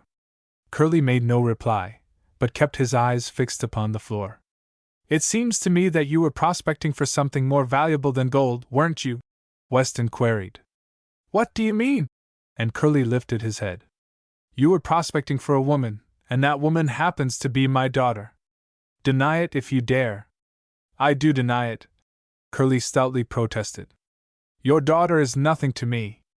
Jim Weston's right hand toyed with a paperweight on his desk, and his eyes gleamed with anger. You lie, Curly, and you know it, he charged. You have had your foul eyes upon my daughter ever since you first saw her. You have declared over and over again that one day she would be yours. Curly's face grew livid, and he tried to speak. But Weston lifted his hand. Wait until I am through, he thundered. Have you not used my daughter's name very often while gambling? And did you not bet a short time ago at Big Draw that you would cross the Golden Crest and lure my daughter to a fate worse than death? You know it is true, and yet you have the impudence to stand here and deny it. Curly's eyes were again fixed upon the floor, and he made no reply to this accusation. His terror of this man was becoming great. How did he know so much? He asked himself. Now, what should be done to a thing like you? Weston continued. Your record is well known, not only here but all along the coast. No innocent woman or girl is safe when you are around, and you are a menace to any community. You leave the marks of your filthy trail wherever you go. And you are not alone in your villainous deeds, for there are others just like you, who defy the laws of God and man. So far you have escaped, but now you shall pay for your vile and cowardly acts. It would be a sin to allow a creature like you to remain at large. It is far better to settle with you immediately and thus make you incapable of doing more harm in the future. You took it upon yourself to enter Glen West to ruin my daughter, and you must abide by the result." Curly fully understood the meaning of these words, and his face blanched with terror.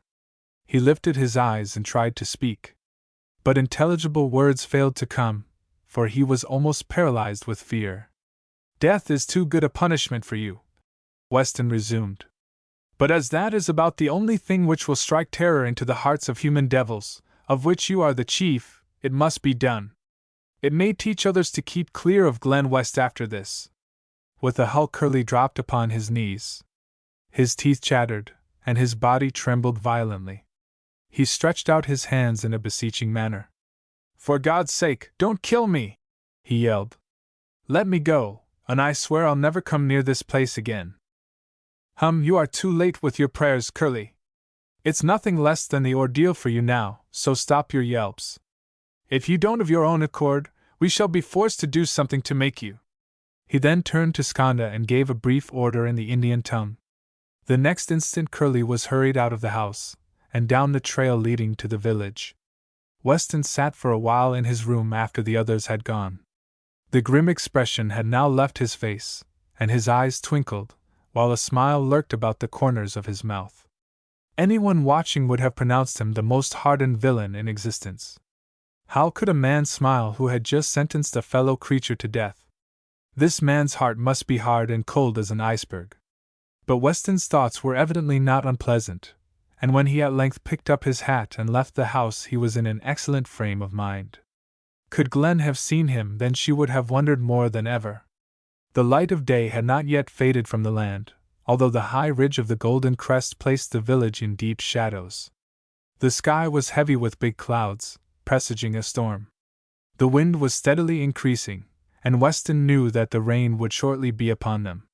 He continued on his way down through the village, past the store and the last house in the place until he came to the edge of a thicket of firs and jack pines. Here he paused and listened intently, but no sound could he hear. Advancing 50 yards more, he left the main thoroughfare and entered upon a narrow trail leading down toward the lake. The trees were thicker here, and the ground suddenly sloped to a valley a short distance ahead. Weston needed no light to guide him, and he walked with the assurance of one well acquainted with his surroundings. In a few minutes a light gleamed through the trees, and a smile of satisfaction overspread Weston's face. He knew that the natives were obeying orders and doing their part. Beyond was a small clearing, and coming to the edge of this, he again paused and watched unseen all that was taking place. It was a most gruesome spot, this valley of the ordeal, and Curly was by no means the first who had been conducted hither. But no one had ever come in a more cringing manner than did this latest victim. Some had shown the craven spirit, and had begged for mercy, while others had fought and cursed their captors. But Curly was different. Whatever spark of manhood he possessed deserted him the moment he left the big house on the hill. He sank upon the ground, and his guards had to drag him along by main force. He wept and moaned all the way through the village until the valley was reached. Then what he beheld struck him dumb with terror, and for a while he sat crouched upon the ground, staring wild-eyed upon the Indians as they began their preparations for the ordeal. There were about 24 natives present, and they knew their work thoroughly, due, no doubt, to considerable experience in the past. Near the edge of the thicket, on the opposite side of the clearing from where Weston was standing, was the blackened stump of a big fir tree. To this Curly was dragged, and several of the men were forced to hold him up while he was being securely bound with his back to the trunk. About his feet dry wood was then placed, and halfway up his body. When this had been accomplished, the Indians formed themselves in a circle about the unhappy man, and began to chant a slow weird dirge in the native tongue. Between them and the tree of punishment a small fire was burning, and the light from this clearly exposed the face of the bound man. His eyes were dilated with terror, his weak lower jaw had dropped, and his mouth was wide open. So overcome was he, that he had no strength left to stand, so his entire weight rested upon his bonds. Never was there a more pitiable object of abject terror and cowardice. But the Indians did not seem in the least affected by their captive's misery. With stern, impassive faces they went on with their chanting, which steadily increased in weirdness as they continued. At length they ceased, and at once Skanda seized a burning brand from the fire and approached the prisoner. Then wild shrieks rent the air as Curly frantically struggled to free himself. He might as well have addressed his words to the trees which surrounded him, as to those grim natives of the north. Skanda had already stooped, as if to touch the brand to the inflammable material about the victim's feet, when Weston stepped within the ring, and ordered him to wait. Skanda immediately straightened himself up and stepped back. "Save me! Save me!" Curly yelled. "Don't let these devils burn me! For God's sake, save me! Oh, oh!" For a few seconds Weston stood with folded arms looking upon the helpless man. Then his lips curled in a sarcastic smile. "You've got only yourself to blame for this," he began. "Did you not bet that you would defy all the power of Glen West, and lure my daughter to her ruin? You can't deny it." "No, no, I don't deny it. I was a fool, a madman. But save me, oh, save me! Don't let them burn me! Do you think you are worth saving, Curly Incless? You are a plague spot in any community. You have brought untold misery upon many innocent ones, and why should you be allowed to do so to others?" "I will never do any harm again," Curly whined. "I swear by all that is holy that I will change my life." "Bah, I wouldn't give the snap of a finger for all the oaths you make, Curly. You don't know the meaning of an oath. Your soul is so seared and blackened that one might as well try to change that stump to which you are bound into a living one as to transform you into a good citizen. No, it is better for you to be off the earth than on it." "But it's murder!" Curly yelled. "Would you murder a helpless man? You will hang for it, and all these devils here." "How do you dare to speak about murdering a helpless man?" Weston asked. "What happened to Bill Dussett, at Black Ravine?" At these words Curly's eyes fairly started from their sockets, and the perspiration poured down his face in great beads. What do you know about that?" he gasped. Who are you, anyway?" "Oh, never mind who I am, or how much I know. It is sufficient for the present to say that I have all the knowledge necessary to stretch your neck. You have now run the length of your wild career, and it shows you that it is impossible to escape justice here or anywhere else. But there, I've wasted too much time talking to you, so get ready." Oh, don't burn me!" Curly shrieked, as Weston turned and spoke to Skanda. "Burn you? No," was the contemptuous reply. "I wouldn't foul this place by burning a thing like you. It wouldn't be fair to others who have been brought here.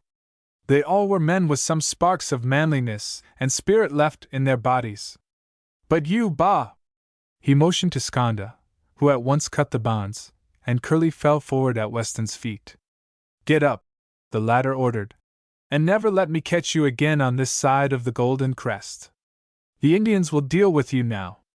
After that, they will dump you beyond the pass, and the sooner you hit the trail for Big Draw the better it will be for you. Thank your stars, Curly Incless, that you have escaped this time." There was much suppressed excitement in Glen West that night, for many had heard the shrieks of terror from the Valley of the Ordeal. But no one dared to question the 24 men who later that evening crowded into the store where they received a liberal supply of tobacco ordered by their big white chief. They were men who could be trusted, and they well knew how to keep a secret. Chapter 17 Man to Man. Reynolds learned from Clota of Weston's return home, and he was anxious to meet the man who ruled Glen West, and was so greatly feared by the miners throughout the country. He could not believe that the father of such a girl as Glen could be the monster he had been depicted. He wished to see and learn for himself what the man was really like, and he hoped that he would be sent for at once to give an account of himself. Nothing, however, happened that evening, and he saw no more of Glen. He was seated near the house when Curly was dragged by on his way to the Valley of the Ordeal. Although the shadows of evening were heavy, Reynolds realized who the victim was, and that he was being taken away for punishment, of what nature he could not tell. Going into the house, He questioned Clodagh, but received no satisfaction. The woman merely shook her head, and refused to give any information. This both puzzled and worried him. There was some mystery connected with this affair, and he made up his mind to find out what it was. Hurrying down the street and past the store, he was almost to the edge of the thicket, when several natives barred his way, and sternly ordered him to go back. There was nothing he could do, so he was reluctantly obliged to obey. He returned to the store, and standing outside listened intently in an effort to learn whatever he could. Neither did he have long to wait, for presently up from the gloomy thicket rose the blood-curdling yells of someone in distress, and he knew that it must be Curly undergoing the ordeal, whatever that might be. A cold chill swept over him, accompanied by a fierce anger. Was this village the abode of murderers, with Jim Weston as their leader? He asked himself. Were they murdering Curly down there, and had other men been treated in a similar manner? And would he himself be the next victim? He had heard enough, and as there was nothing he could do, he went back to the house, where he passed a sleepless night. He could not get those cries of distress out of his mind, and he wondered whether he should not try to escape under cover of night. He banished this idea, however, as useless. He thought, too, of Glen. Would she allow the Indians to put him to death? He recalled what she had said about her father, how little she understood him, and that she had no idea what he might do. Early the next morning he was standing by the side of the lake, when he saw the frontiersman cutting through the water, headed downstream.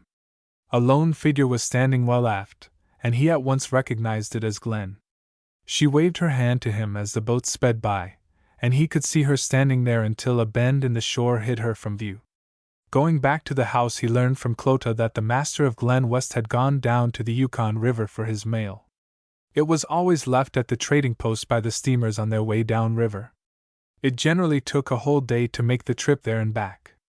This information caused Reynolds considerable disappointment, as he would not be able to meet Weston or his daughter that day.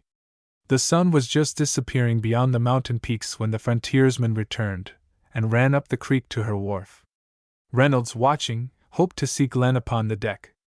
But he looked for her in vain, and he wondered what had become of her. Was it possible that her father had sent her outside? He asked himself. Skanda did not come home for supper, but about an hour later he appeared with 2 other Indians, and informed Reynolds that the big white chief wished to see him.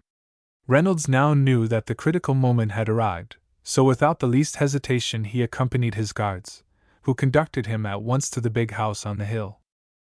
Jim Weston was seated at his desk as the prisoner was ushered in. The first glance at the man told Reynolds that he was a person who would stand no nonsense or quibbling. Boldness must be met with boldness, and nothing but candor and truthfulness would serve him now. He looked about the room. Shelves well filled with books showed that their owner was a reader and a student. The walls were adorned with trophies of the chase, such as fine antlers of moose, caribou, and great horns of mountain sheep, while several large and valuable bear and wolfskin rugs were stretched out upon the floor. "What are you doing here, young man?" These words, deliberately uttered, brought Reynolds back from his contemplation of the room. "Do you really want to know?" he asked, looking Weston full in the eyes. "Certainly. What did I ask you for, then?" "Well, I am here because I was brought in on your boat." "I know that," wagged the impatient reply. "But what were you doing in this region?" "I was looking for your daughter, sir." "That's what I was doing." Jim Weston's eyes grew suddenly big with amazement at this candid confession. Had the prisoner made any other reply he would have known at once what to say. But to see him standing so calmly there, looking him straight in the eyes, disconcerted him for a minute. "Looking for my daughter, were you?" he at length found voice to ask. "That's just it. But she found me instead." "Are you not afraid to make such a confession, young man?" "Afraid? Of what?" "Of what might happen to you." Reynolds shrugged his shoulders and smiled. "Why should I be afraid? I have done nothing wrong. You are the one, sir, to blame." "I?" Weston exclaimed in astonishment. "Yes, you, for possessing such a captivating daughter.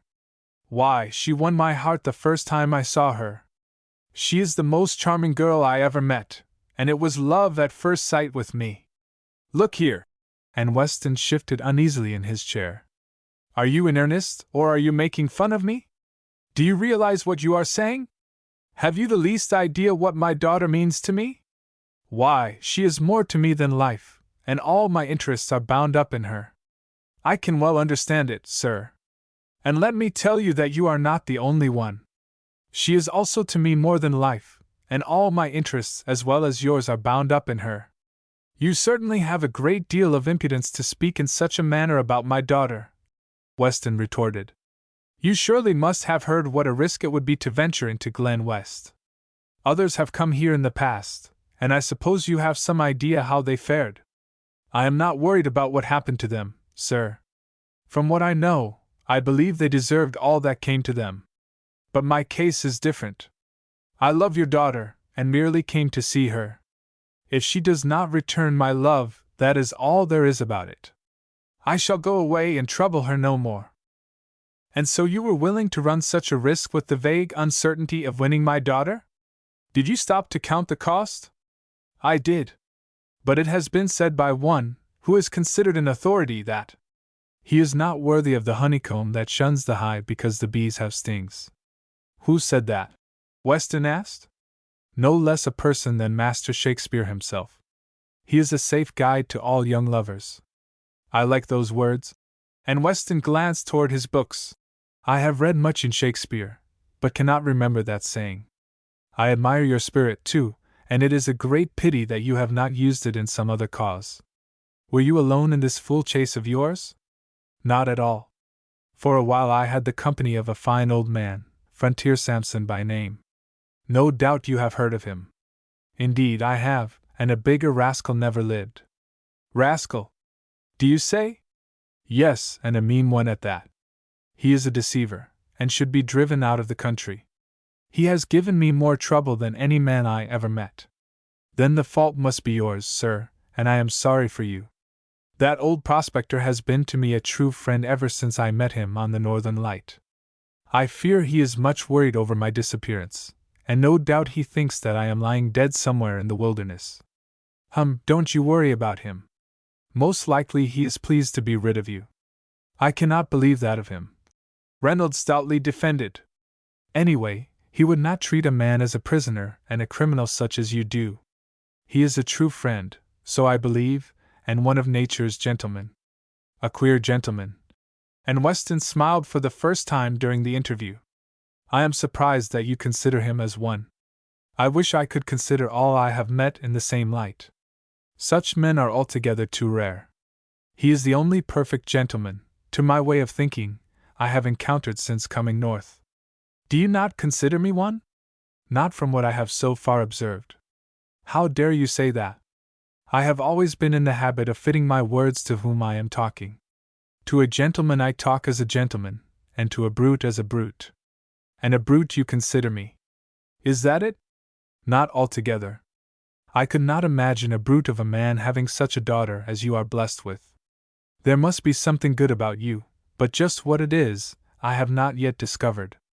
But there, I have said enough. I want to know why you brought me here. I am not a child nor a fool, either am I a criminal, and I do not wish to be treated as if I were one of them. You had better be careful how you speak, Weston warned. You are in my hands, remember, and I can do what I like with you. Can you? But who gave you authority over the lives of others? Did you not assume it yourself? And to aid you in your work of terrorizing people, you have gathered around you a band of Indians, who obey your slightest command. Talk all you like. And again Weston smiled.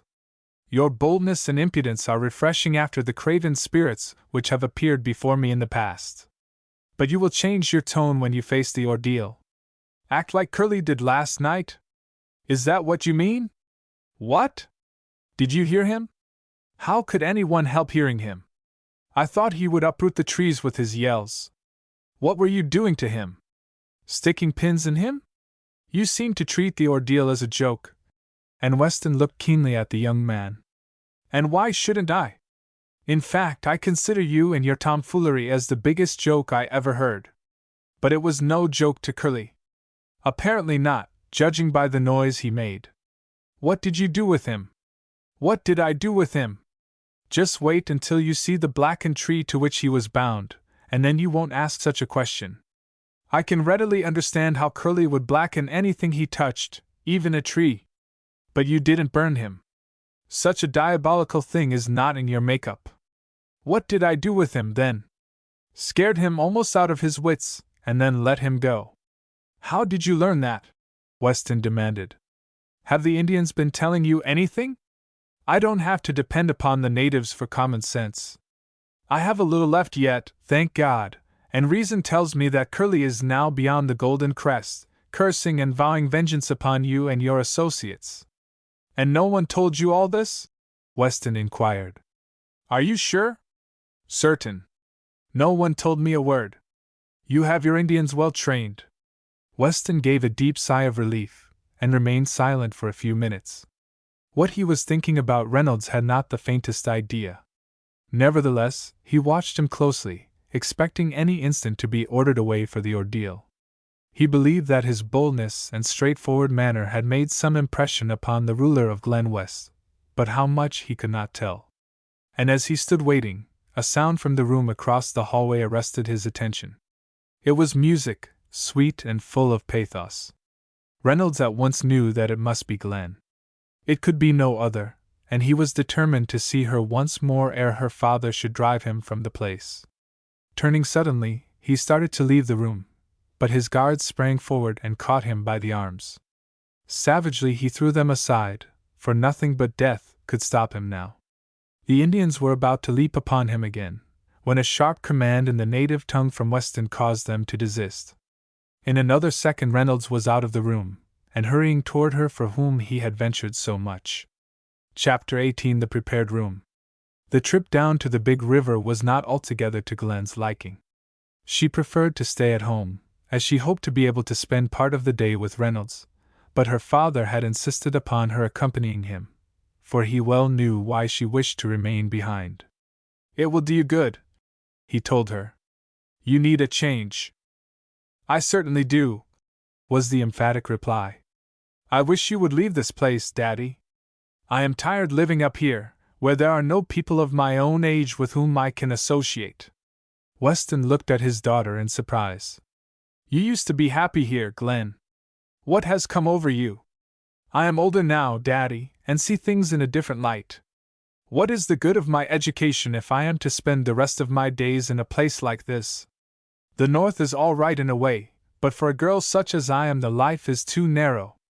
It is a splendid region for a person who wishes to lead the quiet life, but I am not ready for that at present. Weston made no reply to his daughter's words, but remained silent for some time as he stood with Skanda in the wheelhouse. A worried expression appeared in his eyes, and his brow often knit in perplexity. He was keenly searching his own heart and mind such as he had not done in years. It was the first time that Glen had spoken to him so candidly about leaving the North, and he realized that she meant what she said. There was a large bag of mail waiting for them at the trading post, and among the letters Glen found several from a number of her girl friends of the seminary. As she read these on her way back upstream, she became more discontented than ever. They all told of the good times the girls were having in their various homes during their holidays, of parties, auto rides, and the numerous incidents which mean so much to the young. Glen laid each letter aside with a sigh. It was the life for which she longed, and what could she write in return? There was only one event which deeply interested her, and of that she could not speak. She was tired when she reached home, and after supper went at once to her own room. She took with her a number of books, magazines, and newspapers, and although the latter were several weeks old, she eagerly read the doings of the outside world, especially items of news about persons she knew. She was lying upon a comfortable couch as she read, near the window fronting the lake. The light from the shaded lamp on the little table at her head threw its soft beams upon the printed page, and brought into clear relief the outlines of her somewhat tired face. It was a face suddenly developed from girlhood into womanhood, as the bud blossoms into the beautiful flower.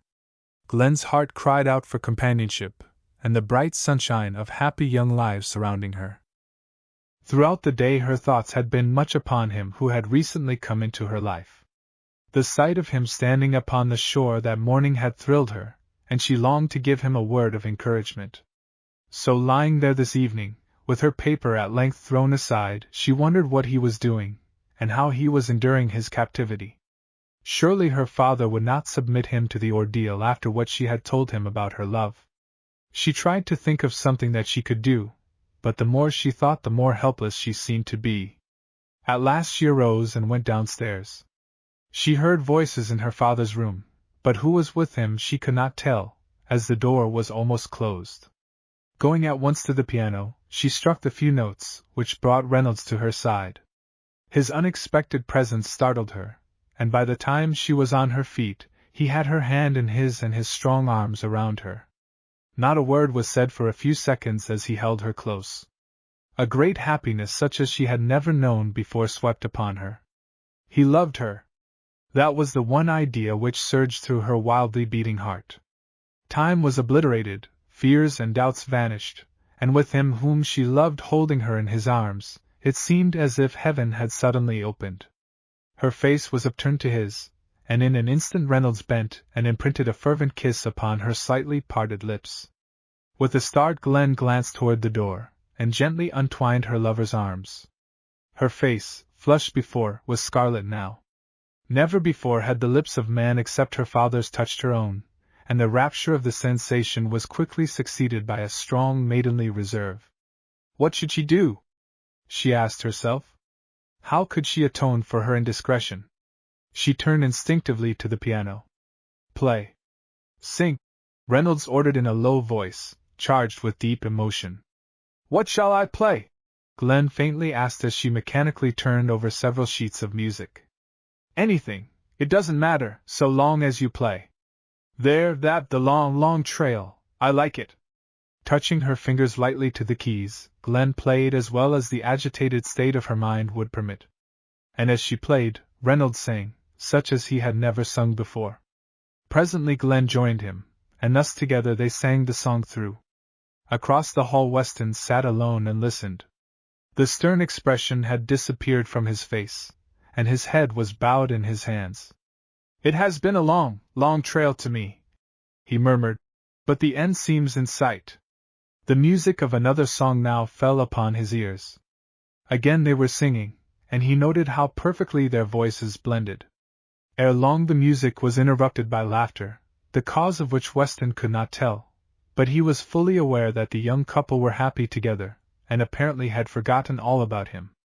At one time this would have annoyed him, but it affected him now in a far different manner, at which he was surprised. Glen and Reynolds, however, had not forgotten the silent man in the other room, and at times they glanced anxiously toward the door. They both felt that their happiness would soon end, and then would come the cruel separation. But as the evening wore on and nothing occurred to mar their pleasure, they wondered, and spoke of it in a low whisper to each other. They sang several more songs, but most of the time they preferred to talk in the language which lovers alone know, a language more expressive in the glance, the flush of the cheeks, and the accelerated heartbeats, than all the fine words of the masters of literature. Time to them was a thing of naught, for they were standing on the confines of that timeless kingdom, described on earth as heaven. The entrance of Nanny at length broke the spell, and brought them speedily back to earth. They knew that she was the bearer of some message from the master of the house, and what would that message be? But the woman merely smiled as she came toward them, and informed Reynolds that it was getting late, and that his room was ready. Do you mean that I am to spend the night here? He asked in surprise. It is the master's wish, was the reply.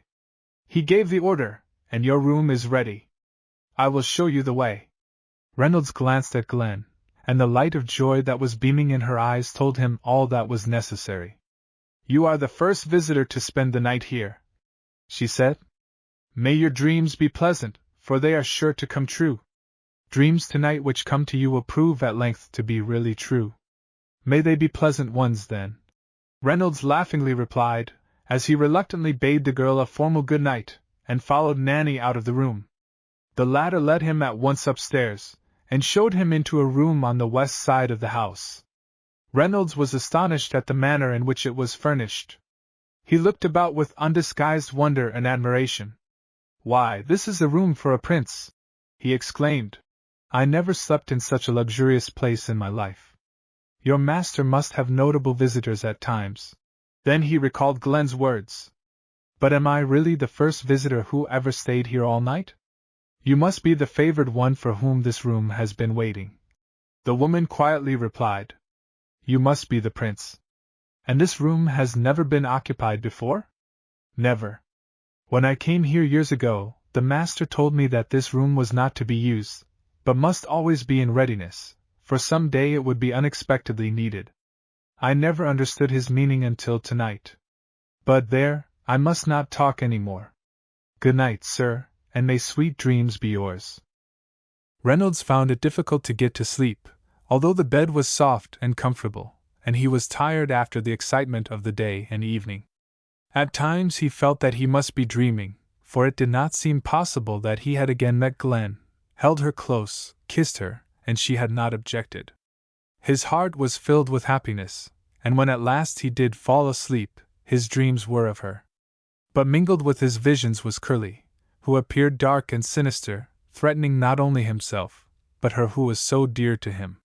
He saw the villain in the act of harming her, while he himself was powerless to assist her. He was bound, and no matter how he struggled, he was unable to free himself. He awoke with a start, and looked around. It was only a dream, and he gave a sigh of relief. He then remembered what Glen had said to him the night before, and he smiled.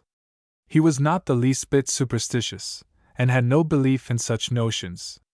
Let Curly or anyone else attempt to lay hands on the girl he loved, and it would not be well for him.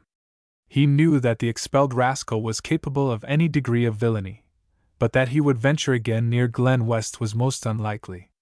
It was daylight now, so hurriedly dressing, Reynolds hastened downstairs.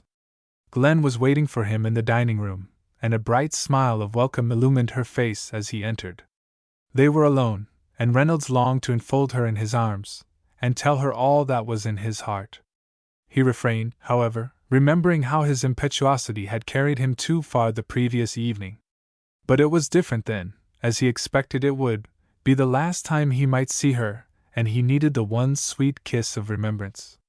Now she was with him, and he felt sure of her love. Weston and Nanny did not make their appearance, and as Glen sat at the head of the table and poured the coffee, she explained that they already had their breakfast. "They are earlier than we are," Reynolds replied. "I had no idea it was so late." "Didn't you sleep well?" Glen asked. "Never slept better, that is, after I got to sleep. The wonderful events of last night kept me awake for a while." Glen blushed, and her eyes dropped. She did not tell how she, too, had lain awake much longer than anyone else in the house, nor that her pillow was moist with tears of happiness. "I hope your dreams were pleasant," she at length remarked. "You know the old saying." Reynolds' mind seemed suddenly centered upon the piece of meat he was cutting, and he did not at once reply. This Glen noticed, and an expression of anxiety appeared in her eyes. "Do you wish me to tell you?" Reynolds asked, lifting his eyes to hers. "If you don't mind? But I am afraid your dreams were bad." "Not altogether, merely light and shade. The light was my dream of you, while the shade was of Curly." "You dreamed of him?" Glen paused in her eating, while her face turned pale. "There now, I am sorry I mentioned it, Miss Weston. I knew it would worry you. But perhaps it is just as well for you to know. Indeed it is, especially when it concerns that man." "Oh, he is not a man, but a brute. Please tell me about your dream." In a few words Reynolds told her all, and when he had ended she sat for some time lost in thought.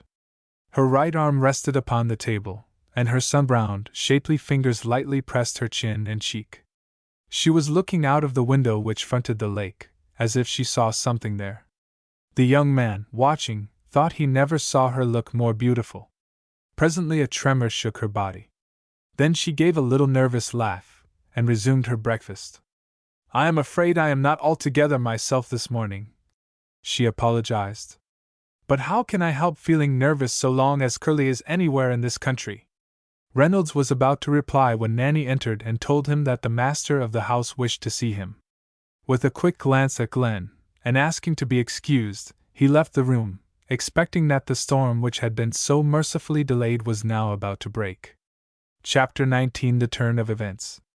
The master of Glen West was sitting at his desk as Reynolds entered. He was smoking, and at the same time reading a newspaper in which he was deeply interested. The latter he at once laid aside, and motioned his visitor to a chair.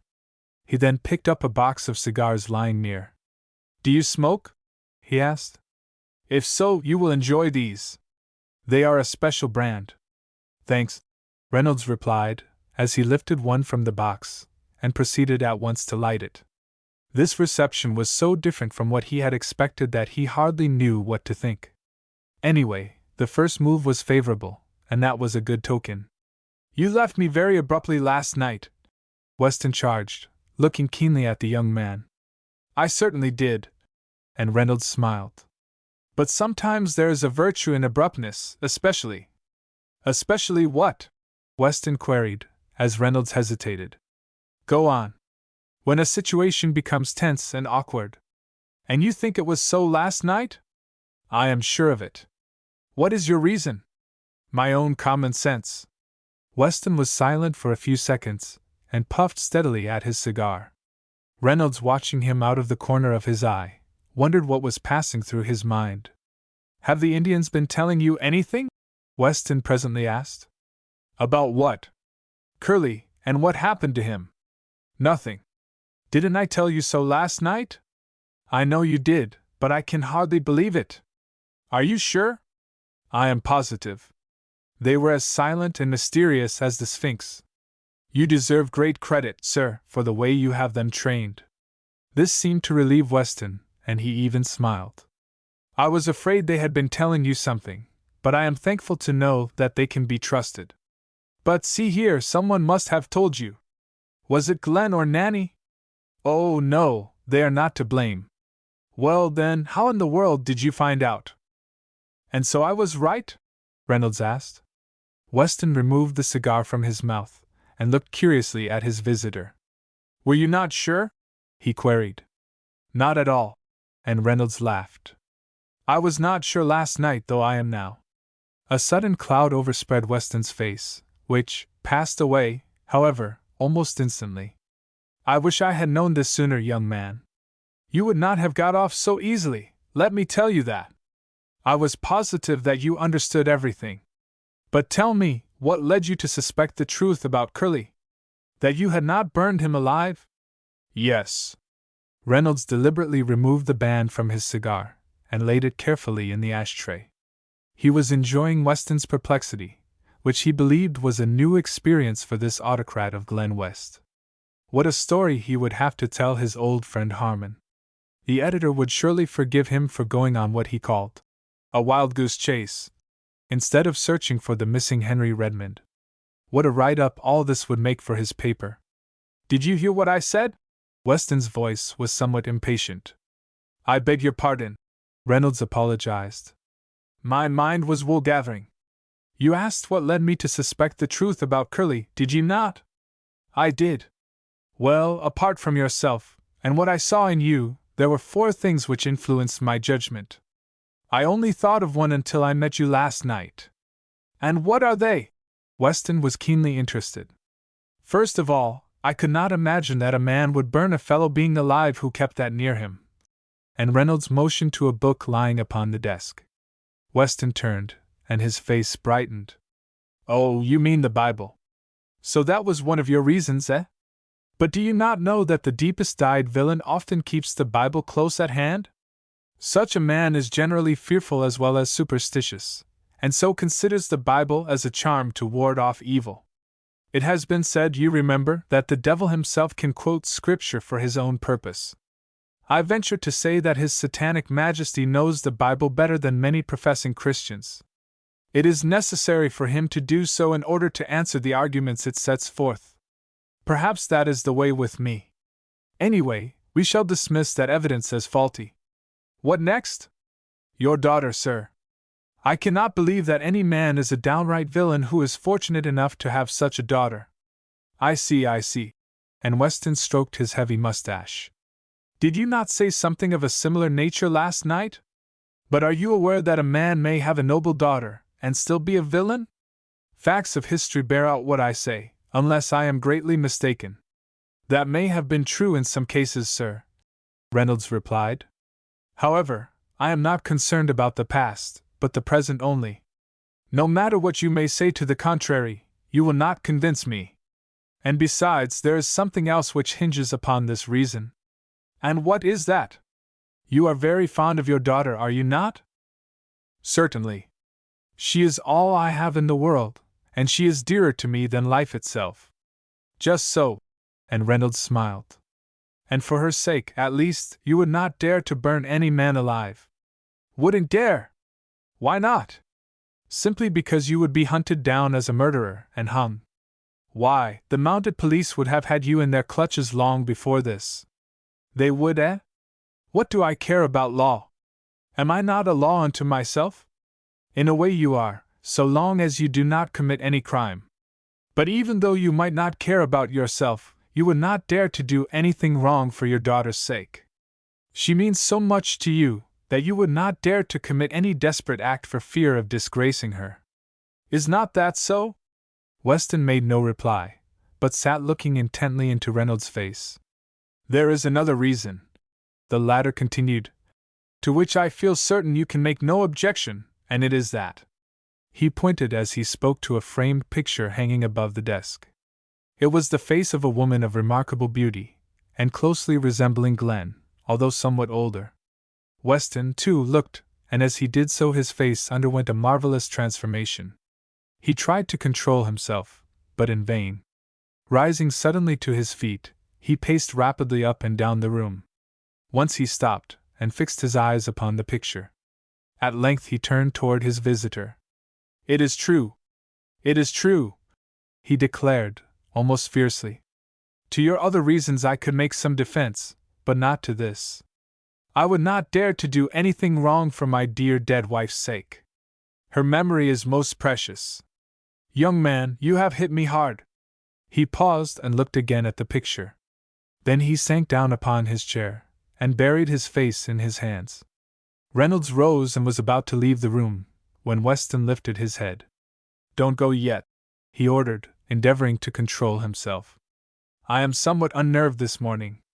There is something more I wish to say to you. It is years since I have talked to anyone as I have to you. Sit down and tell me what you are going to do." "That remains with you, sir," Reynolds replied, as he resumed his seat. "With me? It remains with me. I do not understand. Am I not your prisoner, sir? It is not what I am going to do, but what you are going to do to me." "Ah, yes, quite true." And Weston was silent for a few seconds. "But suppose you are given your freedom, what then?" he asked. "I should go at once in search of my old friend, Frontier Sampson," was the decided reply. "He must be greatly concerned about my disappearance, and no doubt he is still seeking for me out in the hills. And should you find him, we would at once visit the gold mine I discovered when I was lost." "What? Did you discover gold? Where?" "On that last ridge before I reached the river," Reynolds explained. "I took shelter in a cave from a furious storm, and there found more gold than I ever expected to see in my whole life. The walls of the cave are full of it, and it seems to be of the best quality." "Do you think you can find the place again?" Weston asked. "I believe so," and Reynolds briefly described the situation. "I know it! I know it!" Weston exclaimed. "It is the highest peak on that ridge between here and the Tayson. The side this way is very steep and rocky, is it not?" "Yes, and the summit is bare. It was there I had a desperate fight with an eagle, killed it, and carried off its eggs, which saved my life. From the high point I caught the first glimpse of the river." "And suppose you find the gold, what then?" Weston asked. "Oh, I shall take my share of it, of course." "And after that?" "I am not altogether sure. But there is one thing I should do before undertaking anything else. In fact, I am almost pledged to it. Harmon will never forgive me if I don't." "Harmon, did you say?" Weston questioned. "I once knew a man by that name. It is Harmon, editor and principal owner of the Vancouver Telegram and Evening News." He has been a father to me, and is greatly interested in my welfare. He has a hobby which I call a wild goose scheme, and he thinks that I am the only one who can carry it out. He is not the Harmon you knew, I suppose? Weston did not at once reply, but sat staring straight before him as if he saw something strange in the wall. His bronze face had a peculiar pallid color, and his eyes expressed wonder and incredulity. He was forced to keep his hands clasped before him, so great was his emotion. Reynolds watched him curiously, but said nothing. And what is Harmon's hobby? Weston at length found voice to inquire. Oh, a pet scheme for the finding of a man who disappeared years ago. And the man's name? Weston was once more calm. Henry Redmond, so he told me. He was a prominent businessman, but after the death of his wife he mysteriously vanished, and left no trace of his whereabouts. Strange, was it not? Weston queried, as he furtively eyed the young man. Perhaps he is dead. That is what I suggested to Harmon, but he would not entertain the idea at all. Did he give any reason for his belief that the man is alive? He showed me a clipping taken from a paper years ago. These are the words which I committed to memory. I go from the busy haunts of men, far from the worry and bustle of business life. I may be found, but only he who is worthy will find me, and whoever finds me, will, I trust, not lose his reward. From the loopholes of retreat I shall watch the stress and fever of life, but shall not mingle in the fray. Was there any name signed to that? Weston asked, when Reynolds had finished. I understand there was none. Why, then, does your friend Harmon imagine that it refers to Redmond? Because it appeared immediately after the man's disappearance, and Harmon told me it was just like Redmond to do such a thing. It is all mere conjecture, then? It is. And upon the strength of that your friend would have you undertake the wild goose adventure, as you term it. What are his reasons? He wishes me to find an outlet for my restless spirit, to satisfy his own curiosity, and finally, to have a series of special articles for his paper. What? Does Harmon want you to write a full account of your adventure, and all about the missing man should you find him? It seems so, though I guess he will have to wait a long time. I must first of all find Frontier Samson, and get that gold. Then, perhaps, something else may interfere with Harmon's plans. Yes, you must find the old prospector and get the gold. Weston agreed. But you will need assistance. I know the region as well as any man, and I have a comfortable cabin in the hills. Allow me to go with you to direct your search. Reynolds' eyes opened wide with amazement, and he stared at Weston as if he had not heard aright. Could it be possible that this man, the stern ruler of Glen West, and Glen's father, was really offering to assist him? Weston divined his thoughts, and smiled. I know you are astonished, he told him. But you see, I am not yet beyond the lure of gold, and should we find that mine, there might be something in it for me. We might go partners, eh? That would be great, Reynolds replied with enthusiasm. But we must not leave the old prospector out. Oh no, that would never do. We shall see that he gets his share, providing we find him. I am really anxious to be off at once. And Weston rose as he spoke. When shall we start? Reynolds asked. In a couple of days, if that will suit you. It will not take long to make the necessary arrangements for the trip, and we shall take 2 Indians to look after our welfare. Weston was almost like a boy in his excitement, and Reynolds could hardly believe him to be the same man he had faced the night before. You may go and tell Glen about our proposed trip, Weston said. She must be wondering what we are talking so long about. And will she go too? Reynolds eagerly asked. Certainly. It would not do to leave her behind. She would be very angry if we did. And besides, she must have a share in that mine. Ho, there will be 4 of us on the ground floor, all right, and the rest can have what we leave, providing there is any. Hurry away, now, and tell Glen to get ready. It generally takes a woman 2 or 3 days to prepare for a journey. Chapter 20 A Shot from the Golden Crest. Glen was greatly agitated when her father summoned Reynolds into his presence. She felt that the critical moment had arrived, and she dreaded what might follow. Although she loved her father, yet at times she feared him. Suppose he should send Reynolds away at once, and forbid his return to Glen West. He had treated others in a harsh manner, and why should he act differently now? Her only ray of hope lay in the thought that he had allowed the young man to stay at the house overnight, and had permitted him to sleep in the room which had never before been occupied. She sat for some time after Reynolds had left, with her elbows upon the table, and her hands propping her chin. Her appetite had suddenly left her, and her coffee remained untasted. The morning sun flooding the room fell upon her hair and face, and had her lover seen her then, he would have admired her more than ever. She was in a most thoughtful mood, and at the same time she listened intently for any sound of strife that might come from her father's study. At length she arose, picked up her broad-brimmed straw hat, and went out of doors. It was a hot morning with not a breath of wind astir. The water was like a mirror, and the high hills were reflected in its clear depths. It called to her now, and appealed to her as of yore, and urged her to seek comfort upon its placid bosom.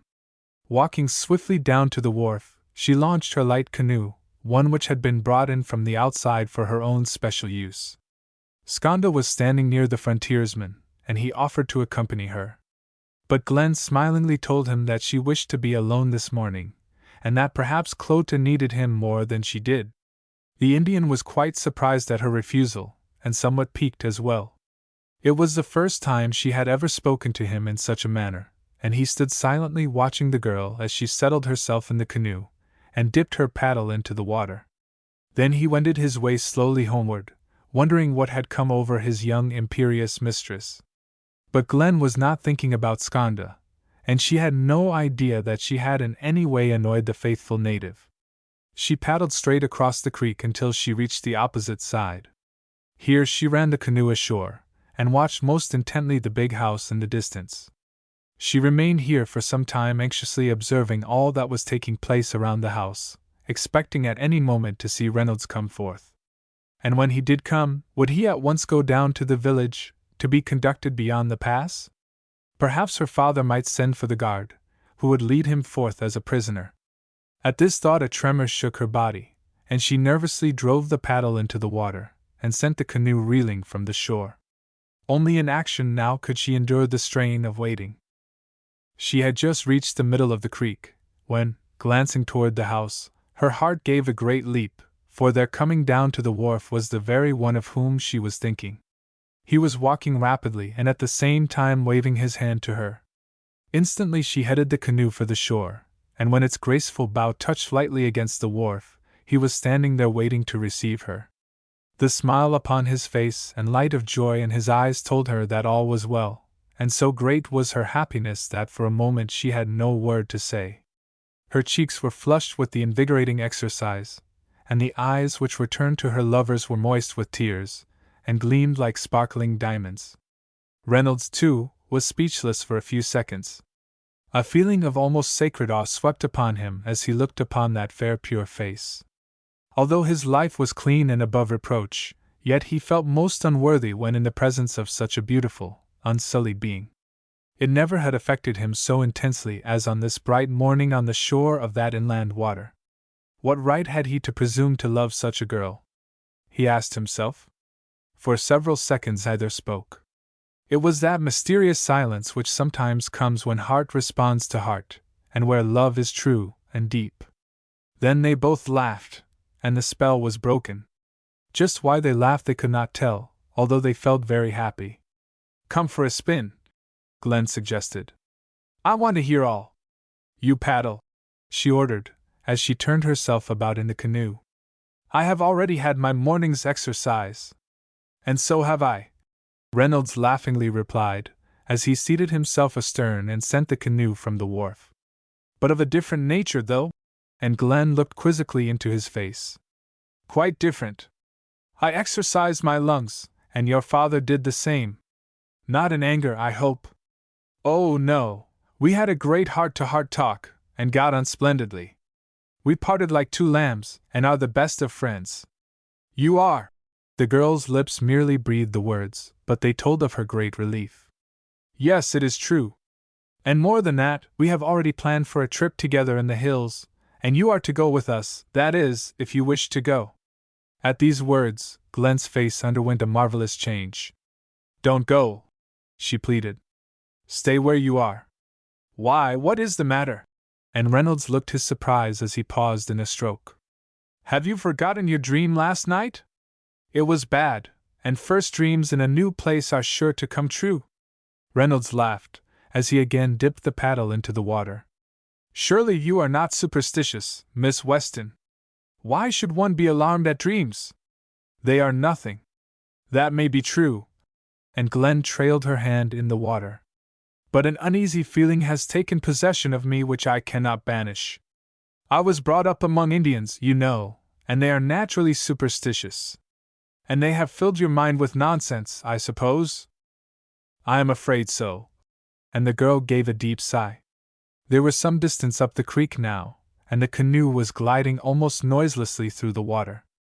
Glen asked Reynolds about his conversation with her father, and he told her all that had taken place. She listened with the keenest interest. Her face was aglow with animation, and her eyes shone with the light of astonishment. I can hardly believe it, she exclaimed when Reynolds had finished. Anyway, I am so thankful that Daddy did not get angry. I hope he will not change his mind. He is so gentle and good at times, and again he is so stern and harsh. Oh! What is that? She cried, as something struck the water with a zip near the canoe.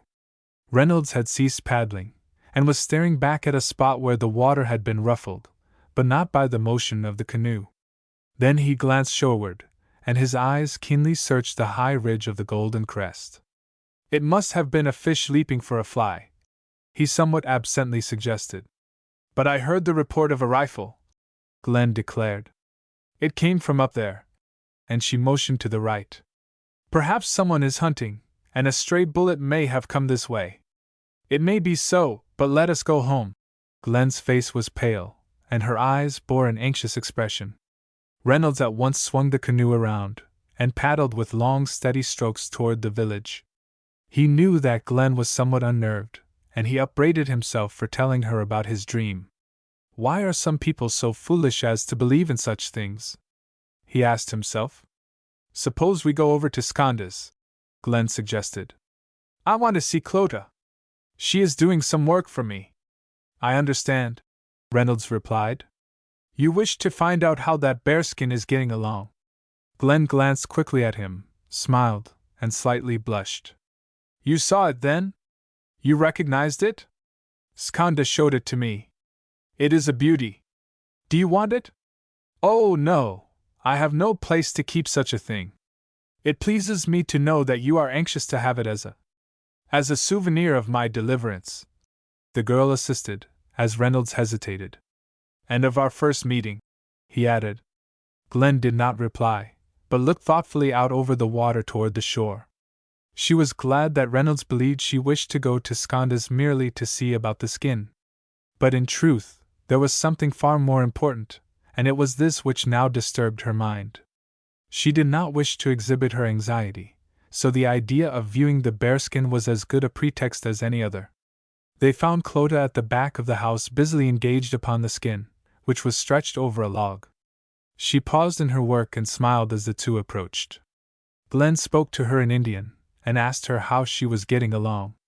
Seeing Sconda across the street talking with an Indian, Reynolds went at once to him to discuss the proposed trip into the hills. This suited Glen, as she wanted to be alone for a time with Clota. Is Sconda going with us on our trip? She asked. Sconda is going, was the reply. Then an anxious expression appeared in the old woman's eyes as she turned them upon her fair visitor. Don't you go, she warned. Stay home. Why, Clota? Glen asked as calmly as possible, although her fast-beating heart told of her agitation. Something might happen out there. And the Indian woman motioned to her left. What has Clota seen? Has she heard anything? Clota has seen and heard. Don't go. What have you seen and heard? Glen urged. Bad dream. Bad white man. Curly? Glen's face was very white. Curly. Bad, all same black bear. Don't go. Clota resumed her work upon the skin, and although Glen questioned her further, she only shook her head and refused to talk. What had this woman heard? Glen asked herself, or was it only a dream? She knew how much stress the Indians laid upon dreams, and how she herself had been so strongly influenced since childhood by weird stories she had heard from the natives. She was unusually silent and thoughtful as she and Reynolds walked slowly up the street toward the big house. She longed to tell her companion what Clodagh had said, but she hesitated about doing so. Would he not consider her weak and foolish? She knew that her father would only laugh at her if she told him. She did not wish to make herself ridiculous in their eyes, and yet she could not get her lover's dream nor Clodagh's warning out of her mind. She thought of them that afternoon as she made preparations for the journey. Her father had told her that they were to start early the next morning, and if she wished to go she must be ready. She did want to go, for she enjoyed the life in the hills. Nevertheless, she often found herself standing at the window looking out over the lake. Why should she go if there was any risk? She asked herself. She knew that Curly was capable of almost any degree of villainy, but was he not far away at Big Draw? It was hardly likely that he would again venture near the Golden Crest.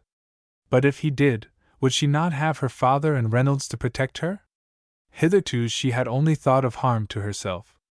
But there suddenly came into her mind the fear that something might happen to another, and she flushed as she thought who that other would be. Had she not seen Curly's face, and heard some of his terrible words the day of his arrest as he was being taken up the street? It would, therefore, be upon Reynolds that he would endeavor to give vent to his rage. Just how he would do this, she could not tell, but it would be necessary for her to be ever on guard. A feeling of responsibility now took possession of her such as she had never known before. She felt that the life of her lover was in her keeping, and perhaps her father's as well. She knew that they would not listen to any warning from her, and so she might as well keep silent. The dream and Clodagh's words might amount to nothing, yet it was well to be ready for any emergency. Opening a drawer in her dresser, she brought forth a revolver, and held it thoughtfully in her hand for a few minutes. As a rule, she carried it with her on all her trips beyond the Golden Crest, and she had been well trained in the use of the weapon since she was a mere girl. She was a good shot, and was very proud of her accomplishment. A girl should always be able to take care of herself, her father had told her over and over again. In a country such as this one never knows what might happen, and it is well to be prepared. That evening, as she sat at the piano and played while Reynolds sang, she forgot for a time her anxiety. His presence dispelled all gloomy fears, and the sound of his voice thrilled her very being. They were both happy, and all sufficient to each other. Across the hall in his own room, Jim Weston sat alone, ensconced in a big comfortable chair. He was rereading one of his favorite books, Essays of Nature and Culture. He was engrossed in the chapter, The Great Revelation, and as he read, the music across the way beat upon his brain, and entered into his soul. Every bit of life is a bit of revelation, it brings us face to face with the great mystery and the great secret. He paused, and listened absently to the music. All revelation of life has the spell, therefore, of discovery. The words of the song the young people were now singing again arrested his attention. He liked Thora. It was a song of the North, and Glen had often sung it to him. There is the thrill, the wonder, the joy of seeing another link in the invisible chain which binds us to the past and unites us to the future. The words of the essay startled him. He laid aside the book, and rested his head upon his hand. Another link in the invisible chain which binds us to the past. He thought of her who had made his life so pleasant. He glanced above his desk, and a mistiness came into his eyes. Memory now was the only link which bound him to the past, to those sweet days of long ago. And as he sat there, the singing still continued. He only half comprehended the meaning of the words, for he was living in another world. But presently he started, clutched the arms of his chair, and bent intently forward. "'Tis a tale that is truer and older than any the sagas tell. I loved you in life too little, I love you in death too well." In the adjoining room the happy young couple went on with their singing, and when the psalm was finished, they stopped, said something in a low voice, and then laughed joyously. But the ruler of Glen West paced restlessly up and down his study. He heard no more singing that night, for he had softly closed the door. Long after the rest had retired, and the house was wrapped in silence, he continued his pacing, only stopping now and then to gaze longingly at the picture above his desk. Since his return from the hills, Jim Weston had learned a new lesson, but before it could be applied, it was necessary for him to undergo the severest mental and spiritual struggle he had ever known. Chapter 21: The Plotters. After Curly had been dumped unceremoniously beyond the Golden Crest, and sternly ordered never to return, he had sped hurriedly forward. He was careless whither his steps led, so long as he was away from Glen West and that frowning mountain ridge. Fear still possessed his soul, and he believed that he had escaped death as if by a miracle. He was so frightened that he did not realize how tired and hungry he was until he had done a considerable distance, stumbling at every step, and at times falling prone upon the ground. His bruises he hardly felt until he had almost reached the foot of the long slope down which he was speeding. Then a great weakness came upon him, and his body trembled. Then he knew that he was very hungry and a long way from Big Draw. What should he do? How could he drag his tired body any farther through the night, with no trail to guide him? In fact, he did not know where he was. Then the terrible truth flashed upon his mind that he was lost. This brought him to his senses, and his terror vanished. In its stead, a burning rage swept upon him, filled his heart, and made him once more a brute thirsting for revenge. Before his distorted vision rose the mocking face of Jim Weston, and a deep growling curse spurted from his lips. Then he saw Glen standing with Reynolds by the side of the street, and turning swiftly around he faced the Golden Crest, and lifting his dirty bleeding right hand, he shook his clenched fist, and hurled forth a stream of terrible imprecations. But every word sent forth came back with a startling clearness from the mysterious depths of the brooding forest. Nature could not contain such language within her unsullied bosom, but returned it immediately to the vile source from whence it came. When Curly's rage had somewhat spent itself, he began to meditate upon swift and dire revenge. But first of all he needed food, and assistance from someone as base as himself. Big Draw could supply him with the former, but he had no idea where he could find the latter. He thought of Slim Fales, his recent companion. Him, however, he soon dismissed from his mind as unsuitable. Slim had not suffered as he had, and would not enter heartily into any proposal he might make. And, besides, Slim had fled and left him to his fate. No, he must find someone as desperate as himself upon whom he could thoroughly depend. This feeling of revenge gave Curly new strength. He must reach Big Draw, obtain food, and make whatever plans would be necessary. Once more he headed for the valley, lying dark and sullen below. By following this, he expected to reach the big creek on which the mining camp was situated. Arriving ere long at the bottom of the hill, he moved as fast as possible down the creek. There was no trail to guide him, and it was with much difficulty that he made his way through the forest, which was here thick and scrubby. So painful did this at last become, that he was forced to follow the little brook which flowed down the valley. This, too, was rough, and at times he was compelled to walk in the water. But there were no trees to bother him, so he accordingly made better progress. He had thus gone some distance when, rounding a bend in the creek, he was surprised to see directly before him the light of a camp fire. Hope at first leaped into his heart. Then he became cautious, for he could not tell whether it was the stopping place of friend or foe. Carefully now he advanced, and when near enough to recognize the face of a man sitting before the blaze, he emitted a whoop and rushed forward. At this startling sound from the grimness of the forest, the lone camper started, seized his rifle, and leaped to his feet. "Who are you?" he demanded. "Stop or I'll shoot." "It's only me," Curly hastened to reply, as he stepped forth into the circle of light. "You wouldn't shoot a friend, would ye, Dan?" The latter lowered his rifle, and stared with undisguised surprise upon his visitor. "Well, fair the love of heaven!" he exclaimed, scanning closely the wretched creature who had so unexpectedly appeared. "Where did you drop from? And what has happened?" "Give me something to eat," Curly gasped, "and then I'll tell ye. I'm almost dead." Laying aside his rifle, The other opened a bag nearby and produced several hardtack biscuits. Like a ravenous beast, Curly seized and devoured them. More, more, he begged. I'm short myself, Dan informed him, as he again thrust his hand into the bag. There, take them. And he tossed over 2 more biscuits. When Curly had eaten the last crumb, he searched into a hole in his jacket and brought forth an old blackened pipe. Got any tobacco, Dan? Mine's all gone. Without a word, the latter passed him part of a plug.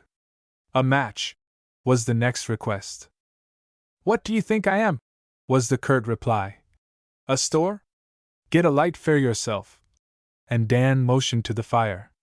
I can't spare any matches. Curly did as he was ordered, lighted his pipe with a small burning stick, and then stretched himself out before the fire. He was a sorry-looking spectacle, and Dan watched him curiously. What's the matter, Curly? He asked. Where have you been? Where do you think I've been? Was the surly reply. Where do I look as if I'd been? To a garden party? Well, no, judging by your appearance. Haven't been mauled by a grizzly, have you? No, worse than a grizzly. I've been in the hands of devils, that's where I've been. And His Satanic Majesty was there, too. It's rather early, isn't it, Curly? And Dan grinned. Early? What do you mean? Nothing, except that you didn't expect to meet the devil and his bunch until ye cashed in, did ye? Oh, I see. But we'll be partners then, Dan, never fear. But if the devil and his gang are any worse than the ones at Glen West, then the outlook isn't very bright for either of us. So you've been in Jim Weston's hands, eh? Dan queried, while his eyes closed to a narrow squint. Should say I have, and just barely escaped. It was terrible. Curly's hands trembled, and into his eyes came a look of fear as he glanced apprehensively around. You don't suppose they've followed me, do you? Don't be a fool, Dan chided. Do you want me to tell you something? Sure. Go ahead. Jim Weston and his Indian gang were only bluffing. Bluffing? That's what I said.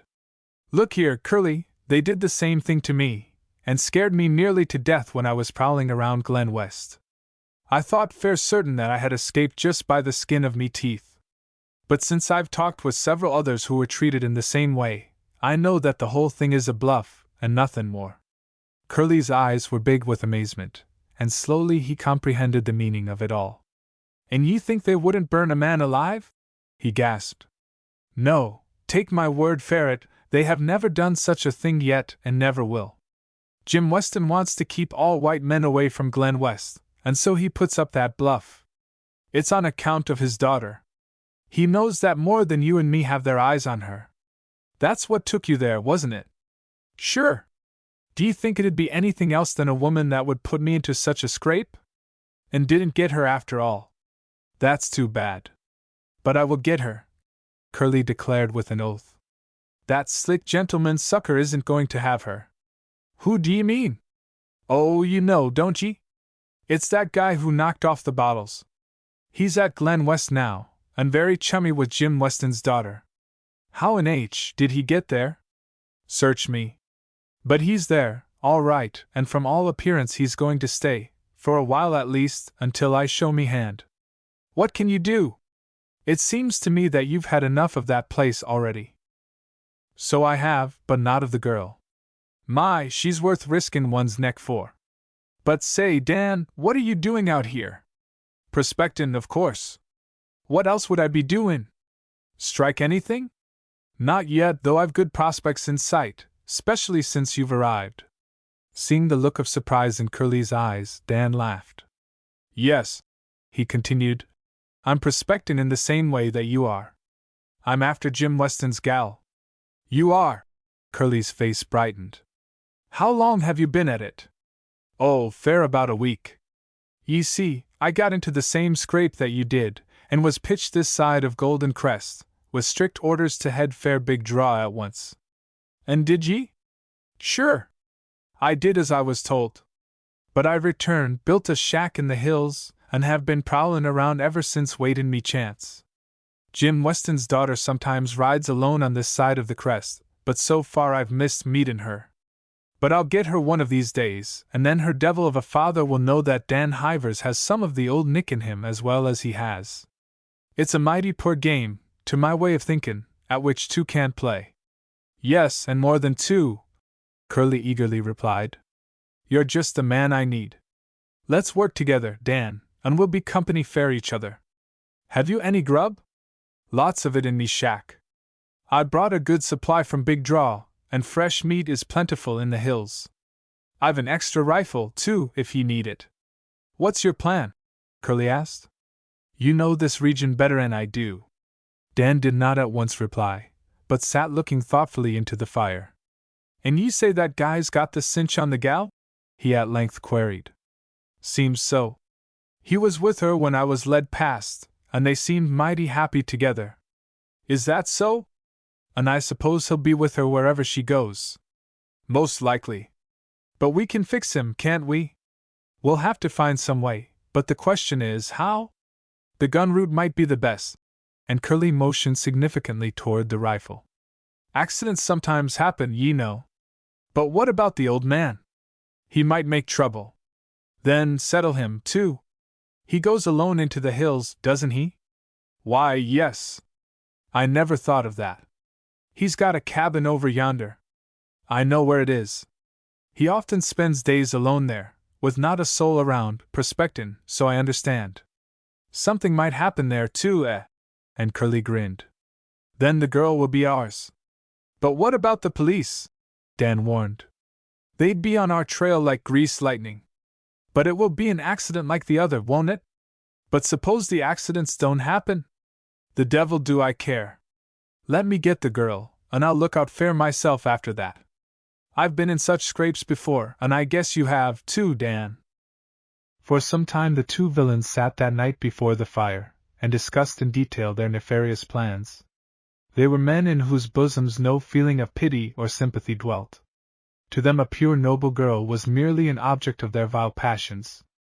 Others had been victimized by these brutes, and they had now sunk so low that they were willing to sacrifice innocent lives in order to gratify their base desires. Next morning found the two plotters moving steadily on their way up toward the Golden Crest where it curved into the lake. They kept away as far as possible from the pass for fear of watchful Indians. But farther north where the land was more rugged, they would be safe. From this vantage ground they could look down upon the village and observe much that was taking place there. Curly was feeling the effects of his experiences the previous day, and was surly and ugly. Dan had fed him and supplied him with a buckskin jacket which made him more presentable. But Curly's temper was bad, and he vented his spleen upon Reynolds and Jim Weston in no mild language. The high ridge of the Golden Crest was not reached until about the middle of the morning, and here from a concealed position the two men looked down upon Glen West lying snugly by the water's side. They could see the big house quite plainly, and they eagerly watched Glen as she paddled alone upon the creek. She was beyond their reach, however, so they were helpless. But when the girl was at length joined by Reynolds, and the canoe was headed upstream, Curly's eyes glowed with the fire of hatred and jealousy, while his hands gripped hard the rifle he was holding. He was lying flat upon the ground, peering over the edge of a big boulder with Dan close by his side. As the canoe came nearer, Curly thrust his rifle impetuously forward and fired. With a curse, Dan reached out and laid a firm hand upon the weapon. "What in H do ye mean?" he demanded. "Ye've spoiled everything. I wanted to get that cur down there," was the snarling reply. "I missed him that time, but I'll get him yet." "No, ye don't," Dan declared, as Curly tried to free the rifle from his companion's grasp. "If ye shoot again, we'll have a pack of Indians after us. There, look now!" And he pointed to the canoe which was heading down the creek. "That's what you've done. You've scared our game and sent them back to give the alarm. Most likely they intended to land somewhere up the creek, and do some private spoonin'. We could have crept down, knocked out the guy, and carried off the gal. But now, bah! Ye've spoiled the whole show." Curly made no reply, but lay there watching the canoe until it had reached Sconda's landing. His heart was bitter with rage as he recalled his expulsion from Glen West, while his opponent was in full possession of the girl he was seeking. Several times during the morning he voiced his sentiments to his companion. "Just wait, Curly," Dan comforted. "Our turn will come, never fear, providin' ye don't lose your head as ye did this mornin'. I know something about lovers. They generally like to get off somewhere by themselves to do their swinnin'. They'll be wanderin' up along that trail between here and the water sometime this afternoon, and that'll be our chance." But this time Dan was mistaken. The young lovers did not come up the trail, either did they see them again during the remainder of the day, although they stayed there until the sun had gone down. They accordingly went back to Dan's cabin a sulky and ugly pair.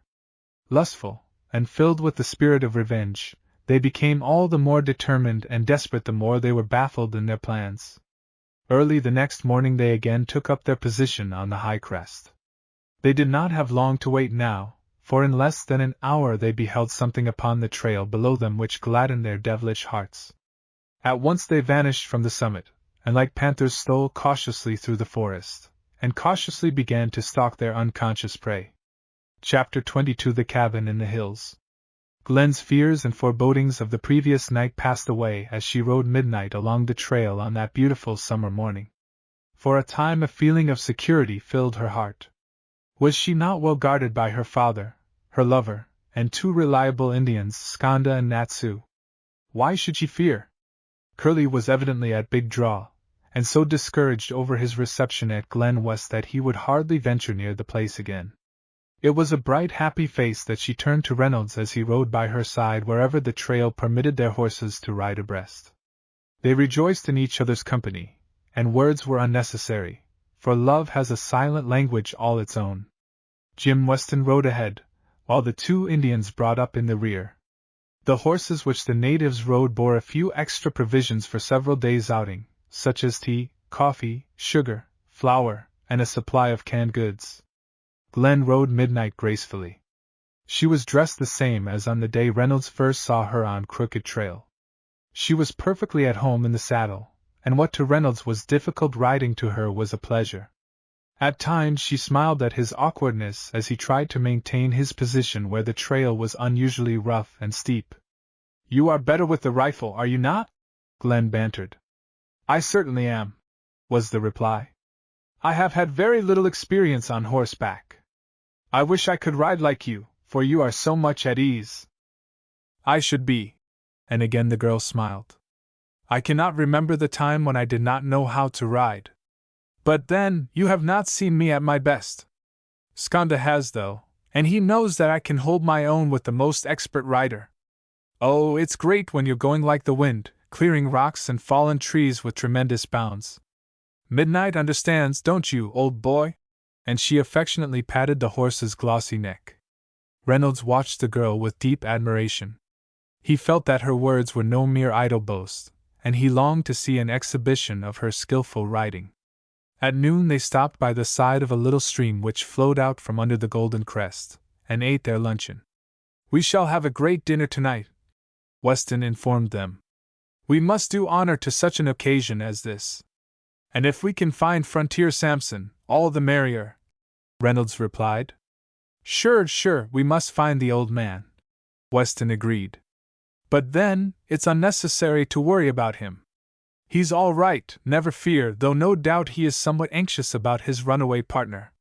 The ruler of Glen West was in excellent spirits. Glen had never seen him so animated, and at luncheon he joked and laughed in the most buoyant manner. During the afternoon he pointed out to his companions numerous outstanding features of nature's wonderful handiwork. At times he would look back, and draw their attention to a peculiar rock formation, a small lake lying cool and placid amidst the hills, or to some beautiful northern flowers by the side of the trail. Thus the afternoon passed quickly and pleasantly, and evening found them before the little cabin in the hills. It was a beautiful spot where Weston had erected his forest habitation. The cabin nestled on the shore of a very fine lake. At the back stood the trees, which came almost to the door. The building was composed entirely of logs, and contained a small kitchen, 2 bedrooms, and a living room. A stone fireplace had been built at one end of the latter, while the walls were adorned with trophies of the chase. Books of various kinds filled several shelves, and magazines and newspapers were piled upon a side table. It was a most cozy abode, and Weston was greatly pleased at the interest Glen and Reynolds took in everything. "My, I should like to spend a few weeks here," Reynolds remarked, as he examined the books. "What a grand time one could have reading and meditating. You have a fine collection, sir." And he turned to Weston, who was standing near. "I bring only the masters here," was the reply. "One cannot afford to pack useless truck over the trail. In a place such as this the mind is naturally reflective, and one craves for things that are old and firmly established." "But what about those?" And Reynolds pointed to the magazines and newspapers. "Oh, they have their place too," and Weston smiled. "Even in the wilderness a man should not lose touch with the busy world outside. I consider that the study of the past and present should go together. By keeping abreast of the times one can form some idea how the world is progressing, and by reading the masters of other days one can interpret all the better the problems of the present." While Weston and Reynolds discussed the books, Glen was busily engaged setting the table for supper. Natsu had taken the horses down to the wild meadow some distance away, and Skanda was in the kitchen. The latter was an excellent cook, and prided himself upon his ability to provide a most delicious repast, whether of moose meat or fried salmon. It was the latter he was preparing this evening, the fish having been brought from Glen West. Several loaves of fresh white bread, made the night before, had been provided by Nanny, as well as some choice cake and preserves. In a little less than an hour supper was ready, and Glen took her place at the head of the table. Cloth for the table there was none, but the rough boards were spotlessly clean. The dishes were coarse, and all the dainty accessories of a modern household were wanting. But Reynolds never enjoyed a meal as he did that one in the little cabin by the mirroring lake. To him it was the girl who supplied all that was lacking. She performed her humble duties as hostess with the same grace as if presiding at a fashionable repast in the heart of civilization. He noted the happy expression in her eyes, and the rich color which mantled her cheeks whenever she met his ardent gaze. Glen was happier than she had ever been in her life, and while her father and Reynolds talked, she paid little attention to what they were saying. She was thinking of the great change which had come over her father during the last few days. He had made no reference to her confession of love for the young man, for which she was most thankful. She believed that he liked Reynolds, and found in him a companion after his own heart. Her cares had been suddenly lifted, for in the presence of the two men she loved her fears and forebodings were forgotten. After supper they sat for a while in front of the cabin. The men smoked and chatted. It was a perfect night, and not at all dark, for a young moon was riding over the hills. Not a ripple ruffled the surface of the lake, and the great forest lay silent and mysterious around. Weston told several stories of his experiences in the wilderness, especially of his encounter with a grizzly. "I am very proud of the final shot which brought the brute down," he said in conclusion. "I wish you both could have seen it. I do not believe it was any finer than the one which brought my grizzly down," Glen challenged. "You should have seen that, Daddy. It was wonderful." "Where did you learn to shoot so well?" Weston asked, turning to Reynolds. "Over in France. I was a sharpshooter for a while." "Well, that is interesting." And Weston blew a cloud of smoke into the air, while his eyes wandered off across the lake. "Had some lively experiences, I suppose?" "Yes, at times. But then, no more than others. All did their share, and did it the best they could." "Did you get anything? That is, were you wounded?" "I have a number of scars, that's all," was the modest reply. "And were you decorated? Did you receive a medal?" Glen eagerly inquired. She had often wished to ask that question, but had hitherto hesitated. She had fondly dreamed that her lover was a hero of more than ordinary mettle, and had carried off special honors.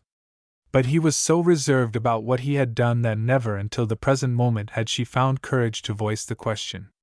Reynolds did not at once reply. It was not his nature to make a display of his accomplishments.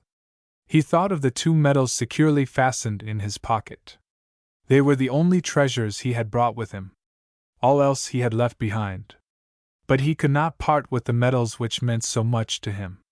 He had not brought them for exhibition, but for encouragement in times of depression and trouble. In his terrible wanderings in the wilderness he had thought of them, and had been inspired. But why should he not show them now? He asked himself. It would please Glen, he was sure, and the medals would tell her father that he was no coward. I have something which you might like to see, he at length replied, touching his breast with his hand. But perhaps we had better go inside, as it is getting dark out here. When once within the cabin, Reynolds brought forth his 2 medals and laid them upon the table. Eagerly Glen picked up one, and examined it by the light of the shaded lamp. For distinguished conduct on the field, she read. Oh, isn't it great? I knew that you had done something wonderful. And she turned her sparkling eyes to her lover's face. What is the other one for, Daddy? She asked, for her father was examining it intently. This is for bravery on the field. Weston read. Allow me to congratulate you, young man. And he grasped Reynolds by the hand. I am so thankful now that I did not submit such a man as you to the ordeal. Reynolds smiled, although he was considerably confused. You reserved it for this moment, I suppose, he replied. This is somewhat of an ordeal to me. Then, let me increase your agony. And Glen's eyes twinkled as she, too, held out her hand. Reynolds took her firm, brown hand in his, and held it tight. He found it difficult to control himself. How he longed to stoop, clasp her in his arms, and take his toll from those smiling lips. That would have been the best congratulation of all. He merely bowed, however, and remained silent. His heart was beating rapidly, and his bronze face was flushed. Suppose you tell us some of your experiences at the front, Weston suggested, divining the cause of the young man's confusion. It has not been my fortune to meet anyone who has come through what you have, and I am sure Glen will enjoy it as well as myself. Although somewhat loath to tell of his adventures, Reynolds could not very well refuse such a request, so, seating himself, he simply related the story of his service under arms.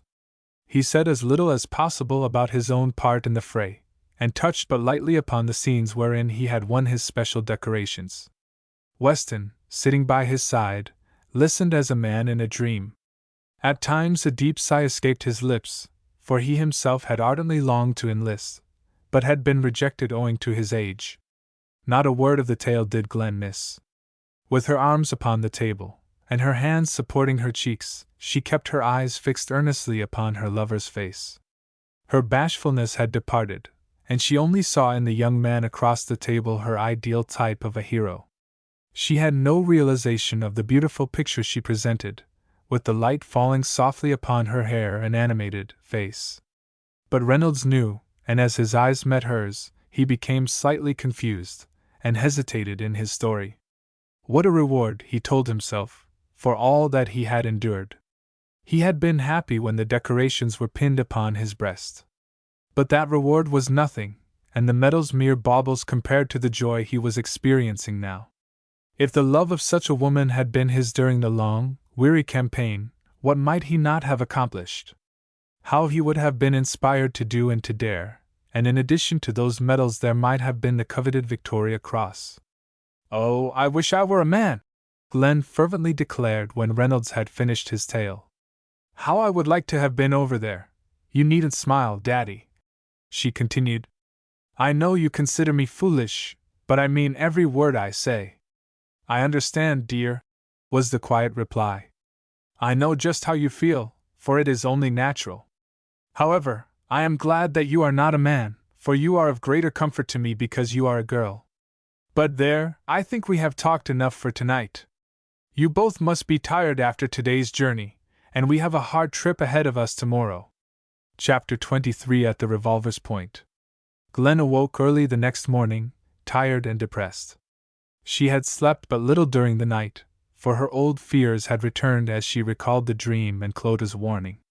Her excitement over Reynolds' story assisted, too, in driving sleep from her eyes, and she pictured him on the field of battle, with shells dropping on every side. He was the one who stood out in clear relief above all others. To her he was the hero in every scene, and she saw all looking to him for inspiration and guidance. The glamour of love and hero worship enwrapped her a willing victim in its enchanting embrace. Reynolds was quick to notice the tired expression in Glen's eyes and the lack of color in her cheeks as she came forth from her room and took her place at the table. "What's wrong, dear?"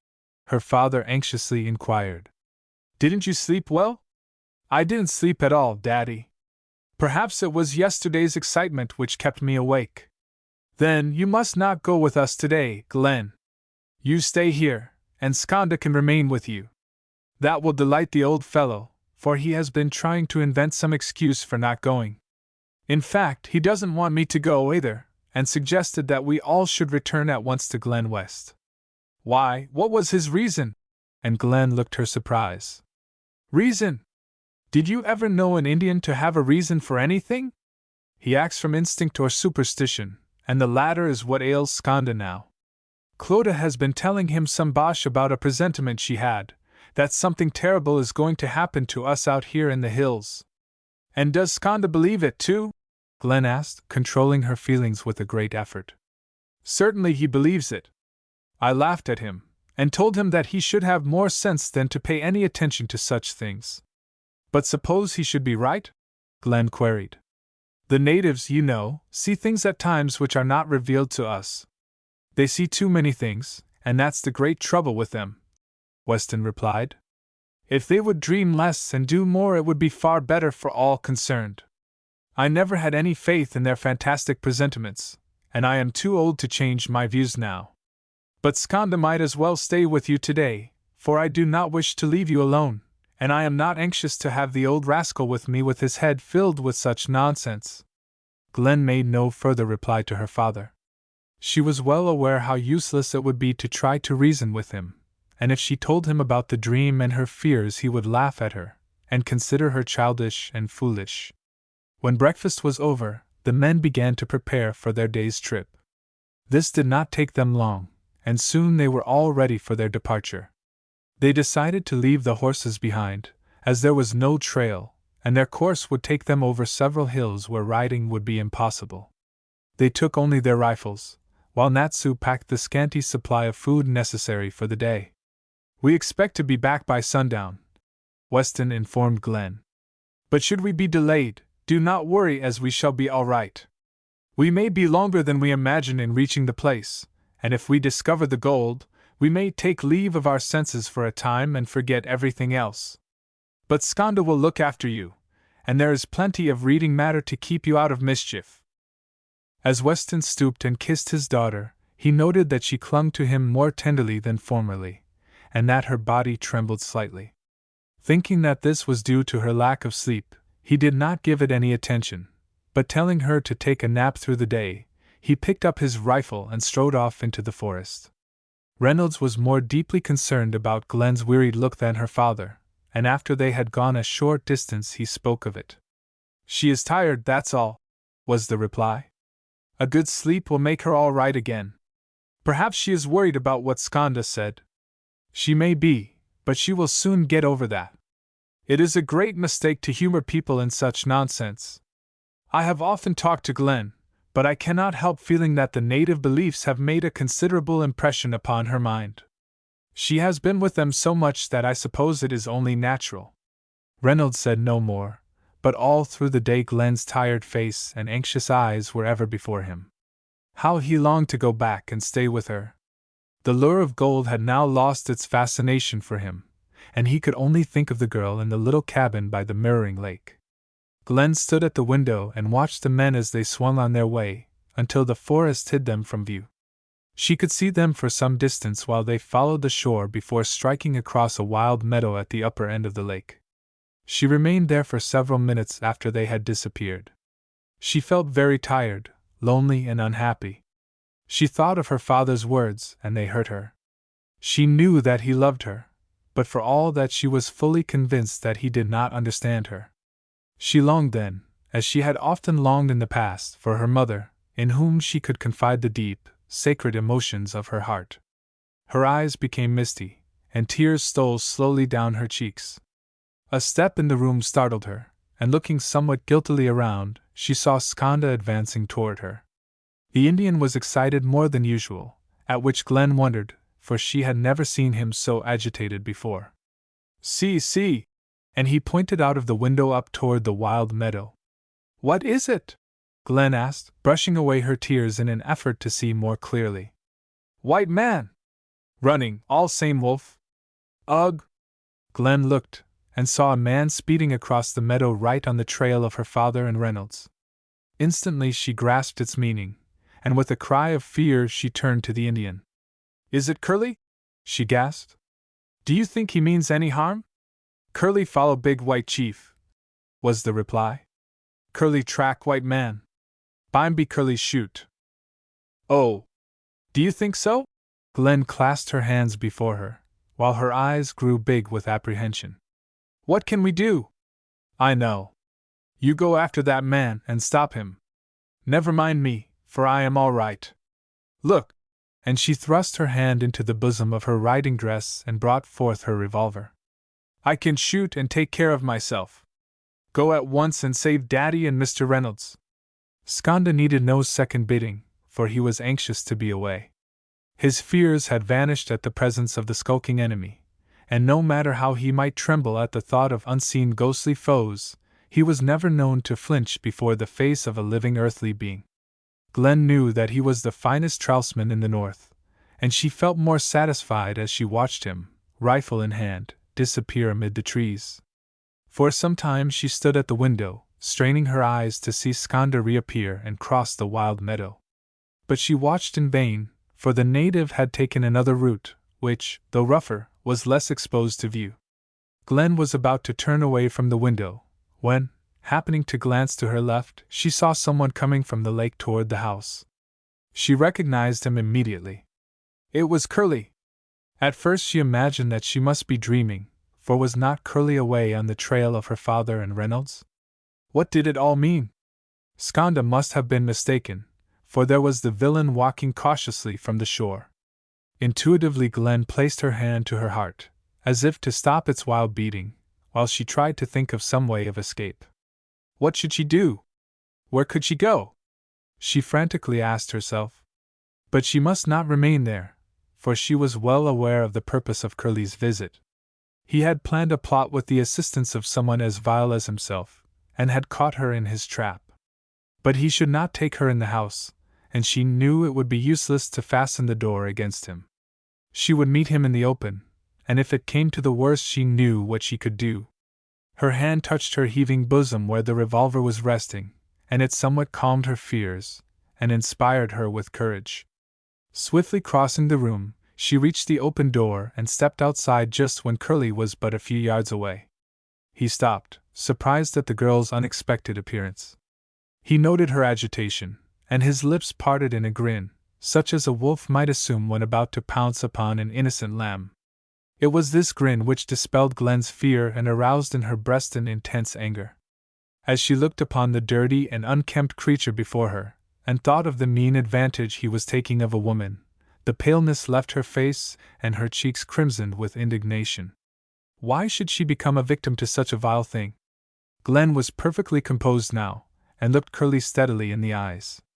She had no intention of parleying with the villain, and the sooner he realized her mettle the better it would be. What do you want? She demanded. My father is not here, if you wish to see him. It's you I want to see, Curly replied with a grin. What do you want to see me for? Glen's words were so cold, firm and businesslike that Curly was somewhat taken aback. Oh, I just thought I would drop around and see ye, that's all, he prevaricated. Well, you might have saved yourself the trouble, for I don't want to see you. You don't, eh? Curly snarled, for the girl's words stung him. I don't care whether ye do or not. It's not what you want, but what I want. What do you mean by those words? I guess ye ought to know. Didn't I tell ye at the dance that I love ye? Love me? And Glen's eyes flashed. Do you know the meaning of the word love? I suppose you told the same to many girls you have ruined. I never loved anyone as I love you, the villain whined. I suppose I should be flattered, but I am not. I don't want what you call your love, or anything to do with you. Do you mean that you're going to throw me over? Throw you over? I don't understand you. Yes, throw me over fair, that slick guy you're so chummy with. I suppose he's been telling you what a bad man I am, and so turned ye against me. What right have you to say that? You were never anything to me except just what you are, a creature capable of almost any deed of villainy. I only met you 2 or 3 times in my life, and why should you presume to think that you had won my affection? Well, if you think I'm bad to the core, I will soon show you that I am. It's no use, I see, to beat about the bush any longer. If I can't get you one way, I will another, and I'll have you ahead of that guy who has won your heart. You're here alone with me, remember, and that's all I want. Curly had thrown aside all pretense now, and his face bore an ugly expression as he stepped quickly forward. But it was only a step or 2 he took, for he stopped short with a surprised jerk when he beheld the menacing point of a revolver directed straight at his head. The hand that held the weapon was firm, and the blaze in Glen's eyes was sufficient warning. This was more than he had expected, and he knew not what to do. "Keep back," the girl ordered. "Surely you wouldn't shoot, miss?" the brute whimpered. "Take another step forward and you'll soon find out." The voice was stern and businesslike. "But I won't harm ye." "No, indeed you won't. I'll see to that." "I was only foolin'," the wretch lied. "I didn't mean anything." "Well, I'm not fooling, and I mean what I say. You thought in your base heart that I would be an easy victim, didn't you? But you now know that Glen Weston has some of her father's spirit. She can shoot, too, and if you doubt it, just try any more of your nonsense." Curly was in a trap, and when he found that this slip of a girl was more than his match, he started to give vent to his rage in vile, insolent language.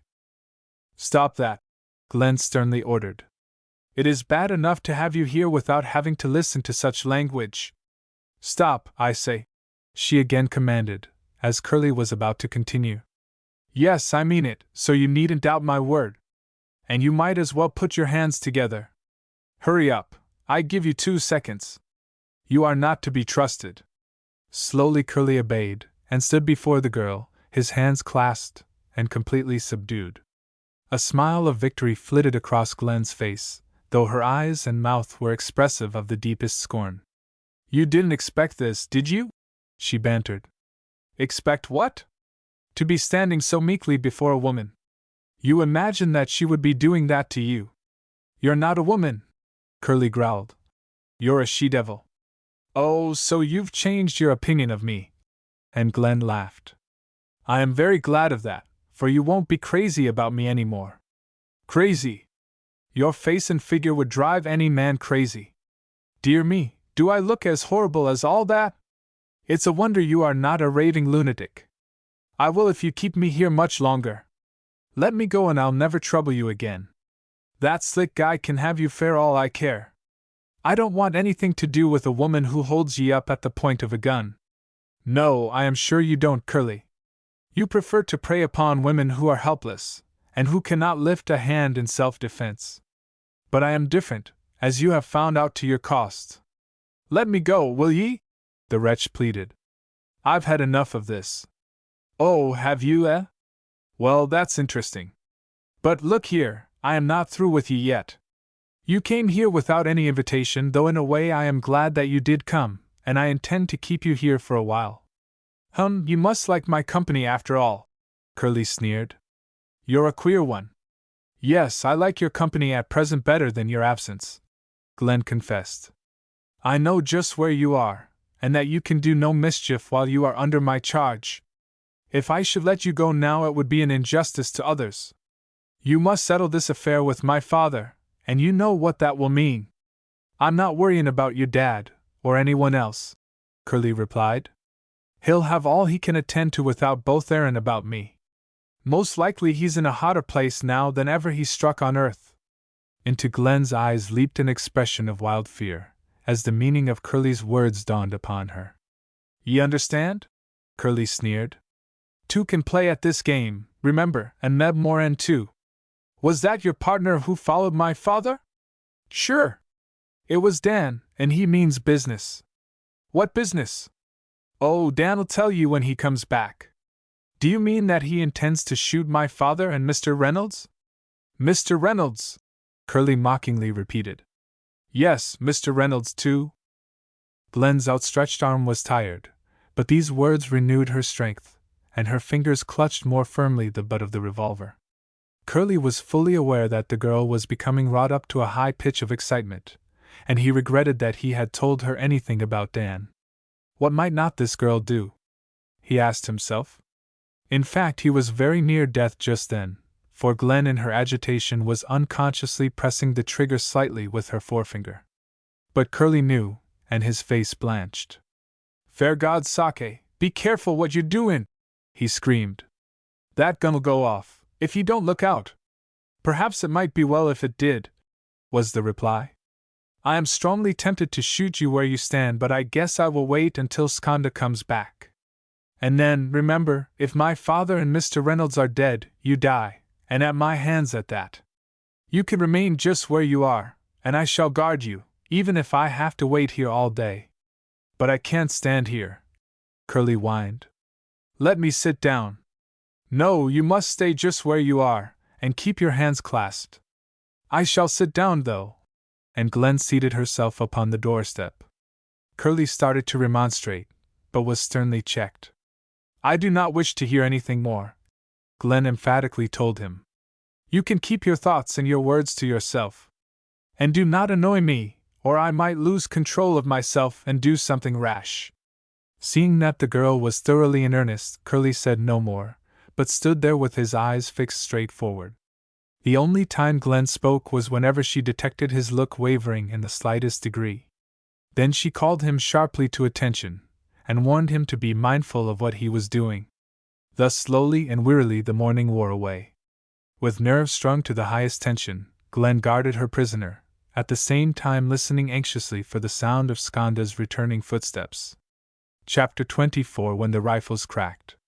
Ever since leaving for the hills, Reynolds had the strong feeling that the ruler of Glen West was studying him very closely. In various subtle ways he could tell that he was being tested, and so this morning as they moved forward he seemed like one undergoing a peculiar examination. That his war record had made a deep impression upon Weston he was well aware. But the man did not yet seem satisfied. He evidently wished to probe to the very soul of the one who had captured his daughter's heart. After Weston had expressed himself concerning Indian superstition, little was said until they had crossed the wild meadow and partly encircled the opposite side of the lake. From here their course would take them directly overland toward the high hill with the cave of gold. They were about to leave the shore, when Reynolds suddenly paused and looked excitedly around. Then his eyes fell upon the remains of a campfire, and nearby, fastened to a stick in the ground, he saw a piece of paper. This he quickly seized and read the brief message it contained. He at once turned to Weston, who had been silently watching his every movement. "It's from Frontier Samson," Reynolds explained. "The old man is greatly worried over my disappearance, and has been searching for me several days. He must have known about your cabin, sir, for he mentions it here, and advises me to go there at once should I return. It is strange that he didn't mention it to me." "He thought it hardly worthwhile, I suppose," Weston replied. "You were not bound that way." "But we must have been, though," Reynolds insisted. "How else could we have reached Glen West but by the trail over which we traveled yesterday? Surely he must have known that. It is difficult at times to fathom an old prospector's mind," Weston replied, as he threw his rifle over his shoulder and continued on his way. "So you two were bound for Glen West, were you?" he queried, after they had gone a short distance. "We certainly were, until I spoiled everything by getting lost." "You must not be too sure about that, young man. It is hard to tell what might have happened to you had you reached Glen West by the trail. You must have been aware of the risk you were running." "Oh, the risk is nothing when a great ideal lies ahead. I for one would rather die following a noble vision than lie groveling among the broken shards of life. It was that which led so many to sacrifice their all in the Great War. Lack of vision means repression, and often ruin. Vision, expression." "In what way?" "Go on, I am much interested." "In what way?" Reynolds repeated, as he stopped and looked far away upon some towering mountain peaks which just then were visible through an opening among the trees. "Take the steam engine, for example. Repress the power, and what do you get? Destruction. but give that power expression, and how beneficial it becomes. So it is with man. There is a mighty power within him. Repress that power, keep it back, and you get nothing. But let that power be released, and it expresses itself in thousands of ways for the benefit of mankind. But what has that to do with vision? Weston asked. A great deal. It is the vision, the lure of something beyond, which calls forth that power and compels it to undertake great things. All the wonderful achievements of the past are due to men of vision. They saw what others could not see, and in the face of opposition and discouragement they went steadily forward. And what did you expect to accomplish when you started for Glen West? At these words Reynolds gave a slight start, and glanced curiously at his companion. I hope to win the fairest and noblest flower of womanhood that it has ever been my lot to know except one, and that was my mother. Other men have said the same thing, young man. And Weston smiled. They, like yourself, followed attractive faces, pleasing forms, and luring voices, and when it was too late they found out their mistake. You know the legend of the sirens, I suppose? That has been true, sir, in many cases. But mine is different. Some women have many outward attractions, but no souls. The first time I beheld your daughter I detected something in her that I never saw before in any woman, and that is saying a great deal. Since I have known her better, I have found that I was right, and that she is worthy of a man's noblest vision. A woman such as she is would elevate a man who has the least spark of nobleness. You are right, young man, you are certainly right, Weston acknowledged, and his voice was somewhat husky. You are more than fortunate in having such a vision. But what will it lead to? That remains to be seen, Reynolds slowly replied. Anyway, the vision I have been following has made a new man of me already. Before I saw your daughter on the street one night, I had no aim in life. I was ready to drift anywhere and into anything. But the sight of her brought me up standing, and gave me a new impulse. Even though my vision should never be attained, I am better and stronger, for what the poet says is true, that the striving makes the man. They were crossing a wild meadow now, and before them loomed the high hill up which Reynolds had so wearily climbed in his great battle for life. He could hardly believe that they were so near the place, and he expressed his astonishment to his companion. We have come in a straight course, Weston explained, and that makes the difference. When you were lost, you wandered around for a long time until you happened by chance upon yonder hill. It is a wonder to me that you ever found your way out of this region. So it is to me, Reynolds replied. And to think that I was so foolish as to chase that moose after what Frontier Samson told me. I see now that the old man was right. I wonder where he can be. Perhaps he has gone back to Big Draw. I must go there, too, as soon as we return, for I feel sure that Samson is worrying about me. If we find that mine, you will have to hurtle to Big Draw to record our claims, Weston reminded. One of the Indians can go with you to show the way. I suppose the miners will make a wild stampede into this place as soon as they hear of the discovery. Most likely. But there have been so many wildcat claims recorded of late that they may merely consider this another, and pay little attention to it. However, do not say much about it, and they may take no notice. We can get our haul first, and then they may come as fast as they like. After they had crossed the wild meadow, it was necessary to travel several hundred yards up the little stream at which Reynolds had slaked his thirst. The meadow ere long ended, and the high, frowning sides of the two opposing hills shouldered toward each other, thus forming a deep draw about 50 yards in width. It was up there where the eagle fell, Reynolds explained, as he stood looking up the ravine. Poor creature, it was hard when it was merely doing its duty. But it saved my life, though, and perhaps that was something. It is always the way, Weston made answer. Little is accomplished in this world without sacrifice, and often the innocent are the sufferers. And I reckon we shall not get that gold without sacrificing something. I see that Natsu is not altogether pleased at the prospect of climbing this hill. But it cannot be helped, so we might as well begin at once. It took them some time to ascend, and often they were forced to draw themselves up by means of rocks and small trees. Occasionally they rested, for combined with the steep climb the sun was pouring its fiery beams full upon their heads. I do not believe the miners will find this place in a hurry, Reynolds panted, as he sat upon a ledge of rock where he had with difficulty dragged himself. When I first climbed up here, I worked my way along the side of the hill, which was somewhat easier. Shortcuts don't always pay. That must have been the reason why you didn't take one to Glen West, Weston replied, as he, too, rested upon the rock. It's a definite proof, sir, of what I just said, that shortcuts don't always pay. I was cursing myself for getting lost in the wilderness, when all the time it was the only way whereby I could reach Glen West in safety. Had I gone any other route, by a short-cut, for instance, you would have pitched me at once beyond the Golden Crest. Weston made no reply, and once more they continued their climb. Up and up they slowly made their tortuous way, and at length Reynolds, who was leading, gave a shout as his eyes fell upon the desired cave. With a bound he sprang forward, reached the place, and was standing before the opening when his companions arrived. "There it is!" he cried, stooping and pointing into the cave. "And look, there are the remains of my fire which the rain nearly put out." Weston was greatly excited now, and drawing a candle from his pocket, he lighted it, and together the three made their way into the mine.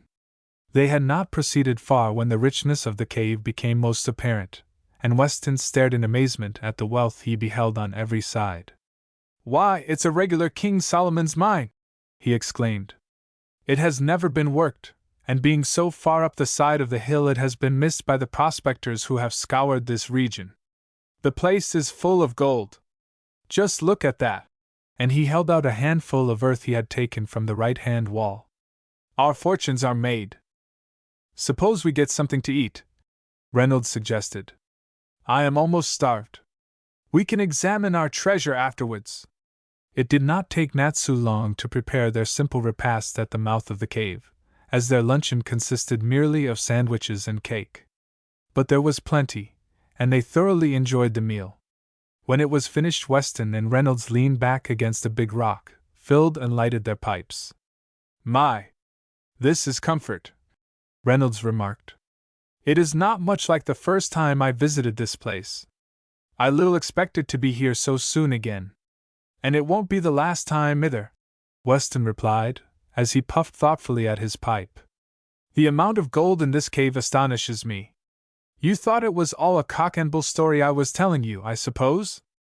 "I really did," was the candid confession. "I believed that the fearful experiences through which you passed had affected your brain for a time, and that you imagined you had discovered a rich mine."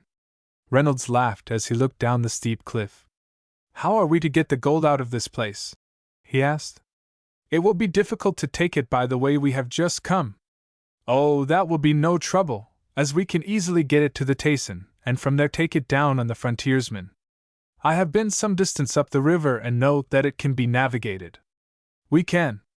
Weston never finished his sentence, for the sharp crack of a rifle suddenly split the air, and a bullet, passing through the top of Reynolds' hat, spattered on the rock close to his head. Instantly another shot rang out, farther down the creek, followed immediately by a wild, piercing shriek of pain. Then all was still. Greatly surprised and mystified, the men leaped to their feet, and stood staring across at the opposite hill from whence the sounds had come. But nothing could they see except the great silent wall of rock and earth. Each man grasped his rifle in readiness for any emergency, not knowing what to expect next. "Who can it be?" Weston asked. "What is the meaning of that second shot, and the scream of pain? There's something wrong over there, that's quite evident." "Suppose we cross over and investigate," Reynolds suggested. "It may have been a stray shot which went through my hat." "But, hello! Who's that?" "Where?" Weston asked. "Don't you see him?" And Reynolds pointed to his left. "Look, he is moving along the top of the hill toward where we heard the first shot." The form of a man could be seen, gliding swiftly and cautiously forward, carrying a rifle. Only brief glimpses could be obtained of him as he emerged now and then from behind rocks and clumps of stunted trees, so it was impossible to make out whether he was a white man or an Indian. At length he vanished entirely for several minutes, while the curious and anxious watchers waited for him to reappear. It seemed to them much longer than it really was before they saw him again, and this time he was standing upon a huge rock motioning with his arms. "Why, it's Skanda!" Weston exclaimed in amazement. "What does he want?" he asked, turning to Natsu, who all the time had remained perfectly silent. "Come quick, Skanda say," was the reply. "Ask him what is the matter," Weston ordered. This Natsu at once did, but all the answer he received was the request to hurry. "What ails the fellow, anyway?" Weston growled. "Why can't he tell us what's wrong? Anyway, we might as well go and find out for ourselves, for there is something mysterious about this whole affair. Confound it all! I want to make a further examination of this mine, and see how far it extends. This is certainly provoking." It did not take them long to reach the bed of the creek, although they received a number of bruises and scratches in the swift descent. But the climb up the opposite hill was a difficult undertaking, and by the time they reached the top they were almost exhausted. Here they rested a few minutes, and then hurried as fast as possible toward the spot from where Skanda had signaled his message. The latter they did not again see until they had scrambled over a series of jagged rocks, and plowed their way through a tangle of scrubby bushes and trees. At last they suddenly beheld him bending over something lying upon a rock, which as they drew nearer they found to be the form of a man. Weston now was in the lead, and at the first glance he recognized the prostrate man. "It's the villain Dan!" he exclaimed. "What in time is he doing here? Is he dead?" he asked, turning to Skanda. "Dan no dead," was the reply. "Dan all same sleep." "Unconscious, seh?" Weston queried as he stooped and felt the man's pulse. "He's alive, all right, but bleeding. Did you shoot him, Skanda?" Skanda shoot. Why did you shoot him?" "Dan shoot first. Dan shoot at Big White Chief." And Skanda pointed to the cave across the ravine. Weston looked at Reynolds as the light of comprehension dawned upon his mind. "It seems to me that there is something in Indian presentiment, after all," he confessed. "How did you know that Dan was going to shoot me?" he asked Skanda. The latter, however, made no reply. He merely shook his head and glanced furtively and anxiously around. This Weston noticed, and it aroused his curiosity. "What's the matter, Skanda? You seem to be nervous. Do you expect more shooting?" "Skanda knows savvy. More bad white man." "Ugh! Well then, let us get away from this place as soon as possible." "What about Dan?" Reynolds asked. "We can't leave him here." "That's true." And Weston turned toward the wounded man. "He deserves to stay, though, for his base treachery. But we cannot do that, so must tote him back to the cabin. It will be a hard task, and the villain isn't worth it. But come to think of it, we must not let him die until we hear his story. There may be others in this plot, and we must find out who they are. Come, Skanda, give us a hand. Surely 4 of us can carry him." An exclamation from Natsu caused the white men to look quickly around, and as they did so they saw Skanda some distance away, bounding like a deer from rock to rock. At first Weston stared in amazement. Then he called and ordered him to come back. For the first time in his life Skanda paid no heed to his master's command, but sped rapidly forward, and in a few minutes was entirely hidden from view. Chapter 25 By the Inland Lake. It seemed to Glen as if the morning would never wear away as she sat and guarded her prisoner. The severe strain was showing its effect upon her face, which was unusually pale. Her eyes never once left the man before her, and the revolver, as it rested lightly upon her lap, was pointed straight toward him, ready for immediate action. She would not allow Curly to speak, and whenever he made the attempt she sternly checked him and menacingly raised her weapon of authority. Her brain was very active, and her thoughts were by no means happy ones. Suppose her father and lover should be shot ere Skanda could do anything, what would be the outcome? She asked herself. She was well aware that Skanda and Natsu would be more than a match for Dan, but he might escape and get back to the cabin first. Her face became stern as she thought of this, and she made up her mind what she would do. She could deal with Curly all right, and settle his account. She would then have only Dan to face. Anyway, she was determined that she would never fall into the hands of those 2 villains so long as her revolver held true, and while the last cartridge remained. And thus she retained her post through the slow morning hours. The sun rode high in the heavens and beat upon her throbbing head. Birds flitted and sang around her, and squirrels chattered and scolded among the trees. Would Skanda never return? She wondered. What could be keeping him? At times she felt that she could endure the strain no longer, but when she realized how much was at stake she always nerved herself by a mighty effort. Curly watched Glen's every movement, and seeing how weary she was becoming trusted to catch her off guard, spring forward, strike the revolver from her hand, and seize her in his arms before she could shoot. This was his only hope, but whenever he was on the point of making the desperate attempt, the stern word of command and the slightly lifted weapon caused him quickly to desist. Glen seemed to divine his purpose, and always checked him in time. So desperate did Curly at length become that he decided to throw all caution to the wind. He was very anxious over Dan's tardiness in returning, and feared lest his scheme had failed. He knew full well that if Jim Weston should suddenly appear and find him in such an embarrassing situation, it would go hard with him. It would be death, anyway, without any chance of defending himself. He knew how furious Weston would be at the attempt made not only upon his own life but upon his daughter's honor. The perspiration poured in great beads down his face as he thought of this. Glen saw his agitation, and attributed it to the heat of the sun and weariness. She little knew what was passing through the villain's mind. And, in fact, she never learned, for at this critical moment Skanda bounded from the forest and stood by her side. A cry of joy escaped Glen's lips as she beheld her deliverer, and knew that she was saved. In a twinkling Skanda grasped the situation, and with a terrible roar of rage brought his rifle to his shoulder, and would have shot Curly where he stood, had not Glen leaped to her feet and laid her hand firmly upon the smooth barrel. "Don't shoot!" Curly yelled, wild with terror, ere Glen could say a word. "Fair God, Sake, let me go!" But the enraged Indian was not easily diverted from his purpose, and it was only with much difficulty that Glen was able to make him listen to reason. "Curly bad," he argued. "Curly all same black bear." "Ugh! I know that, Skanda," Glen agreed. "But I want you to mind me now, and let him go. Search him, and take his gun." Very reluctantly Skanda obeyed, and in a few seconds he was holding in his hand Curly's revolver and a big, sharp, dangerous knife. "There, I feel safer now." And Glen breathed a deep sigh of relief. "Take him away, Skanda," she ordered. "I want to get him out of my sight."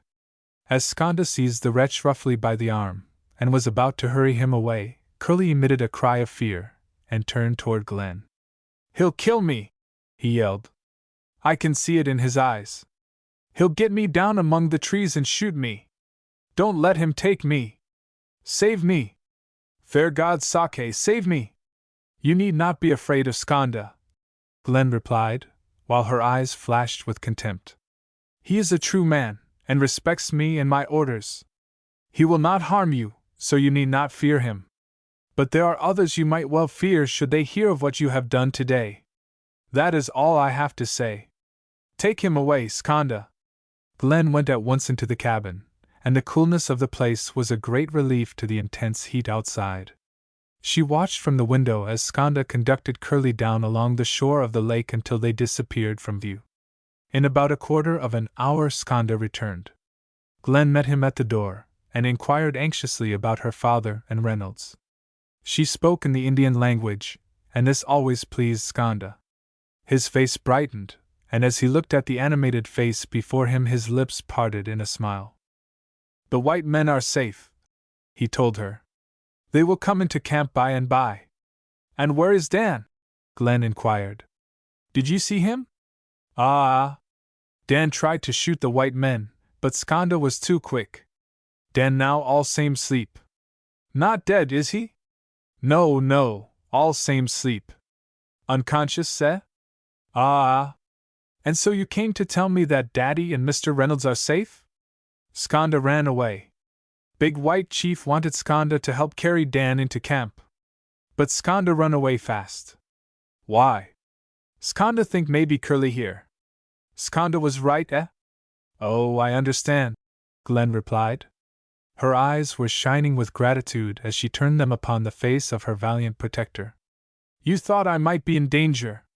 You knew that Dan and Curly had plotted together, and that when Curly was not out there he must be here trying to harm me. How can I thank you, Skanda, for what you have done for me today? I do not know what would have happened had you not come just when you did. Missy Glen hold up Curly, all same man, eh? And Skanda smiled. Indeed I did. But I could not have stood it much longer. I was afraid that I would have to shoot him. Why did Missy Glen not let Skanda shoot Curly? Because it would be murder, that's why.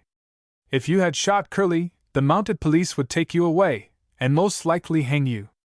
Just think of that. But Curly bad, ugh. I know that, Skanda. But it wouldn't make any difference. You would be considered a murderer, and I don't want to lose you yet. And remember, Skanda, don't you dare to tell anyone that Curly was here. Skanda no tell. Why? Because if Daddy hears of it, he will be so angry that he will kill Curly. You must not tell anyone, so Daddy and Mr. Reynolds will know nothing about it. You will promise, won't you, Skanda? With considerable reluctance, Skanda agreed to keep the secret. He knew that it was not the wisest thing to do, for he was fully convinced that Curly should be punished. But he would do anything rather than displease his young mistress, for whom he had such an unbounded admiration. Missy Glen hungry, eh? He unexpectedly asked. I really don't know, Glen laughingly replied. I have not had time to think about it. Are you? Skanda hungry. Well then, you can get dinner ready, and perhaps I shall be able to eat something too. Skanda at once set to work, and in a remarkably short time he had a simple meal prepared. He served Glen first, and waited upon her until she had finished. How long will it take the men to come back? Glen asked as she rose from the table. Till sundown, maybe, was the reply. Dan is heavy and hard to carry. Well then, I am going to lie down for a while, Skanda. I did not sleep any last night, and the excitement of today has made me very tired. You will keep watch around the cabin, will you not? Skanda will watch. Skanda will shoot Curly if he comes back. Oh, I guess Curly will not come here again, especially when he knows that I have such a noble protector. Skanda was pleased at these words of praise, and after he had eaten his dinner he sat and smoked contentedly before the door of the cabin. He was happier than he had been in many a day. He had saved the white men, knocked out Dan, rescued his master's daughter, and headed Curly for Big Draw. His only regret was that he had not been allowed to shoot Curly, and thus rid the earth of another villain. Glen was completely wearied out, and a few minutes after her head touched the pillow she was fast asleep. She slept soundly for several hours, and when she awoke the shadows of night were stealing in through the little window. The sound of voices in the adjoining room informed her that her father and Reynolds had returned. She also heard the rattle of dishes and knew that Skanda was preparing supper. Hastily arranging her hair, and with a final glance in the small mirror, she softly opened the door. Weston and Reynolds were already seated at the table, while the lighted lamp told Glen that it was later than she had imagined. Hello? Weston accosted, as he turned and beheld his daughter. You are a sound sleeper. Been sleeping all day, I suppose? Reynolds had risen to his feet the instant Glen appeared, and he waited until she had taken her place at the table ere he resumed his seat. He was pleased to see her looking so bright and animated. The color had returned to her cheeks, and the expression of fear had vanished from her eyes. Where is the wounded man, Daddy? Glen at once asked. In the bunk out there. And Weston motioned to the kitchen. He doesn't deserve all the trouble we've had today. My, he was a heavy load. And to think that Skanda should have run away and left us. I wonder what came over the rascal. Is Dan seriously wounded, do you think? Glen inquired, evading her father's reference to Skanda. No, just a scratch, which made him unconscious for a time. He'll be all right in a few days, I am sorry to say. Such a treacherous creature is better dead than alive. What will you do with him, Daddy? Keep him here for a while and patch him up.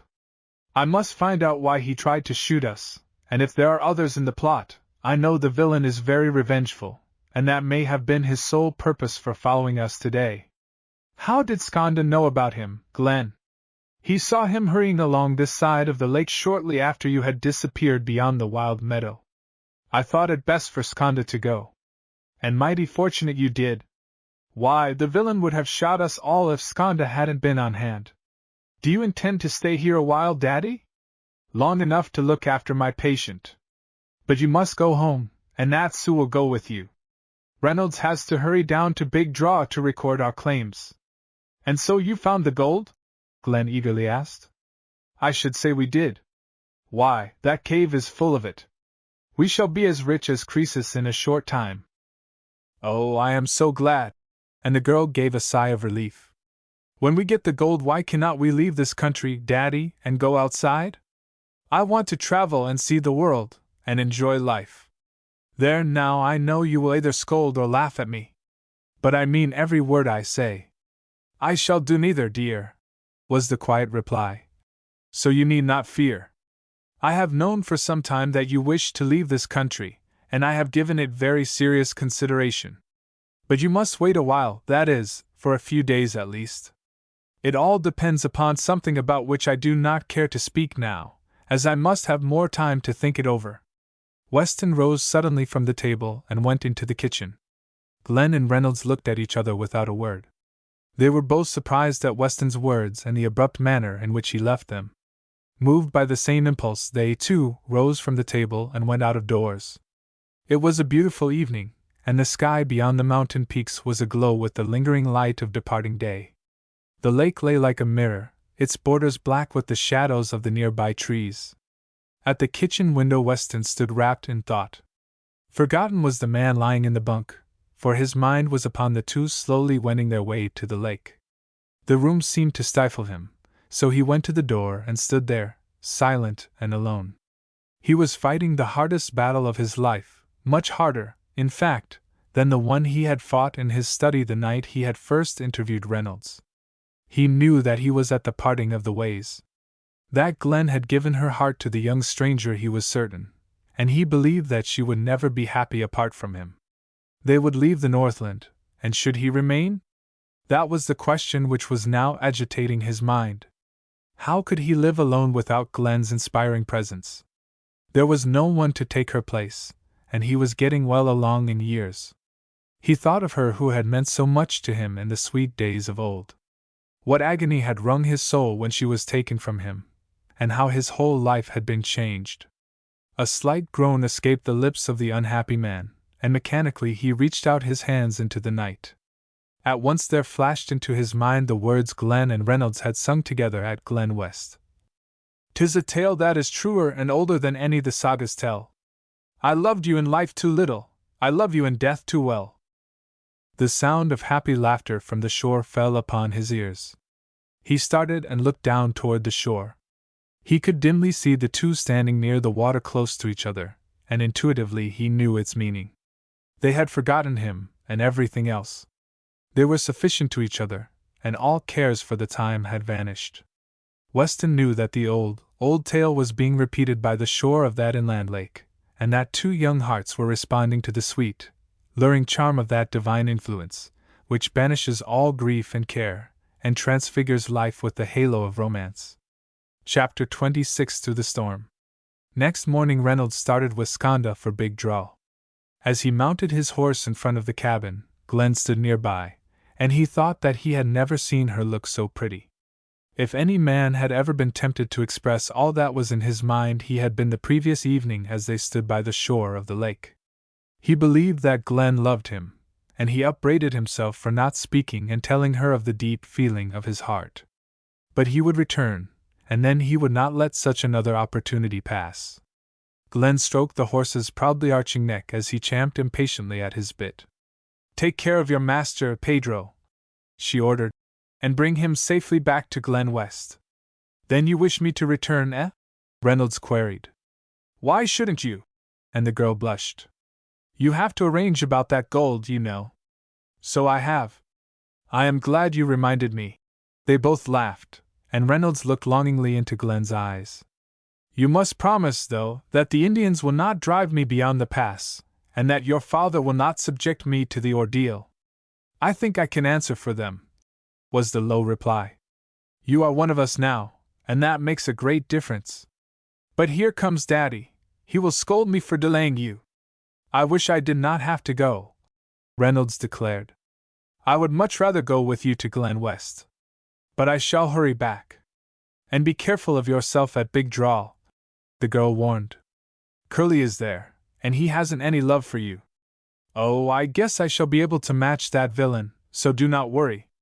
Goodbye, I must be off, for Skanda is getting impatient. Reynolds rode rapidly down the trail, turning once to wave his hand to Glen, who was watching him before the cabin door. He was very happy, for he believed that he had won the heart of the purest, sweetest, and most beautiful girl in the whole world.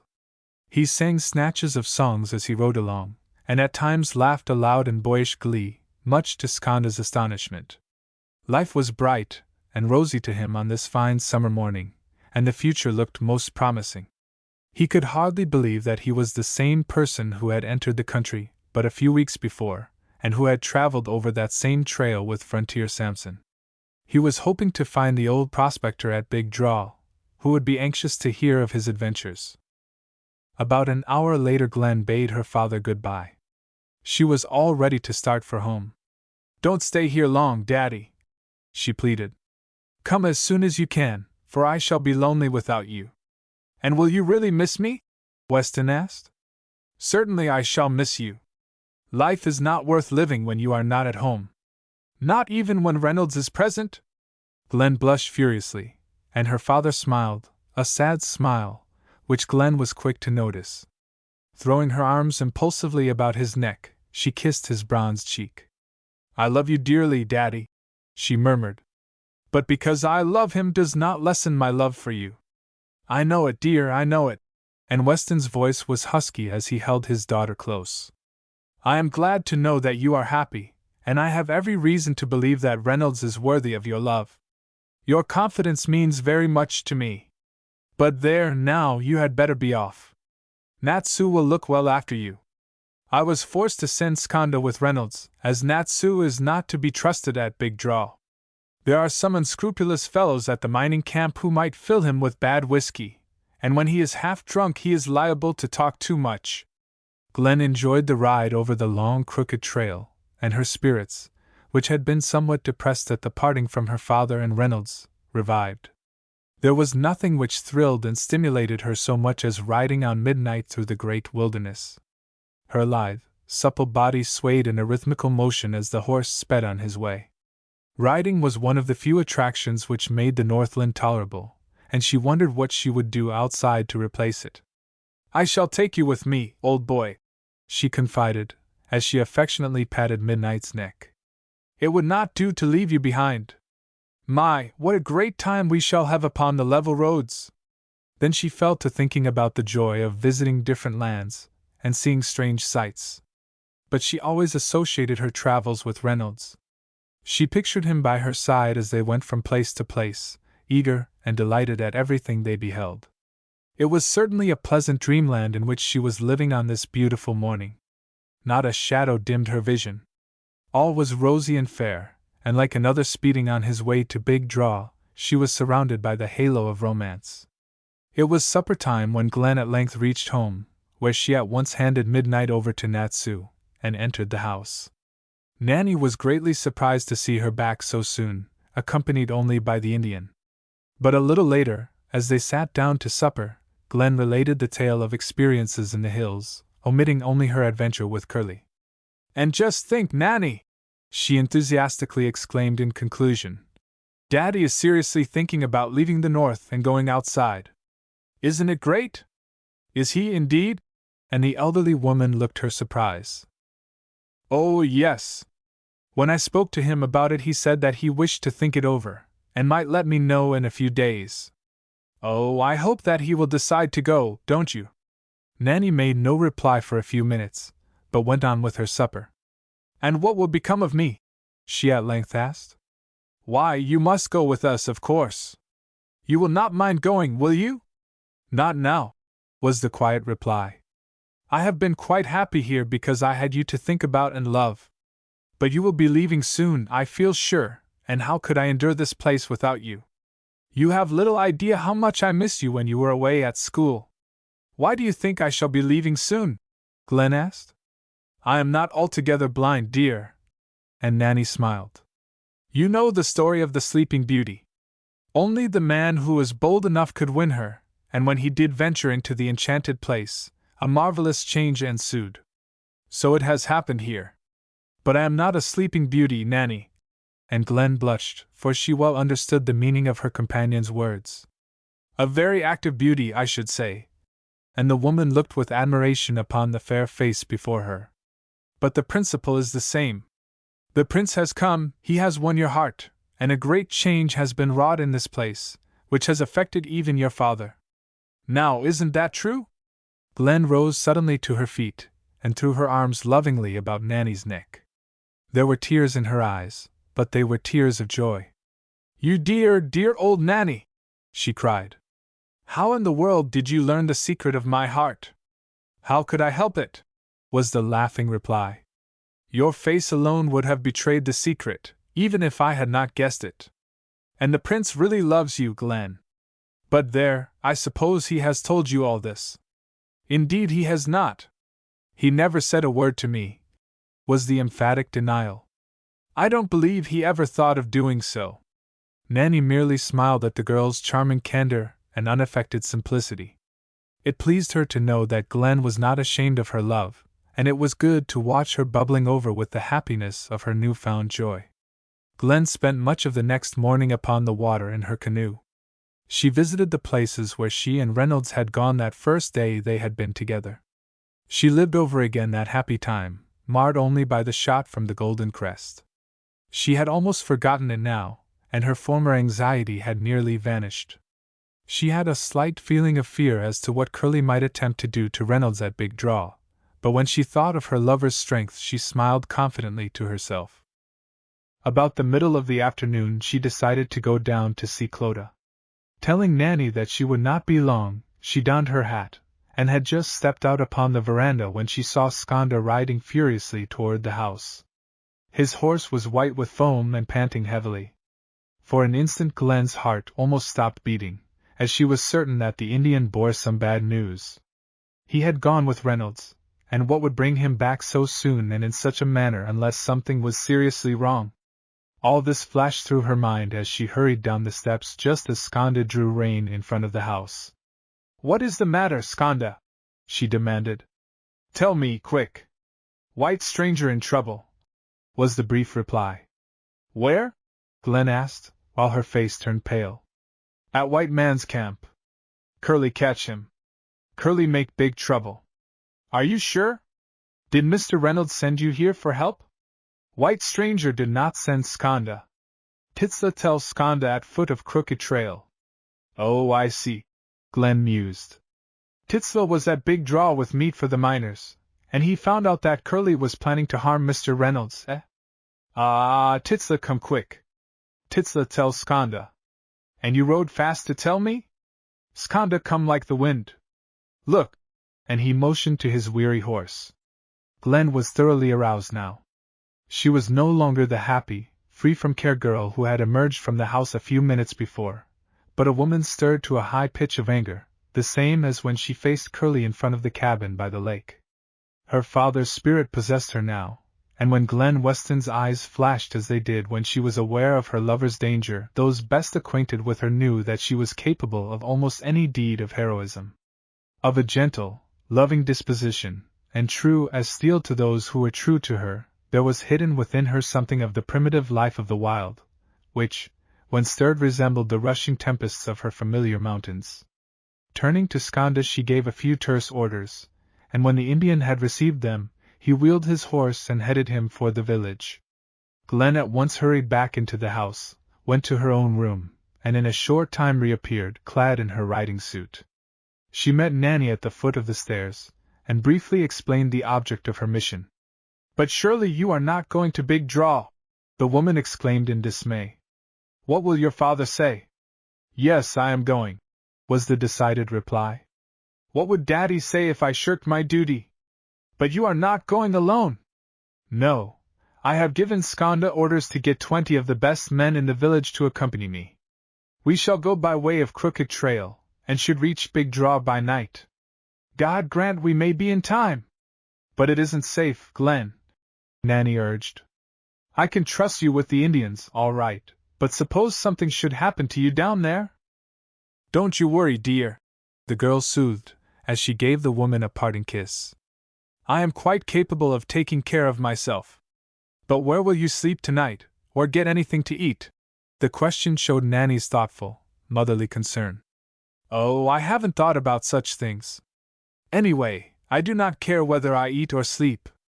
Most likely the Indians will take some food with them, and they will share with me.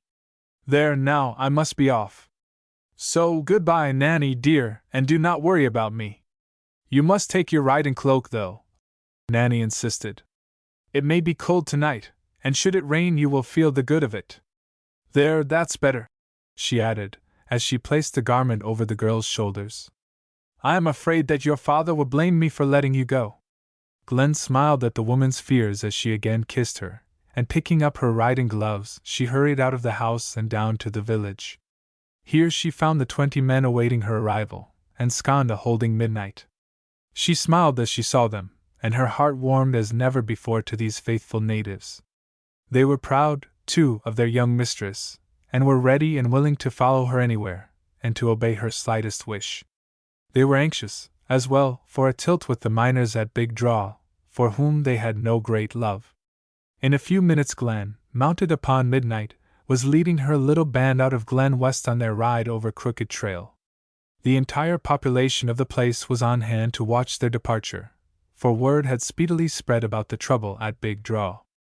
Men, women and children were clustered about the store, who gazed with the keenest interest as the column of relief pulled out of the village. Glen's eyes kindled with pride and animation as she turned and waved them a cheery goodbye. Then she touched Midnight lightly with her whip, at which the noble animal leaped forward, up the trail, through the woods, across the wild meadow, and into the pass. The Indians found it difficult to keep pace with their young mistress, for Midnight was the fleetest horse that ever trod a northern trail. As they advanced, however, it was necessary to travel slower, for the way was steep and rough, and it was only with considerable care that the horses could pick their steps. Glen became impatient at this delay, for the sun was swinging low beyond the far-off mountain peaks, and she realized that if night overtook them in the hills it would greatly retard their progress, and perhaps make them too late in reaching Big Draw. As they were moving slowly down Crooked Trail, the sky suddenly became overcast, and then black. Great, threatening clouds were massed together far up in the hills, and the wind began to draw down the ravine. It steadily increased in strength, and in a short time a gale was upon them. Then followed the rain, which struck them just as they reached the valley. It was one of those sudden mountain storms, the dread of the most hardened trailsman, and the utter consternation of the chechacho. Fortunately the wind was in the backs of the travelers, and the trail was smoother now. Never for a moment did Glen hesitate, and Midnight responded splendidly to the occasion, inspiring with courage the horses following. The roar of the wind was terrific, and the trees bowed like reeds beneath its onslaught. Never had Glen experienced such a storm on the trail, and most thankful was she for the riding cloak which Nanny had placed upon her shoulders. Her hat had been torn from her head, and her hair was tossed in the wildest confusion about her face and half blinded her. It was certainly a strange and weird sight as that slight girl led her determined band down that valley right through the heart of the storm. It was difficult now to see far ahead, and Glen had to trust entirely to Midnight. Not once did the faithful animal stumble, or exhibit the least sign of hesitation. He seemed to realize that much was at stake, and that everything depended upon his efforts. With ears pointed straight forward, and with head lowered, as if to guard his steps, he surged onward, every nerve keenly alert, and his entire body quivering with excitement. For about an hour the storm beat upon them in all its fury, and notwithstanding the riding cloak, Glen became thoroughly soaked. But she never once thought of herself, for her mind was ever upon Reynolds. Would they be in time to help him? She asked herself over and over again. She wondered what was the nature of the plot Curly had concocted, and whether all the miners were involved. Any danger to herself never once entered her mind, for she was so sure of the loyalty of her dusky followers. To reach the man she loved was the one great object which upheld her as she rode through that howling tempest. At length they came to a place where the draw swerved sharply to the left. Here the trail left the valley and circled up a small hill behind the mining camp. The storm, following the draw as if it were a funnel, rushed roaring on its way, while the riders gaining the higher ground were somewhat beyond its reach, and turning, saw it sweeping below like a torrent in full spate. With a great sigh of relief, Glen paused for a moment on the summit, viewed the magnificent sight, and waited for her followers as they struggled, one by one, from the grasp of the mighty monster of the mountains. Then she spoke to Midnight and moved onward. It was quite dark now, and the opposite slope which they soon began to descend was wrapped in the shadows of the hills. But Skanda knew every step of the way, and for the first time since leaving Glen West he took the lead and guided the band. Not a word was spoken as they defiled down that steep, narrow trail, and to anyone watching, they would have appeared like specters coming from the unseen world. Glen was nerved now to the highest pitch of excitement, for she felt that the critical moment, whatever it might be, was not far off. Anxiously and eagerly she peered forward, and just as they had almost reached the foot of the trail, a bright light suddenly pierced the darkness. Instantly every rider drew rein, and the horses stopped almost as one. All eyes were fixed upon a blazing fire ahead, around which they could see a number of men moving. Then Glen gave a slight cry of dismay, touched Midnight sharply with her whip, and bounded forward, straight for that burning pile. Chapter 27 In the Toils. Curly reached Big Draw only a couple of hours ahead of Reynolds and Skanda. He had traveled fast, impelled by a burning rage, eager to impart to others as vile as himself the story he had concocted in his venomous mind. He was seated in the roadhouse, surrounded by his favorite gang, as Reynolds and his guide rode into camp. He reminded his hearers how the former had gone with Frontier Sampson in quest of gold, and that the old prospector had mysteriously disappeared. He informed them that he had met Reynolds at Glen West with Jim Weston's daughter, and that they had both sneered at him. "I was walking along the street," the liar continued, "when I saw the two standing together, and very chummy. When Reynolds saw me he tried to hurry away into an Indian's shack. But I stopped him, and asked him what he had done with Frontier Sampson. This made him mad, and he told me it was none of my business, and if I didn't leave Glen West at once he'd set the Indians upon me." "What did you do?" one of the listeners eagerly asked, as Curly paused and lighted a cigarette. "Oh, I just laughed and told him that I didn't care a rip for him or the Indians, and that I would leave when I got ready. Then he and the girl made fun of me, told me I was a queer-looking guy, and if I was anxious about the old prospector I had better go and hunt for him myself. I left them at that and strolled about the place for a while.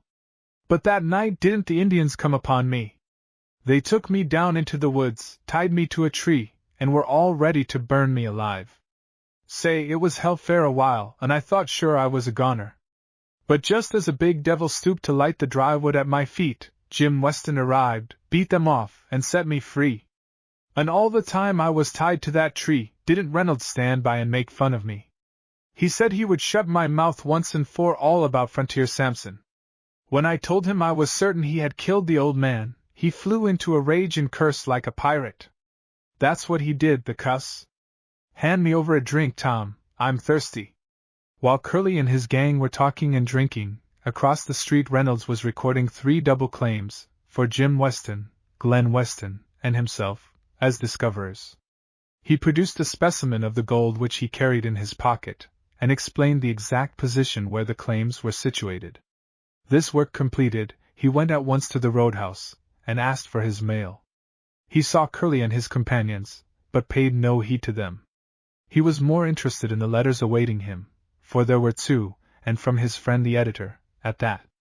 "You've been a long time away," Shorty remarked, as he looked curiously at the young man. "Yes, I suppose I have," was the absent-minded reply, for Reynolds was looking at his letters. "Strike anything? I believe so. But say, is Frontier Sampson here? Have you seen him lately?" "Why, no," Shorty stammered. He had overheard Curly's remarks, so this unexpected question somewhat embarrassed him. He went with you, didn't he? He certainly did, but I got lost out in the hills, and haven't seen the old man since. I hope nothing has happened to him. Not a word of this escaped the men at the table, and when Reynolds had left the building they stared at one another for a few seconds. Did ye hear what he said about the gold? Curly eagerly asked. I believe he struck it rich, and most likely he has put Samson out of the way. But he asked about him, though, one of the men replied. Oh, that was just a ruse and nothing more. He wanted to find out if we suspect anything. I say, Shorty, bring us something, he ordered. This is my treat. When the liquor had been brought, the men drank and talked in low voices. What they said Shorty could not hear, although he strained his ears in an effort to catch the drift of the conversation. After a while other men entered the room, and these were soon acquainted with Reynolds' return, the gold he had discovered, and the mysterious disappearance of Frontier Samson. A few agreed with Curly that it was strange that the old prospector had not been seen for some time, and that his partner had returned alone. Where was the discovery made? They wanted to know. Near the Tayson, a man replied. I've just been to the recording office, and found that 3 double claims have been entered there in the names of Jim Weston, Glen Weston, and Thomas Reynolds. But I don't put any stock in that. Why, I've cruised all over that region, and so have others. There's not enough gold there to fill the eye-tooth of a mouse. I've been on too many fool stampedes of late, and I'm sick of them. What does that Chechacho know about gold? But Jim Weston is in with him, Curly reminded. What do you make of that? Jim Weston knows more about robbing Indians than he does about mining. He wouldn't know the real stuff from fool's gold. No doubt that's what they found. The talk now became general and continued for some time. Several thought it worthwhile to go and see what the new discovery was like, but others scoffed at the idea. They also discussed the disappearance of Frontier Samson, and even hinted that perhaps his partner knew more than he was willing to tell. Curly suggested that he should be brought before them and questioned. This met with considerable favor, although no one seemed inclined to take upon himself such a responsibility. It was late when the men at length left the store, and took themselves off to their various cabins. Curly and his band went together, and for the rest of the night they communed and plotted in a lonely shack some distance up the creek. With no idea that he was the center of such interest, Reynolds slept soundly in his own little tent, for he was tired after his experiences in the hills. It was late when he awoke in the morning, and after he had eaten his frugal breakfast, he went over to the roadhouse for a supply of tobacco. Shorty was the only one present, for most of the miners were busy up the creek. Curly and his companions were still asleep after their night's vigil, and evidently would not show themselves for several hours. Shorty tried to learn from Reynolds something about the gold he had discovered, and also asked about Frontier Samson. But so little information did he gain, that he was much annoyed and became suspicious as well. Reynolds went back to his tent, filled and lighted his pipe, and brought forth the 2 letters he had received, and read them again. They interested him, for they contained scraps of news of the outside world. But they were mostly filled with the editor's expressions of regret that Reynolds was wasting his time in the North, when he might be off on the great quest which was so near his heart. I hope you will return soon, he wrote, and begin the search for Henry Redmond. Only yesterday I received what I consider a clue as to his whereabouts. I met a man who has been overseas, and telling him about Redmond, he informed me that he believed he knew where he was. He said that while in Switzerland he came across an old man and his daughter. The girl was about 18 or 19 years of age, and that corresponds with the age of the child Redmond took with him, for she was only 3 or 4 at the time of his disappearance. He said that the man had plenty of money, lived in a house beautifully furnished, and possessed a good library. But he was most reticent about himself, although he acknowledged that he was acquainted with Canada, and had lived here for some time. So you see, I have reason for believing that the man is Henry Redmond, and that you should go at once and hunt him out.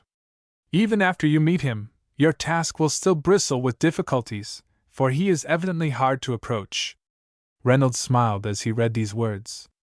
He knew how anxious the editor was for him to return, that he might start at once upon the search. But he had no idea of going to Switzerland, or anywhere else for that matter, while the Northland held such attractions. He decided to write, and tell his old friend to be patient a while longer, and then perhaps he would receive the greatest surprise of his life. He tried to picture the look upon the editor's face should he unexpectedly walk into his office with Glen by his side. He believed that he would be greatly pleased, for could any man in his right mind resist the girl's charms? He knew that Harmon would be somewhat annoyed, for a woman would ruin his hope of ever finding the missing Henry Redmond. Reynolds spent part of the afternoon writing a long letter to the editor. He had much to tell him about the country, his experiences in the wilderness, and the mysterious ruler of Glen West. But of Glen he said little, nothing, in fact, that would in any way arouse Harmon's suspicion of the writer's deep interest in the girl. When the letter was finished, he took it over to the roadhouse to mail, and then spent the rest of the afternoon upon the creek in an effort to learn, if possible, something about Frontier Samson. But although he questioned all the miners he saw, not one could enlighten him in the least degree. He thought that several looked at him curiously when he asked about the old prospector, and he wondered what they meant. He spent some time far up the creek, and ate the lunch he had brought with him in a quiet place near the stream which flowed down the valley, and provided the necessary water for the sluice boxes where the precious gold was washed out. He enjoyed the seclusion, as it gave him an opportunity to think over what the editor had written, and also about Glen. He intended to leave early the next morning for Glen West by way of Crooked Trail, and he knew that Glen would be waiting and eager to greet him. Her face stood out clear and distinct in his mind, and he recalled the words she had spoken, and her charming manner. His heart beat fast as he thought of her, and he believed that she loved him. He chided himself for not pouring out his heart to her that evening as they stood by the side of the inland lake. The expression in her eyes and the tone of her voice were those of a woman whose heart must be filled with love, so he reasoned. Yes, he would speak to her just as soon as he reached Glen West. The way would be short, for she was his guiding star, and he would speed swiftly to the one he loved. It was dusk when he at length rose to his feet and started down the creek. He did not hurry, as he had the whole evening before him, and there was no one awaiting his coming. But there would be someone tomorrow, and his heart thrilled, and his eyes shone with animation as he thought of the girl beyond the Golden Crest. Part way down Big Draw Valley, and on the left side, was a sharp break in the bank, where a small creek met the larger one. This in ages past had evidently been a river, whose bed was now dry. It was up this creek that the trail led out into the hills, the one that Reynolds had always taken when he went forth on his hunting expeditions. The entrance to this draw was now wrapped in semi-darkness, for the high tree-clad banks shouldered toward each other, thus shutting out the dim light of departing day. Reynolds reached this place, and with a glance up the trail which he would take in the morning, he had almost reached the opposite side, when, without a word of warning, a light was flashed into his eyes, and in an instant he was swept from his feet, hurled to the ground, and his arms securely bound. He had no chance to defend himself, for everything happened so quickly. There seemed to be quite a crowd of men holding him fast, some sitting upon his body, while others held his hands and feet. Although he strained and struggled desperately to free himself, his efforts were of no avail, and he soon realized that he might as well reserve his strength for whatever lay ahead. "Now get on your feet and be quick about it, too!" It was Curly's voice, and Reynolds knew that the villain was at the bottom of this affair. He made no reply, however, but at once struggled to a standing position and looked around. There appeared to be more than a dozen men, and by the dim light he recognized several.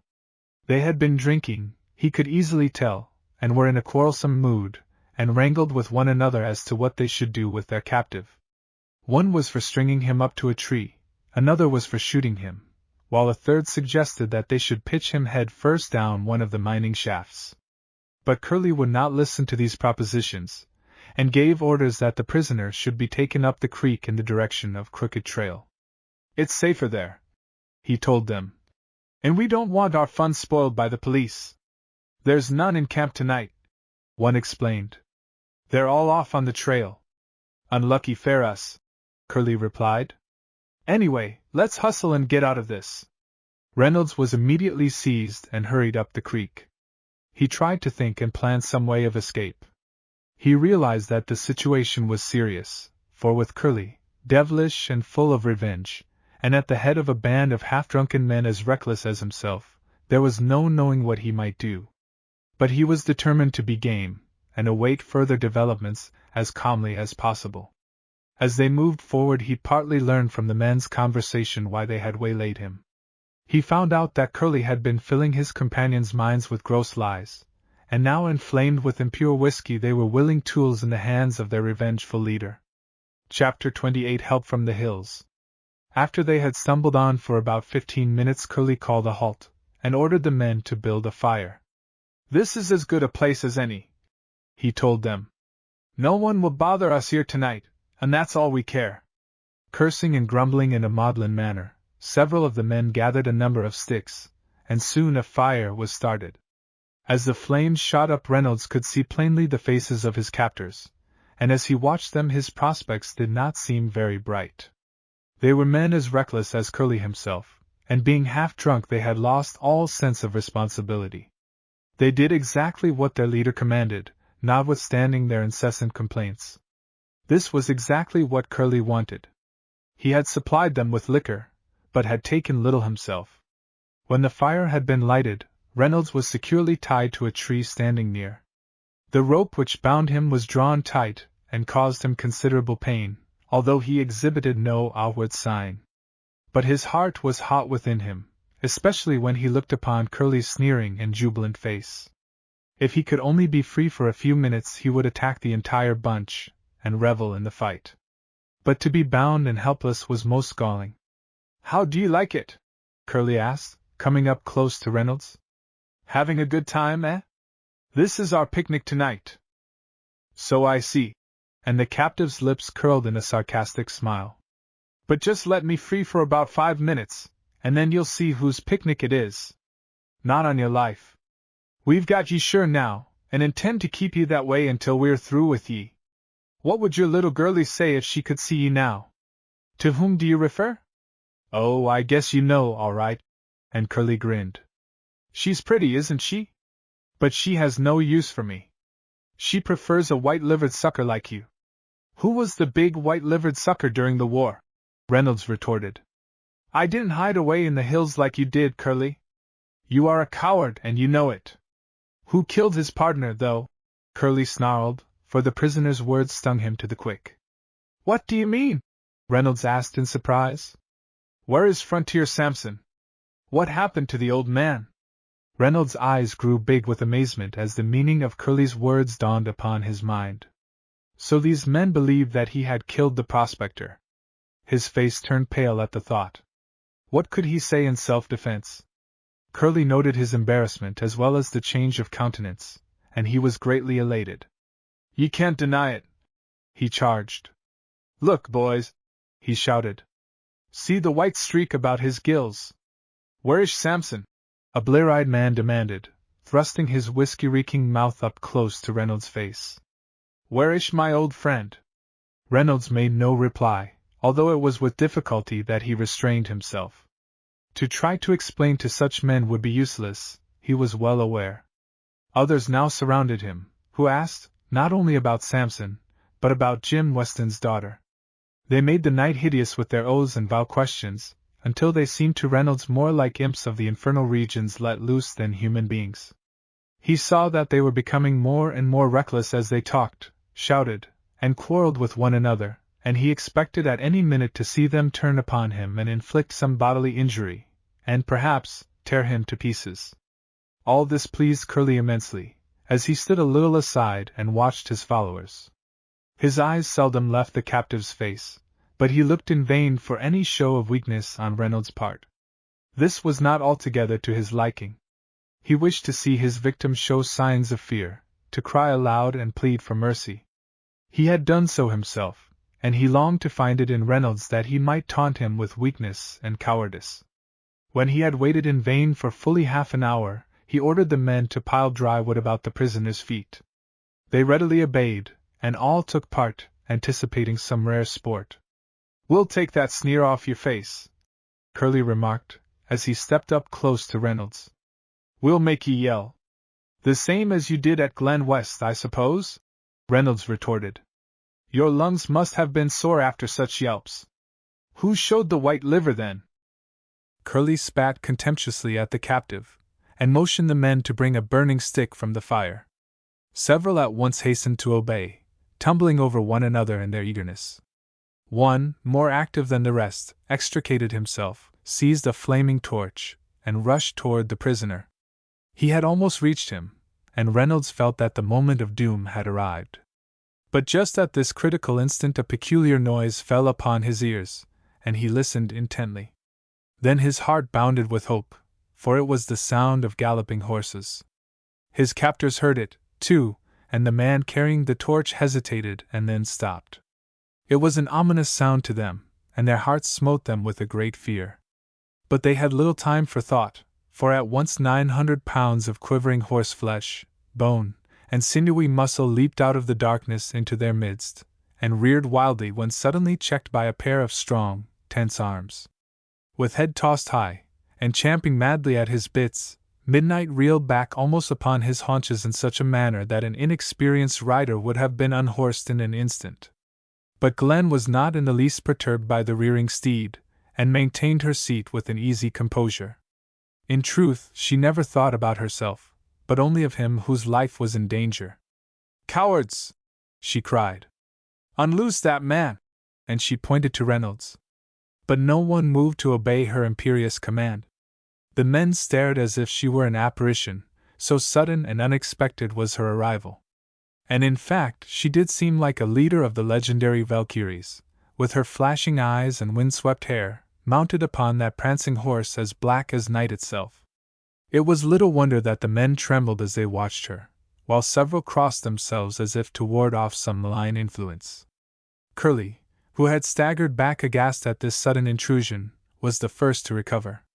He glanced apprehensively around, as if meditating flight. But Glen's keen eyes detected his design, and she sternly ordered him to remain where he was. Then she turned and spoke a few words to her followers in the Indian tongue. At once a rapid movement took place, as the natives formed themselves in a circle around the white men, and thus barred every avenue of escape.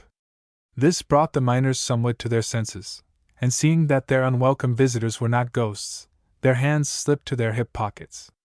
But a mighty roar from Skanda paralyzed their hands, causing them to drop by their sides as the baffled men stared sullenly upon almost a score of rifles pointing straight at their hearts. It seemed to Reynolds as if he must be beholding a vision, so wonderful did it all appear. He gazed upon Glen with intense admiration. He could hardly believe it possible that such a sweet, confiding girl could be so changed into an imperious leader in such a short time. Could she be the same who had bade him such a tender farewell by the shore of the lake in the hills?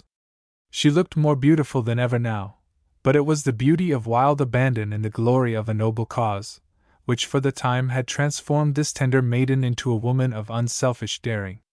She held him spellbound as she sat so superbly upon her now quiet horse. Forgotten were his bonds as he watched her, and his one thought was of her. How had she heard of his trouble? And how had she managed to arrive just at the critical moment? He longed to hear the story from her own lips. A passionate desire swept upon him to enfold her in his arms, to tell her how proud he was of what she had done, and to press his lips to hers. And she was the girl who had been so grossly insulted by his villainous captors. The thought stung him, and he turned sharply toward the cringing Curly. The brute was standing there, sullen and defiant. Reynolds knew that he would soon be free, and then he would deal with the cur. He heard Glen speak and saw Skanda dismount and disarm the miners. Last of all he came to Curly, and when the Indian reached for his revolver, the serpent spat at him and cursed wildly. With a marvelous restraint, Skanda merely took the weapon from the enraged man's pocket, and then walking over to Reynolds, swiftly cut the cords which bound him to the tree and freed his hands. Finding himself unbound, Reynolds cast one glance toward Glen, and saw her looking at him with a peculiar expression in her eyes. He seemed to read there a challenge, which could have but one meaning. He turned to Curly, and beholding that sneer of contempt still upon his face, he sprang forward and confronted the villain. "I am free now," he cried, "and am able to answer your insult to the purest woman upon earth. It is man to man, and we shall settle it right here." But Curly was in no mood for a fight. That was not his nature. He was a coward at heart, though the failure of his plot made him so angry that he was daringly reckless. With a curse he started to turn away, but Reynolds caught him by the shoulders and swung him roughly around. "No, you don't get off so easily," he told him. "One of us must get a drubbing here tonight, and if you can give it to me, come on. Take that, then." And Curly drew off and hit him a savage blow on the face. It was all that Reynolds needed, and springing forward, he felled his antagonist to the ground with a single blow. And there Curly lay, and made no attempt to rise. He had enough, and he knew in his heart that he was no match for the man standing over him. "Get up," Reynolds ordered. "I'm not through with you yet." But Curly did not move. He lay there as if dead. Reynolds did not know what to do, for he was unwilling to inflict further punishment upon the creature while he was down. "Curly!" It was Glen's voice, and it had an ominous note. "Get up at once, and explain the meaning of this night's affair. Why this insult to Mr. Reynolds?" To this command, however, Curly paid no heed, but remained as he had fallen. Glen's eyes flashed with a dangerous light as she tapped impatiently with her riding whip upon the pommel of her saddle. "Get up," she again ordered, "or I shall hand you over to the Indians. They will not be so considerate of you as we are." As Curly still made no effort to rise, Glen uttered just 2 Indian words to Skanda. The latter immediately turned and roared a command to his followers. At once 6 natives sprang eagerly forward, but before they could lay hands upon him Curly was on his feet, trembling violently. He leaped aside from the natives, his face ghastly pale. "Keep them off!" he yelled. "Don't let the devils touch me! I thought that would bring you somewhat to your senses." And a smile of contempt hovered about the corners of Glen's mouth as she spoke. "But I mean what I say, you can be assured of that. Tell me, now, what is the meaning of all this? Why did you bring Mr. Reynolds here, and what were you going to do to him?" "He murdered his partner," was the low reply. Glen gave a violent start at this accusation, and looked keenly at Curly. Her hands trembled, and it seemed to her as if her heart had stopped beating. "Who was his partner?" she at length found voice to ask. "Frontier Samson, of course. He was a friend of ours, and we were about to avenge his death, when you interfered." "But how did you learn that Frontier Samson is dead?" Glen inquired. "Because no one has seen him since he left camp with this guy." And he motioned to Reynolds, who was standing nearby. "Samson hasn't shown up at Big Draw, and his partner doesn't care to explain what happened to him." For a few seconds there was a dead silence, save for the crackling of the fire, and the restless movements of the horses.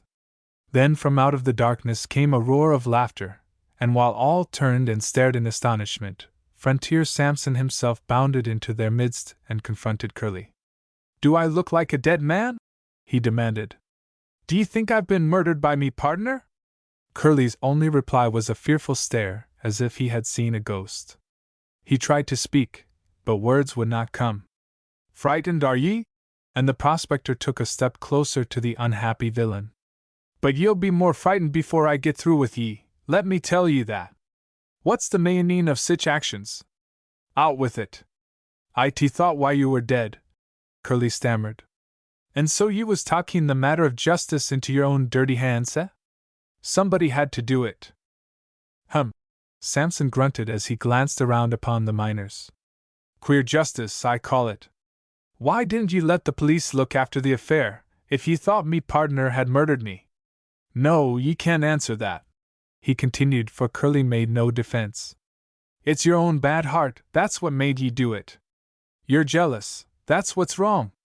And as fair justice, you'll get plenty of it soon, and more'n ye'll care fair.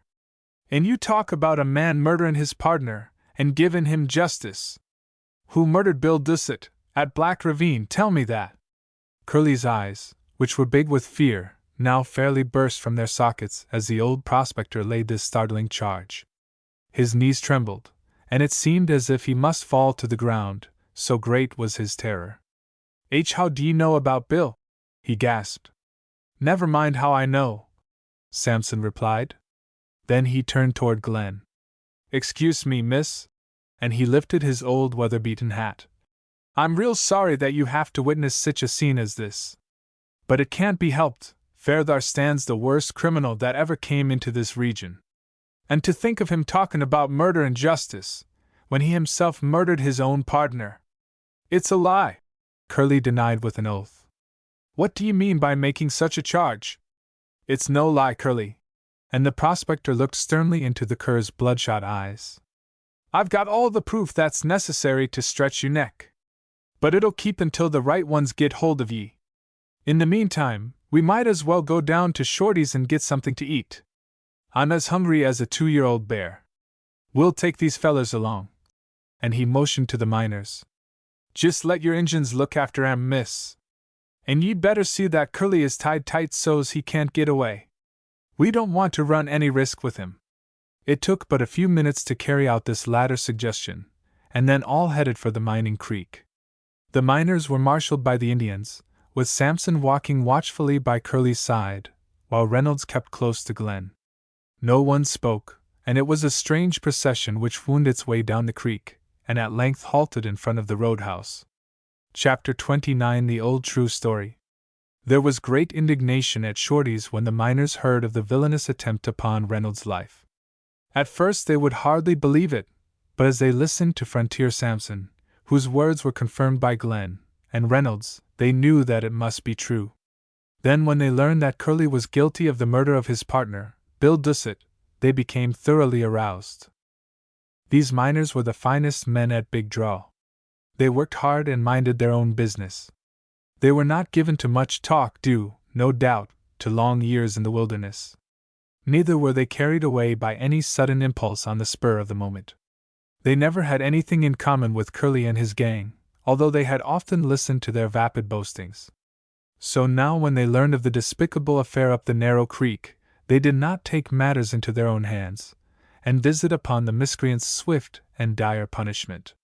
They decided, after a brief consultation with Frontier Samson, to keep close guard upon Curly and hand him over to the mounted police, who were expected back the next day. His companions would be allowed their freedom until needed. Such actions must be stopped, one big weather-beaten veteran of many trails declared.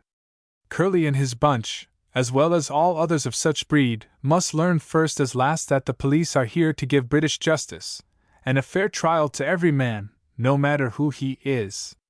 It's not for any of us to deal with such brutes as Curly and his gang. I agree with you, Tom, another replied. But it's a pity we didn't hear sooner about what was taking place up the draw. We'd have been there in no time. I can't understand how that Indian Titzla learned the news. He was here yesterday selling meat, but he never mentioned a word to us.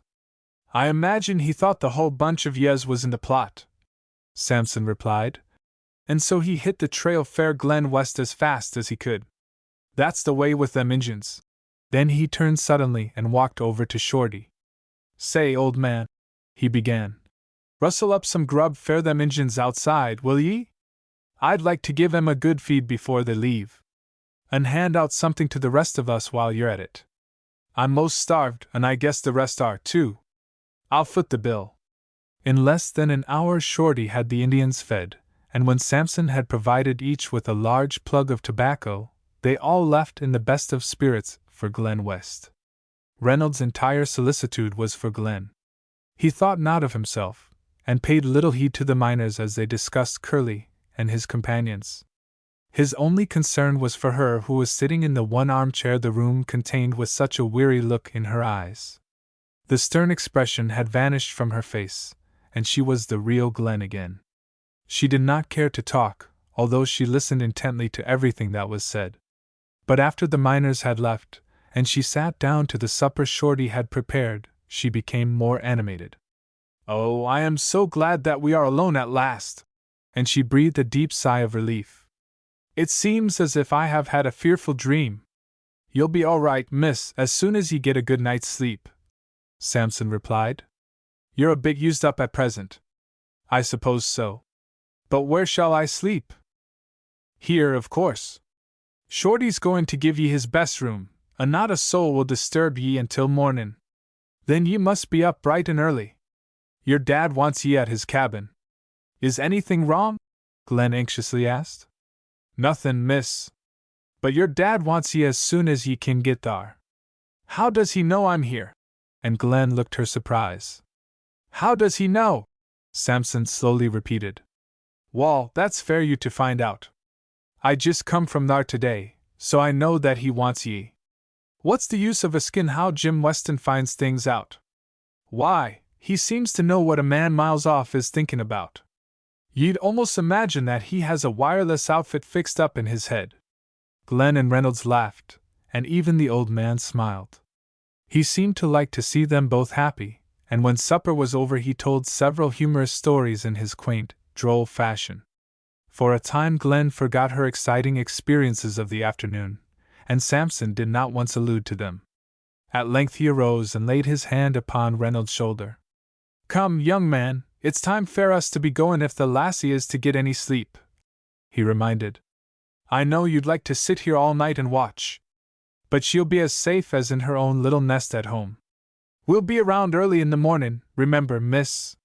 Glen held out her hand as she bade each good night. Reynolds held her hand for a few seconds and looked lovingly into her tired eyes. How he longed to put his arms around her to comfort her, and tell her how brave and noble she was. But no, he would not do that now, as she might resent it. Instead, he merely bent his head, and lifting her hand touched it lightly with his lips, and hurried out of the building. Alone in the little room that night, ere she laid herself down upon the rough cot, Glen pressed her hand to her lips and kissed the spot where her lover's lips had rested. Tired though she was, a sweet peace stole into her heart. Forgotten was Curly, and she thought only of him she had rescued, and of whose love she felt assured. Frontier Samson made no allusion to Reynolds' presence at Big Draw. He never even asked what had befallen him when he was lost out in the hills. This did not seem strange to Reynolds for a while, as his mind was much filled with the stirring events of the night. But when lying wrapped up in his blankets in his tent he thought it all over, and the silence of the prospector did seem strange. Then he remembered that Samson had been at the cabin in the hills, and no doubt Weston had told him the whole story. No reference was made to the matter the next day until they were well advanced on the trail. Glen was like her former self once more after her refreshing sleep, and the color had again returned to her cheeks. She was full of spirit and animation, and laughed gaily at Samson's quaint remarks as he rode by her side wherever the trail permitted. Reynolds, too, was happy, and Glen's buoyant cheerfulness affected him like magic. To listen to her voice and merry laughter made him perfectly contented. Life was very pleasant to him this morning, with the dark clouds all rolled away. Suddenly a moose appeared on the trail ahead, which gazed for an instant upon the riders, and then bounded off into the woods. Like to chase it, eh? Samson queried, as he looked quizzically at Reynolds. Not this time, was the laughing reply. I have learned a lesson. In the school of experience, I guess. It's the only school in which some people ever learn anything. Chiefly babies and fools, so I've heard, Reynolds replied. I was certainly a fool, all right, for not obeying orders and leaving a moose alone unless one is in need of meat. But then, things turned out all right after all. If I had not got lost, I would not have reached Glen West as I did. And not have found the gold either. Why, did you hear about the discovery? Reynolds eagerly asked. Sure. I heard all about it, and how ye staked a claim fair your old pardner, Frontier Samson. It was sartainly kind of ye to think of me. But I didn't stake any claim for you, Reynolds confessed, while his face crimsoned. Ye didn't, eh? And we was pardners, too. Wall, that's queer. Oh, I am sorry, the young man acknowledged. But I staked 2 claims, so you shall have one of them. How will that do? No, thank ye. I've got enough to do me, I guess, to the end of me tether. And besides, meb you'll need a whole gold mine to keep a-goin' by the looks of things. Women need a lot these days. His eyes twinkled as he turned them upon Glen's face, and noted that she was blushing, for she understood the meaning of his words. But then, it'll all depend upon the woman, he continued. Now, some wouldn't be satisfied with a dozen gold mines, while others would be perfectly contented with a little log shack, so long as the place was built of love. I guess that'd be the way with you, miss, from what I've seen of ye. But, hello? Who's this? Why, it's the rascal Dan, I do believe. He seems to be in a hurry. And Dan certainly was in a hurry. He was not at all inclined to talk, but anxious to get along as fast as possible. What's your rush? Samson asked. I want to get to Big Draw before night, was the curt reply. Where's Daddy? Glen questioned. Blamed if I know. He cleared out shortly after you did, and left me to die out there. I haven't seen him since. Dan's arm was in a sling, and the haggard expression upon his face showed that he had suffered a great deal both mentally and bodily. The three watched him as he hurried on his way, until a bend in the trail hid him from view. And to think of that critter bein' free! Samson exclaimed. Why, he should be linked up with Curly, and get the same dose. Thar's something comin' to him, and he'll get it in time, mark my word. What do you suppose has become of Daddy? Glen inquired, as they resumed their journey. Did you hear what Dan said? Oh, your dad's all right, miss, Samson assured her. He knows how to take care of himself. Meb he's off to that mine. He's certainly much interested in it. But where did you see Mr. Weston? Reynolds unexpectedly asked. Where did I see him? And Samson ran the fingers of his right hand through his hair in an abstracted manner. Wall, let me see. It was somewhere out in the hills. I've been in so many places that it's hard for me to tell one from t'other. I do get terribly mixed up these days. No further reference was made to the matter during the rest of the day, although Reynolds was not at all satisfied with the prospector's lame explanation. He wondered why the old man should have such a sudden lapse of memory as to what had so recently happened. There was some reason for it, he felt quite sure. It was evening when they at length reached the little cabin in the wilderness. Skanda had ridden on ahead, and had an appetizing supper ready by the time the others arrived. I wonder where Daddy can be, Glen remarked as they sat down to the table. I was hoping that he might be here to receive us. Oh, he's all right and will be back soon, Samson replied. He'll be here this evening fair sure. The sun had just disappeared beyond the far-off mountain peaks as Glen and Reynolds walked down to the shore of the lake. Not a ripple disturbed the water, and the somber trees along the shore were mirrored in the clear depths. It was a scene of restful peace and quietness.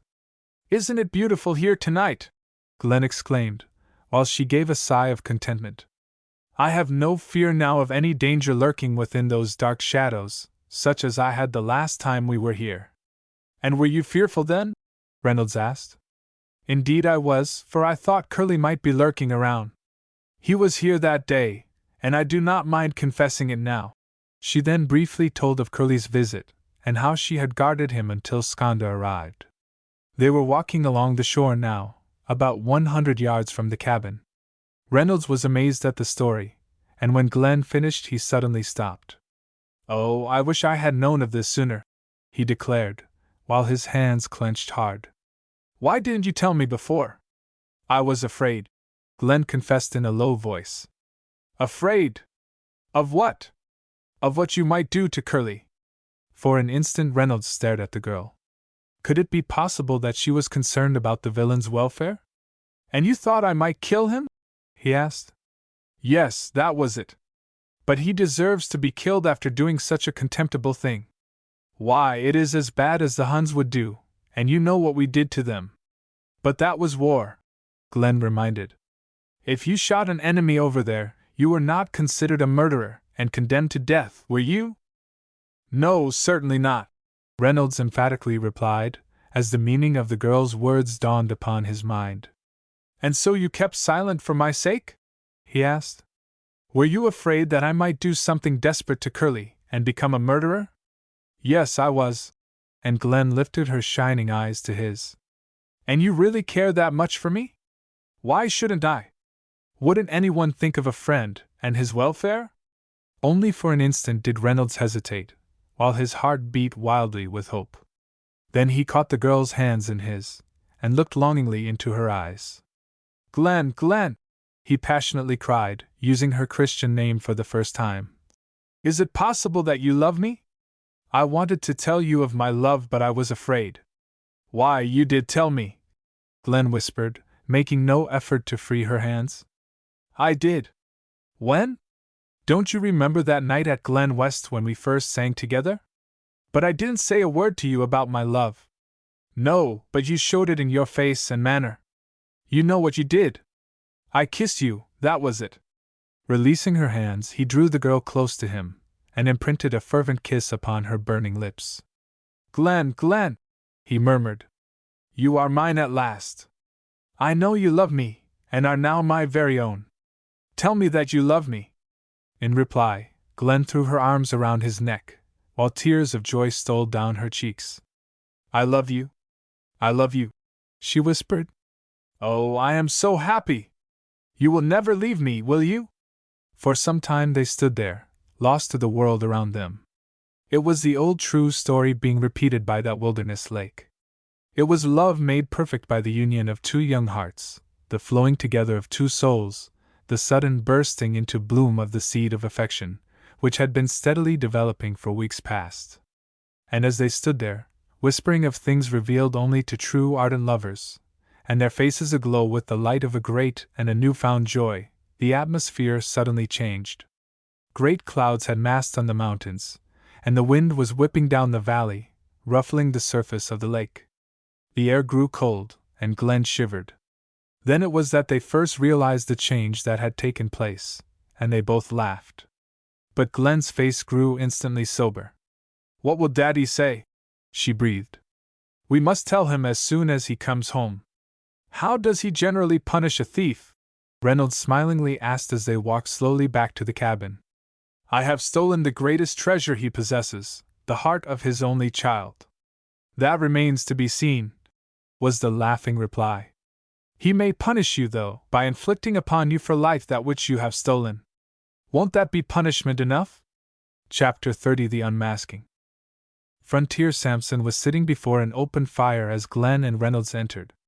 The flames were licking around the big sticks, lighting up the room, and playing fantastic tricks upon the walls and ceiling. They fell, too, upon the prospector's face, and had not the young couple been so full of their own happiness they would have noticed the sad, faraway look in the old man's eyes. He was huddled in his chair, but straightened himself suddenly up at the first sound of approaching footsteps. By the time the young people were at his side, he was the same genial companion as of old. "Having pleasant dreams?" Glen asked, as she took a seat by his side, while Reynolds sat opposite. "Evening dreams, miss," Samson thoughtfully replied, as he looked into the girl's bright, animated face, and intuitively divined the meaning of her happiness. "They're different from daydreams, ye know, specially when ye set in before a fire like this. Things come to ye then which ye imagined ye had forgotten long ago. You must have had some wonderful experiences in this land," Reynolds remarked. "And what scenes you have witnessed, especially in winter. If only you were an artist or a poet, what masterpieces you could produce." Samson reached for his pipe, filled and lighted it in thoughtful silence. Glen and Reynolds gazed into the fire, fascinated by the leaping, curling flames. Their hearts were so filled with joy that they could think of little but their own overflowing happiness. "Yes," Samson at length began, "I have seen some wonderful sights, and no mistake. I ain't no artist nor poet as fair as puttin' things on paper or canvas is concerned. But it's all here," and he tapped his breast with the fingers of his right hand. "When I hear the great mountains a-roarin' at night when the wind is abroad, and at times listen to the breezes purrin' down their sides, I tell ye I'm a poet then.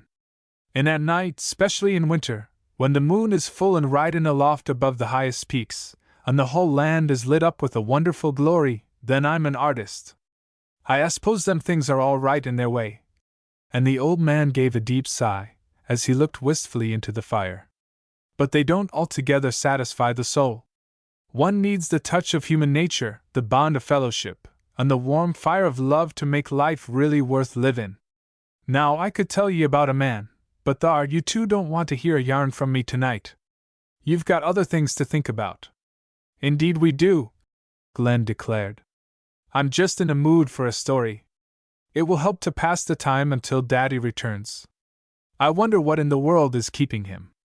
Oh, he'll be here shortly, so don't worry, Samson told her. He'll come so suddenly, Meb, that you'll be surprised. I find that it's generally the unexpected that happens in this world. And so you want to hear me little yarn, eh? Certainly we do. And Glen settled herself comfortably in her chair. Well, I warn ye at the outset that it's about some of the deepest things of life, of love and sich like. But it's true as the gospel. That should make it all the more interesting, Reynolds replied. We are both young, remember, and are fond of such things. Sure, I'm well aware of that. And the prospector's eyes twinkled. Now, this story of mine goes back quite a number of years. It is about a man who was carrying on a very prosperous business in a sartain city, the name of which I shall not mention just now. He had everything that his heart could desire, such as money, friends, a good home, a wife who was 1 in a million, and a little child who made that home full of joy. Then suddenly a great change took place. His wife died, and the man was left dazed and helpless. He no longer took any interest in his business, and his one object was to get away from people, far off into the wilderness that he might be alone with his sorrow.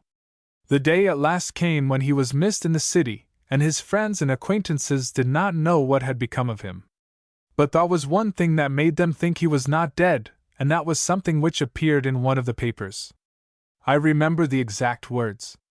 I go from the busy haunts of men, far from the worry and bustle of business life. I may be found, but only he who is worthy will find me, and whoever finds me, will, I trust, not lose his reward. From the loopholes of retreat I shall watch the stress and fever of life, but shall not mingle in the fray. Before Samson had ended, Reynolds was on his feet, standing excitedly before him. That man is Henry Redmond, he exclaimed. Did you know him? Have you any idea where he is? Set down, young man, set down, the prospector ordered. Don't get excited.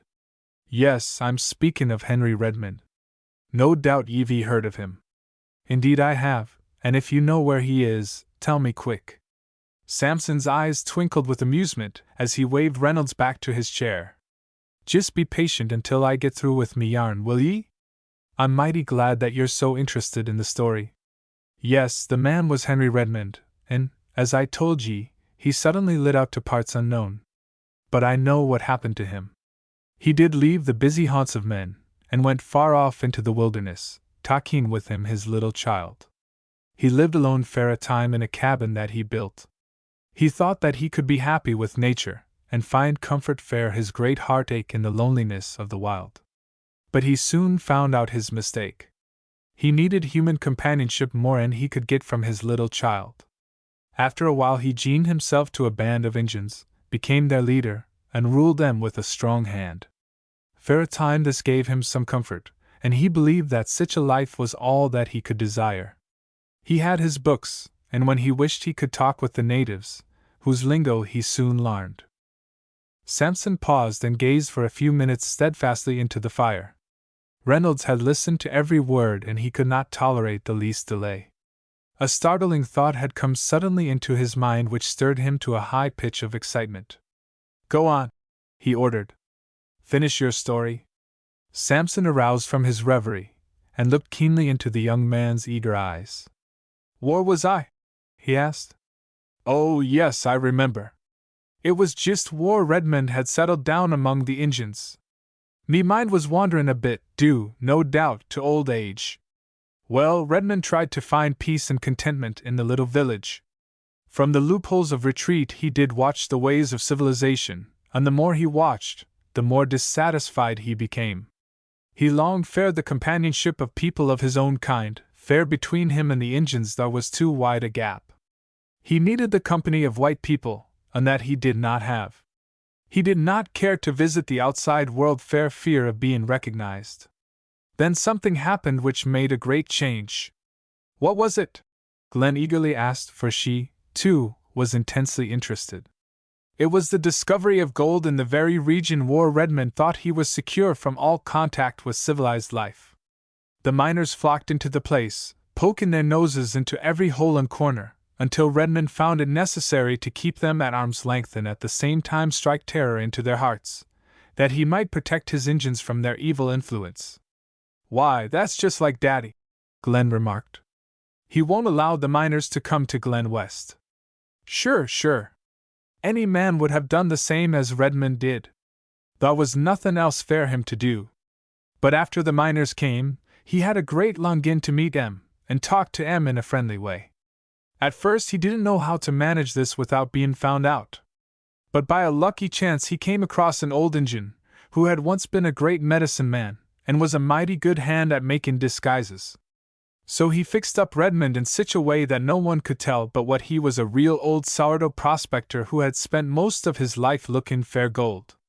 A half-suppressed exclamation from Reynolds caused Sampson to turn quickly in his direction.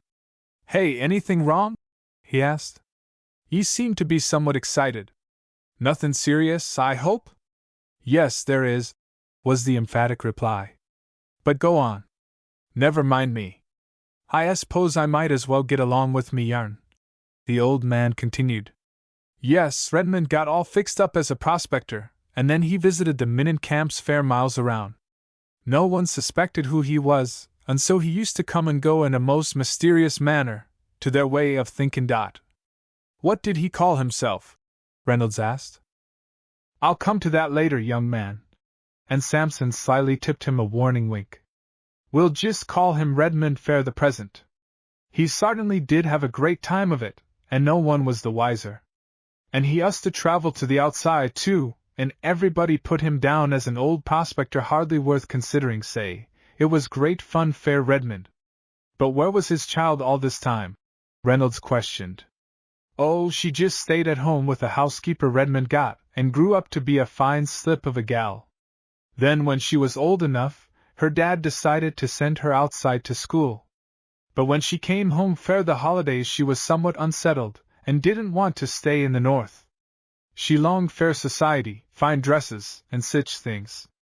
This worried her dad a great deal.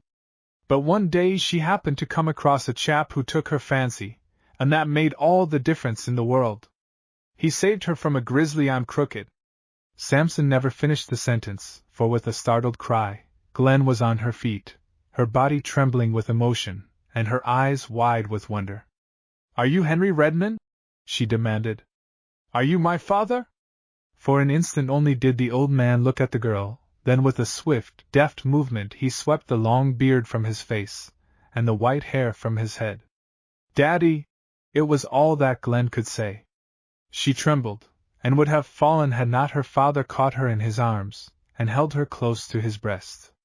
For a time no one spoke, and Glen's sobs were the only sound heard. There, dear, don't feel so badly," her father at length told her. "Come, let me brush away your tears. One would think that I had committed some terrible deed. But I can't help it, Daddy," the girl replied. "This is all so sudden, and such a great surprise. But I feel better now, so we can talk it all over. There are so many questions I want to ask." The storm had now passed, and once more they resumed their seats. Glen, however, kept her eyes fixed intently upon her father's face. "And to think that you have deceived me all these years," she upbraided. "Don't you feel thoroughly ashamed of yourself?" "I suppose I should," was the laughing confession. "But I have had so much innocent fun out of it that my conscience doesn't trouble me in the least. And it was you all the time who traveled on the same steamer as I did," Glen mused. "I thought it strange that you should be going up or down the coast whenever I did. Yes, I was keeping a good watch over you. I must confess that you behaved yourself very well." "Was it not difficult to play your part as a prospector?" Reynolds asked. "Not after I got used to it, though at first it was a little awkward. But I threw myself so gladly and heartily into the character I had assumed that I really believed for the time that I was Frontier Sampson. I might explain that he was a prospector I knew years ago, and was one of the finest men I ever met. So you see, it was quite easy for me to imitate him." "How did you happen to lay claim to me, sir, on the Northern Light?" Oh, that is easily explained. I was always on the lookout for young men different from the ordinary miners who come to this country, and so spotted you at once. I surmised from the first that you were not on your way up here for gold alone, and so I was anxious to learn the story of your life. And did you? Don't you think I did? And a humorous expression shone in Redmond's eyes. Didn't I listen to your words and study you as you were never studied before, unless it was by your mother? But when I found that you were in love with a girl beyond the Golden Crest, I became doubly interested, and determined to prove your soul and find out your worth. The final test was made that night you faced me in my study at Glen West. Had you faltered then or shown the white streak, you would have been dumped beyond the pass. The speaker paused and gazed thoughtfully into the fire. There was an expression of sadness in his eyes, and his face was somewhat strained and drawn. Both Glen and Reynolds noted this as they watched him in silence. At length he turned sharply to Reynolds, and spoke in a rapid and agitated manner. "Young man," he began, "you have found me. I had given up all hope of anyone doing so. I was not easily found, as I wrote in that note I left behind. You have found more than my mere body, you have found my soul, my real self, and that was what I meant. And you have found something else, which is more important in your eyes. You have found your reward, the treasure of all treasures to me. Take her, she is yours, and may God bless you both." Outside, the wind howled through the trees and over the lake. It beat upon the cabin and drove the rain lashingly against the small window panes. But within the cabin all was peace and happiness. The flames from the burning sticks illumined the faces of the men and the girl as they sat and talked far on into the night. Many were the questions asked and answers given. They opened their hearts to one another, and as they talked and planned, all the disagreeable events of the past were forgotten, and the future looked rosy and bright. It was especially so to the young lovers as they sat close to each other, hand in hand, heart responding to heart, each thrilled with a love, deep, pure and tender, a love which transformed the commonplace into a realm of enchantment, beauty, and peace. Chapter 31 Outward Bound. It was Saturday night, and Andrew Harmon, editor of the Telegram and Evening News, was sitting in an easy chair in his bachelor quarters. It was a cozy room, and the pictures on the walls and the well-filled bookshelves revealed the artistic and literary taste of the owner. The large shaded electric lamp on the table cast its soft light upon Harmon's face as he sat there with his right hand supporting his firm, clean-shaven chin. It had been a trying week, and he was very weary. He was thankful that it was Saturday night, as he would be able to rest the next day, and think over a special editorial he was planning to write. Harmon was really a lonely man. Of a reserved and retiring disposition, he had no desire for publicity. As editor of one of the leading papers in the city, he could express his views and remain unknown to most of the readers. His editorials were always written with great care and thought, and they were eagerly read by friends and opponents alike. Such work had always given him considerable pleasure, as he felt that he was doing his part in molding the thought of the community along true and strong lines. But tonight it all seemed of little avail. He had labored, but what had been the result? The only one upon whom he had lavished his affection had disappointed him, and was almost a stranger to him now. Mechanically he picked up a telegram from the table and read it again. "Am leaving tonight on the Princess May. Tom." That was all. It was dated 3 days ago, from Skagway, Alaska. Harmon held the telegram in his hand for some time, although he was not looking at the words. He was thinking of the sender of that message, wondering what was bringing him home. What would he do with him when he arrived? He asked himself. He tried to think of something that would satisfy Reynolds' restless spirit, that would give an outlet to his abounding energy. He had fondly hoped that Tom would throw himself into newspaper work, and thus make the Telegram and Evening News a greater force than ever. New blood was needed on the staff, he was well aware, and Reynolds was just the man for the work. He sighed as he thought of the futility of his dreams, and how impossible it was to make the young see with the eyes of age and experience. For some time Harmon sat there, lost in deep thought. At length he arose and prepared himself for dinner. He was about to leave the room, when a knock sounded upon the door, and in another instant Tom Reynolds stood before him.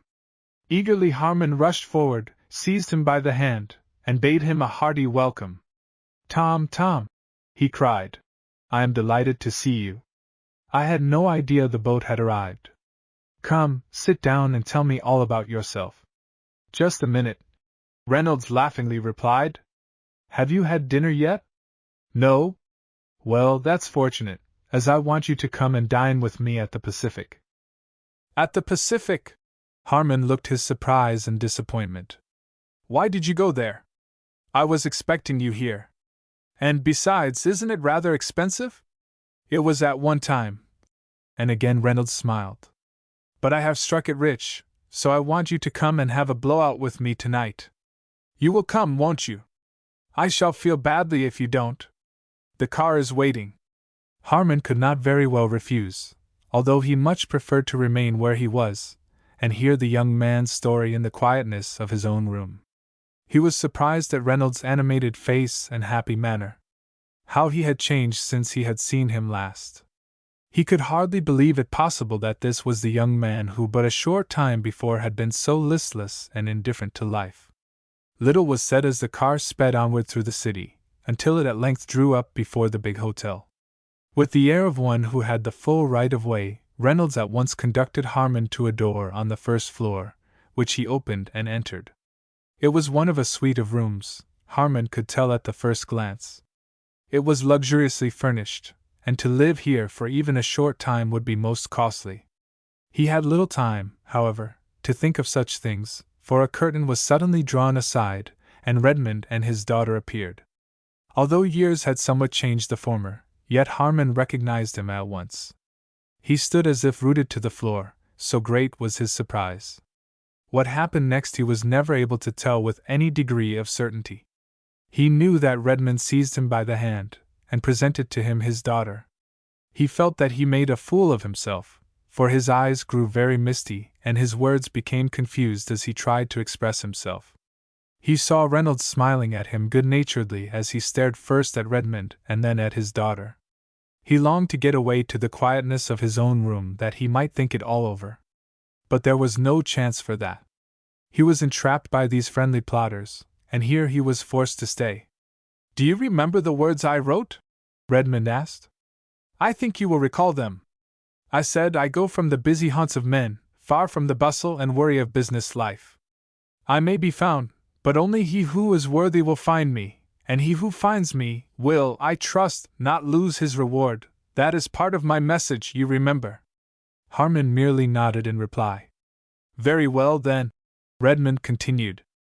"I have been found, and he who found me stands there." And he motioned to Reynolds. "So I surmised," Harmon replied. "And gold, I suppose, is the reward?" "No, no," Reynolds protested. "Here is my reward." And he stepped over to Glen's side. "Where are your senses, sir?" Sure, what was I thinking about?" And Harmon placed his hand to his head in perplexity. "I seem to be all upset tonight. But, my, what a reward! Why didn't I undertake this quest? For then the reward might have been mine."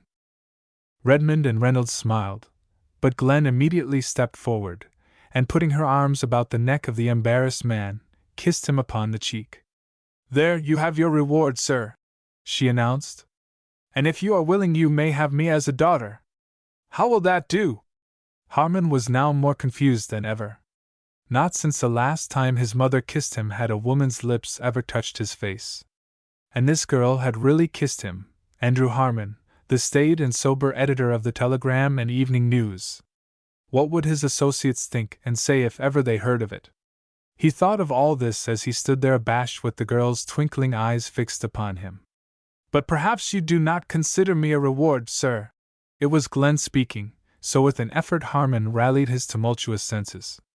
He must rise to the occasion, and say something. He mopped his perspiring brow with his handkerchief, and looked helplessly around. "Reward?" he gasped.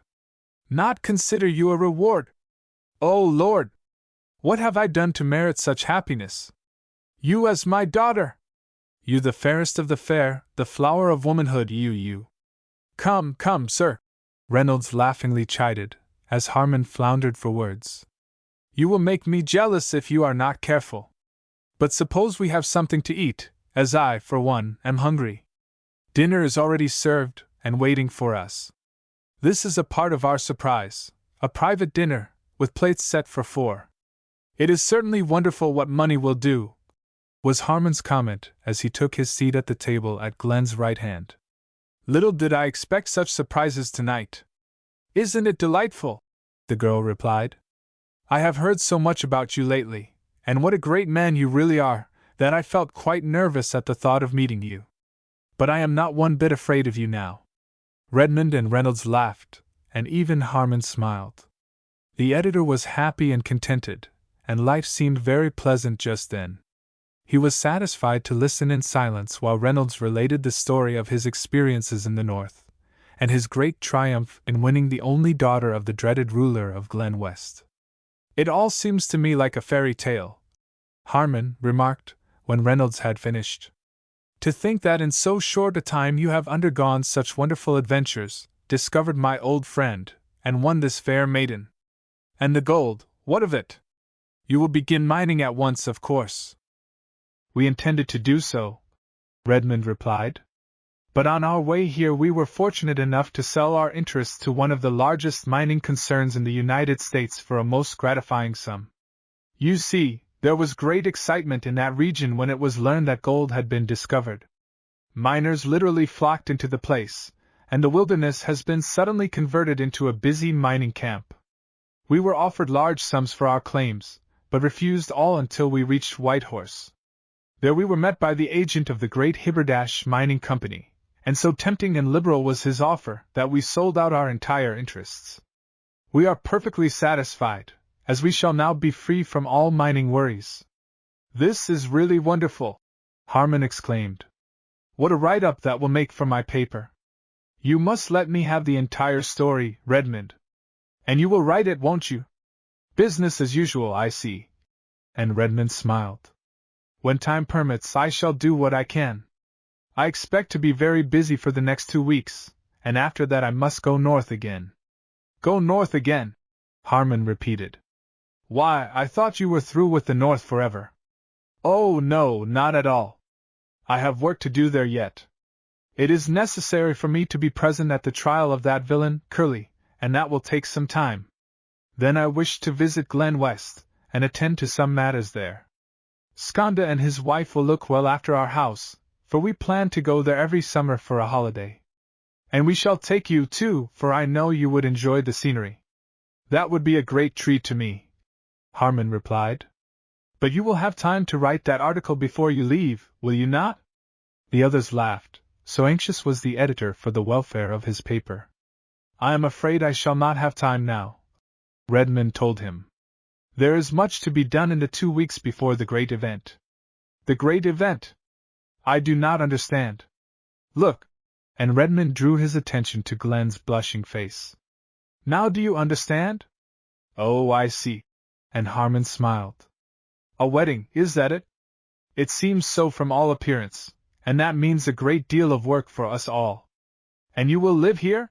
Harmon eagerly asked, turning to Glen. We hope to, Mr. Harmon, providing you care to have your daughter so near. If not, we can stay in China or Japan, and you will not be troubled with me. Stay in China or Japan? What do you mean? We intend to go there on our wedding trip, Reynolds explained. We have planned a tour around the world. We expect to see great sights, such as the fine art galleries of the old countries. Then when we come home, I shall continue my painting which I have neglected too long already. Lord bless us! And Harmon held up his hands in amazement. This is all wonderful, and my poor old head is confused and dizzy. Going abroad? Coming home to carry on your painting? My, what will money not do? So my paper must go to the wall when I am gone, all because of your art. Dear me! Do not feel so badly about it, sir, Reynolds soothed. Your son and daughter will help you out, and perhaps carry on when you are gone. But you are good for years yet, so do not worry. We shall do our best to cheer you up. And you will live here in the city? Harmon questioned. Certainly, Glen replied. We are going to look for the nicest and coziest place, with a garden and flowers. Nanny will be in charge until we return, and keep us straight afterwards. I could not get along very well without her. And it will be your home, too, Mr. Harmon, whenever you wish to come. I am sure that you and Daddy will have wonderful evenings together talking over old times. Oh, won't it be great? Glen's eyes sparkled, and her face beamed with animation. Harmon believed that he had never met a more charming girl. As he sat in his own room late that night, and thought over the strange events of the evening, a picture of Glen's face was ever before his mind. It banished his care and weariness, and as he recalled the kiss she had given him, a smile illumined his face, and for a time Andrew Harmon was young again. Once more the fire of youth was kindled within him, and a vision of one fair face he had known years ago stood out clear and distinct, a face he had always cherished in his heart, the only real passion for a noble woman he had ever known. 2 weeks later Glen and Reynolds stood upon the bow of the Empress of China as she headed out to sea. It was early evening, and the glow of the departing sun shed its soft and rosy-tinted light upon the rippling water. They had been quietly married that afternoon in one of the city churches, and Redmond and Harmon had accompanied them to the steamer. They did not need a clamoring crowd to bid them farewell, as they were all sufficient to each other.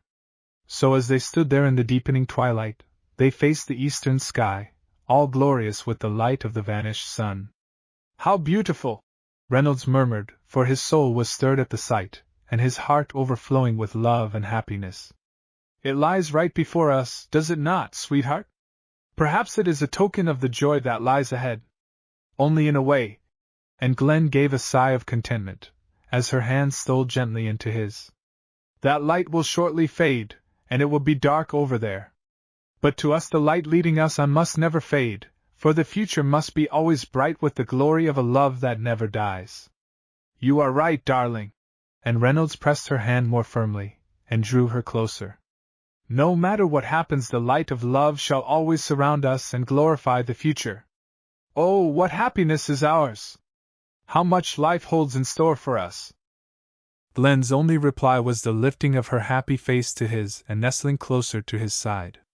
And there they silently stood, lost to all around them, facing with the zest of youth and love the mighty Pacific, and at the same time the far greater and more mysterious ocean of life, with all its joys and sorrows, its seasons of tempests, and its days of calm and sunshine.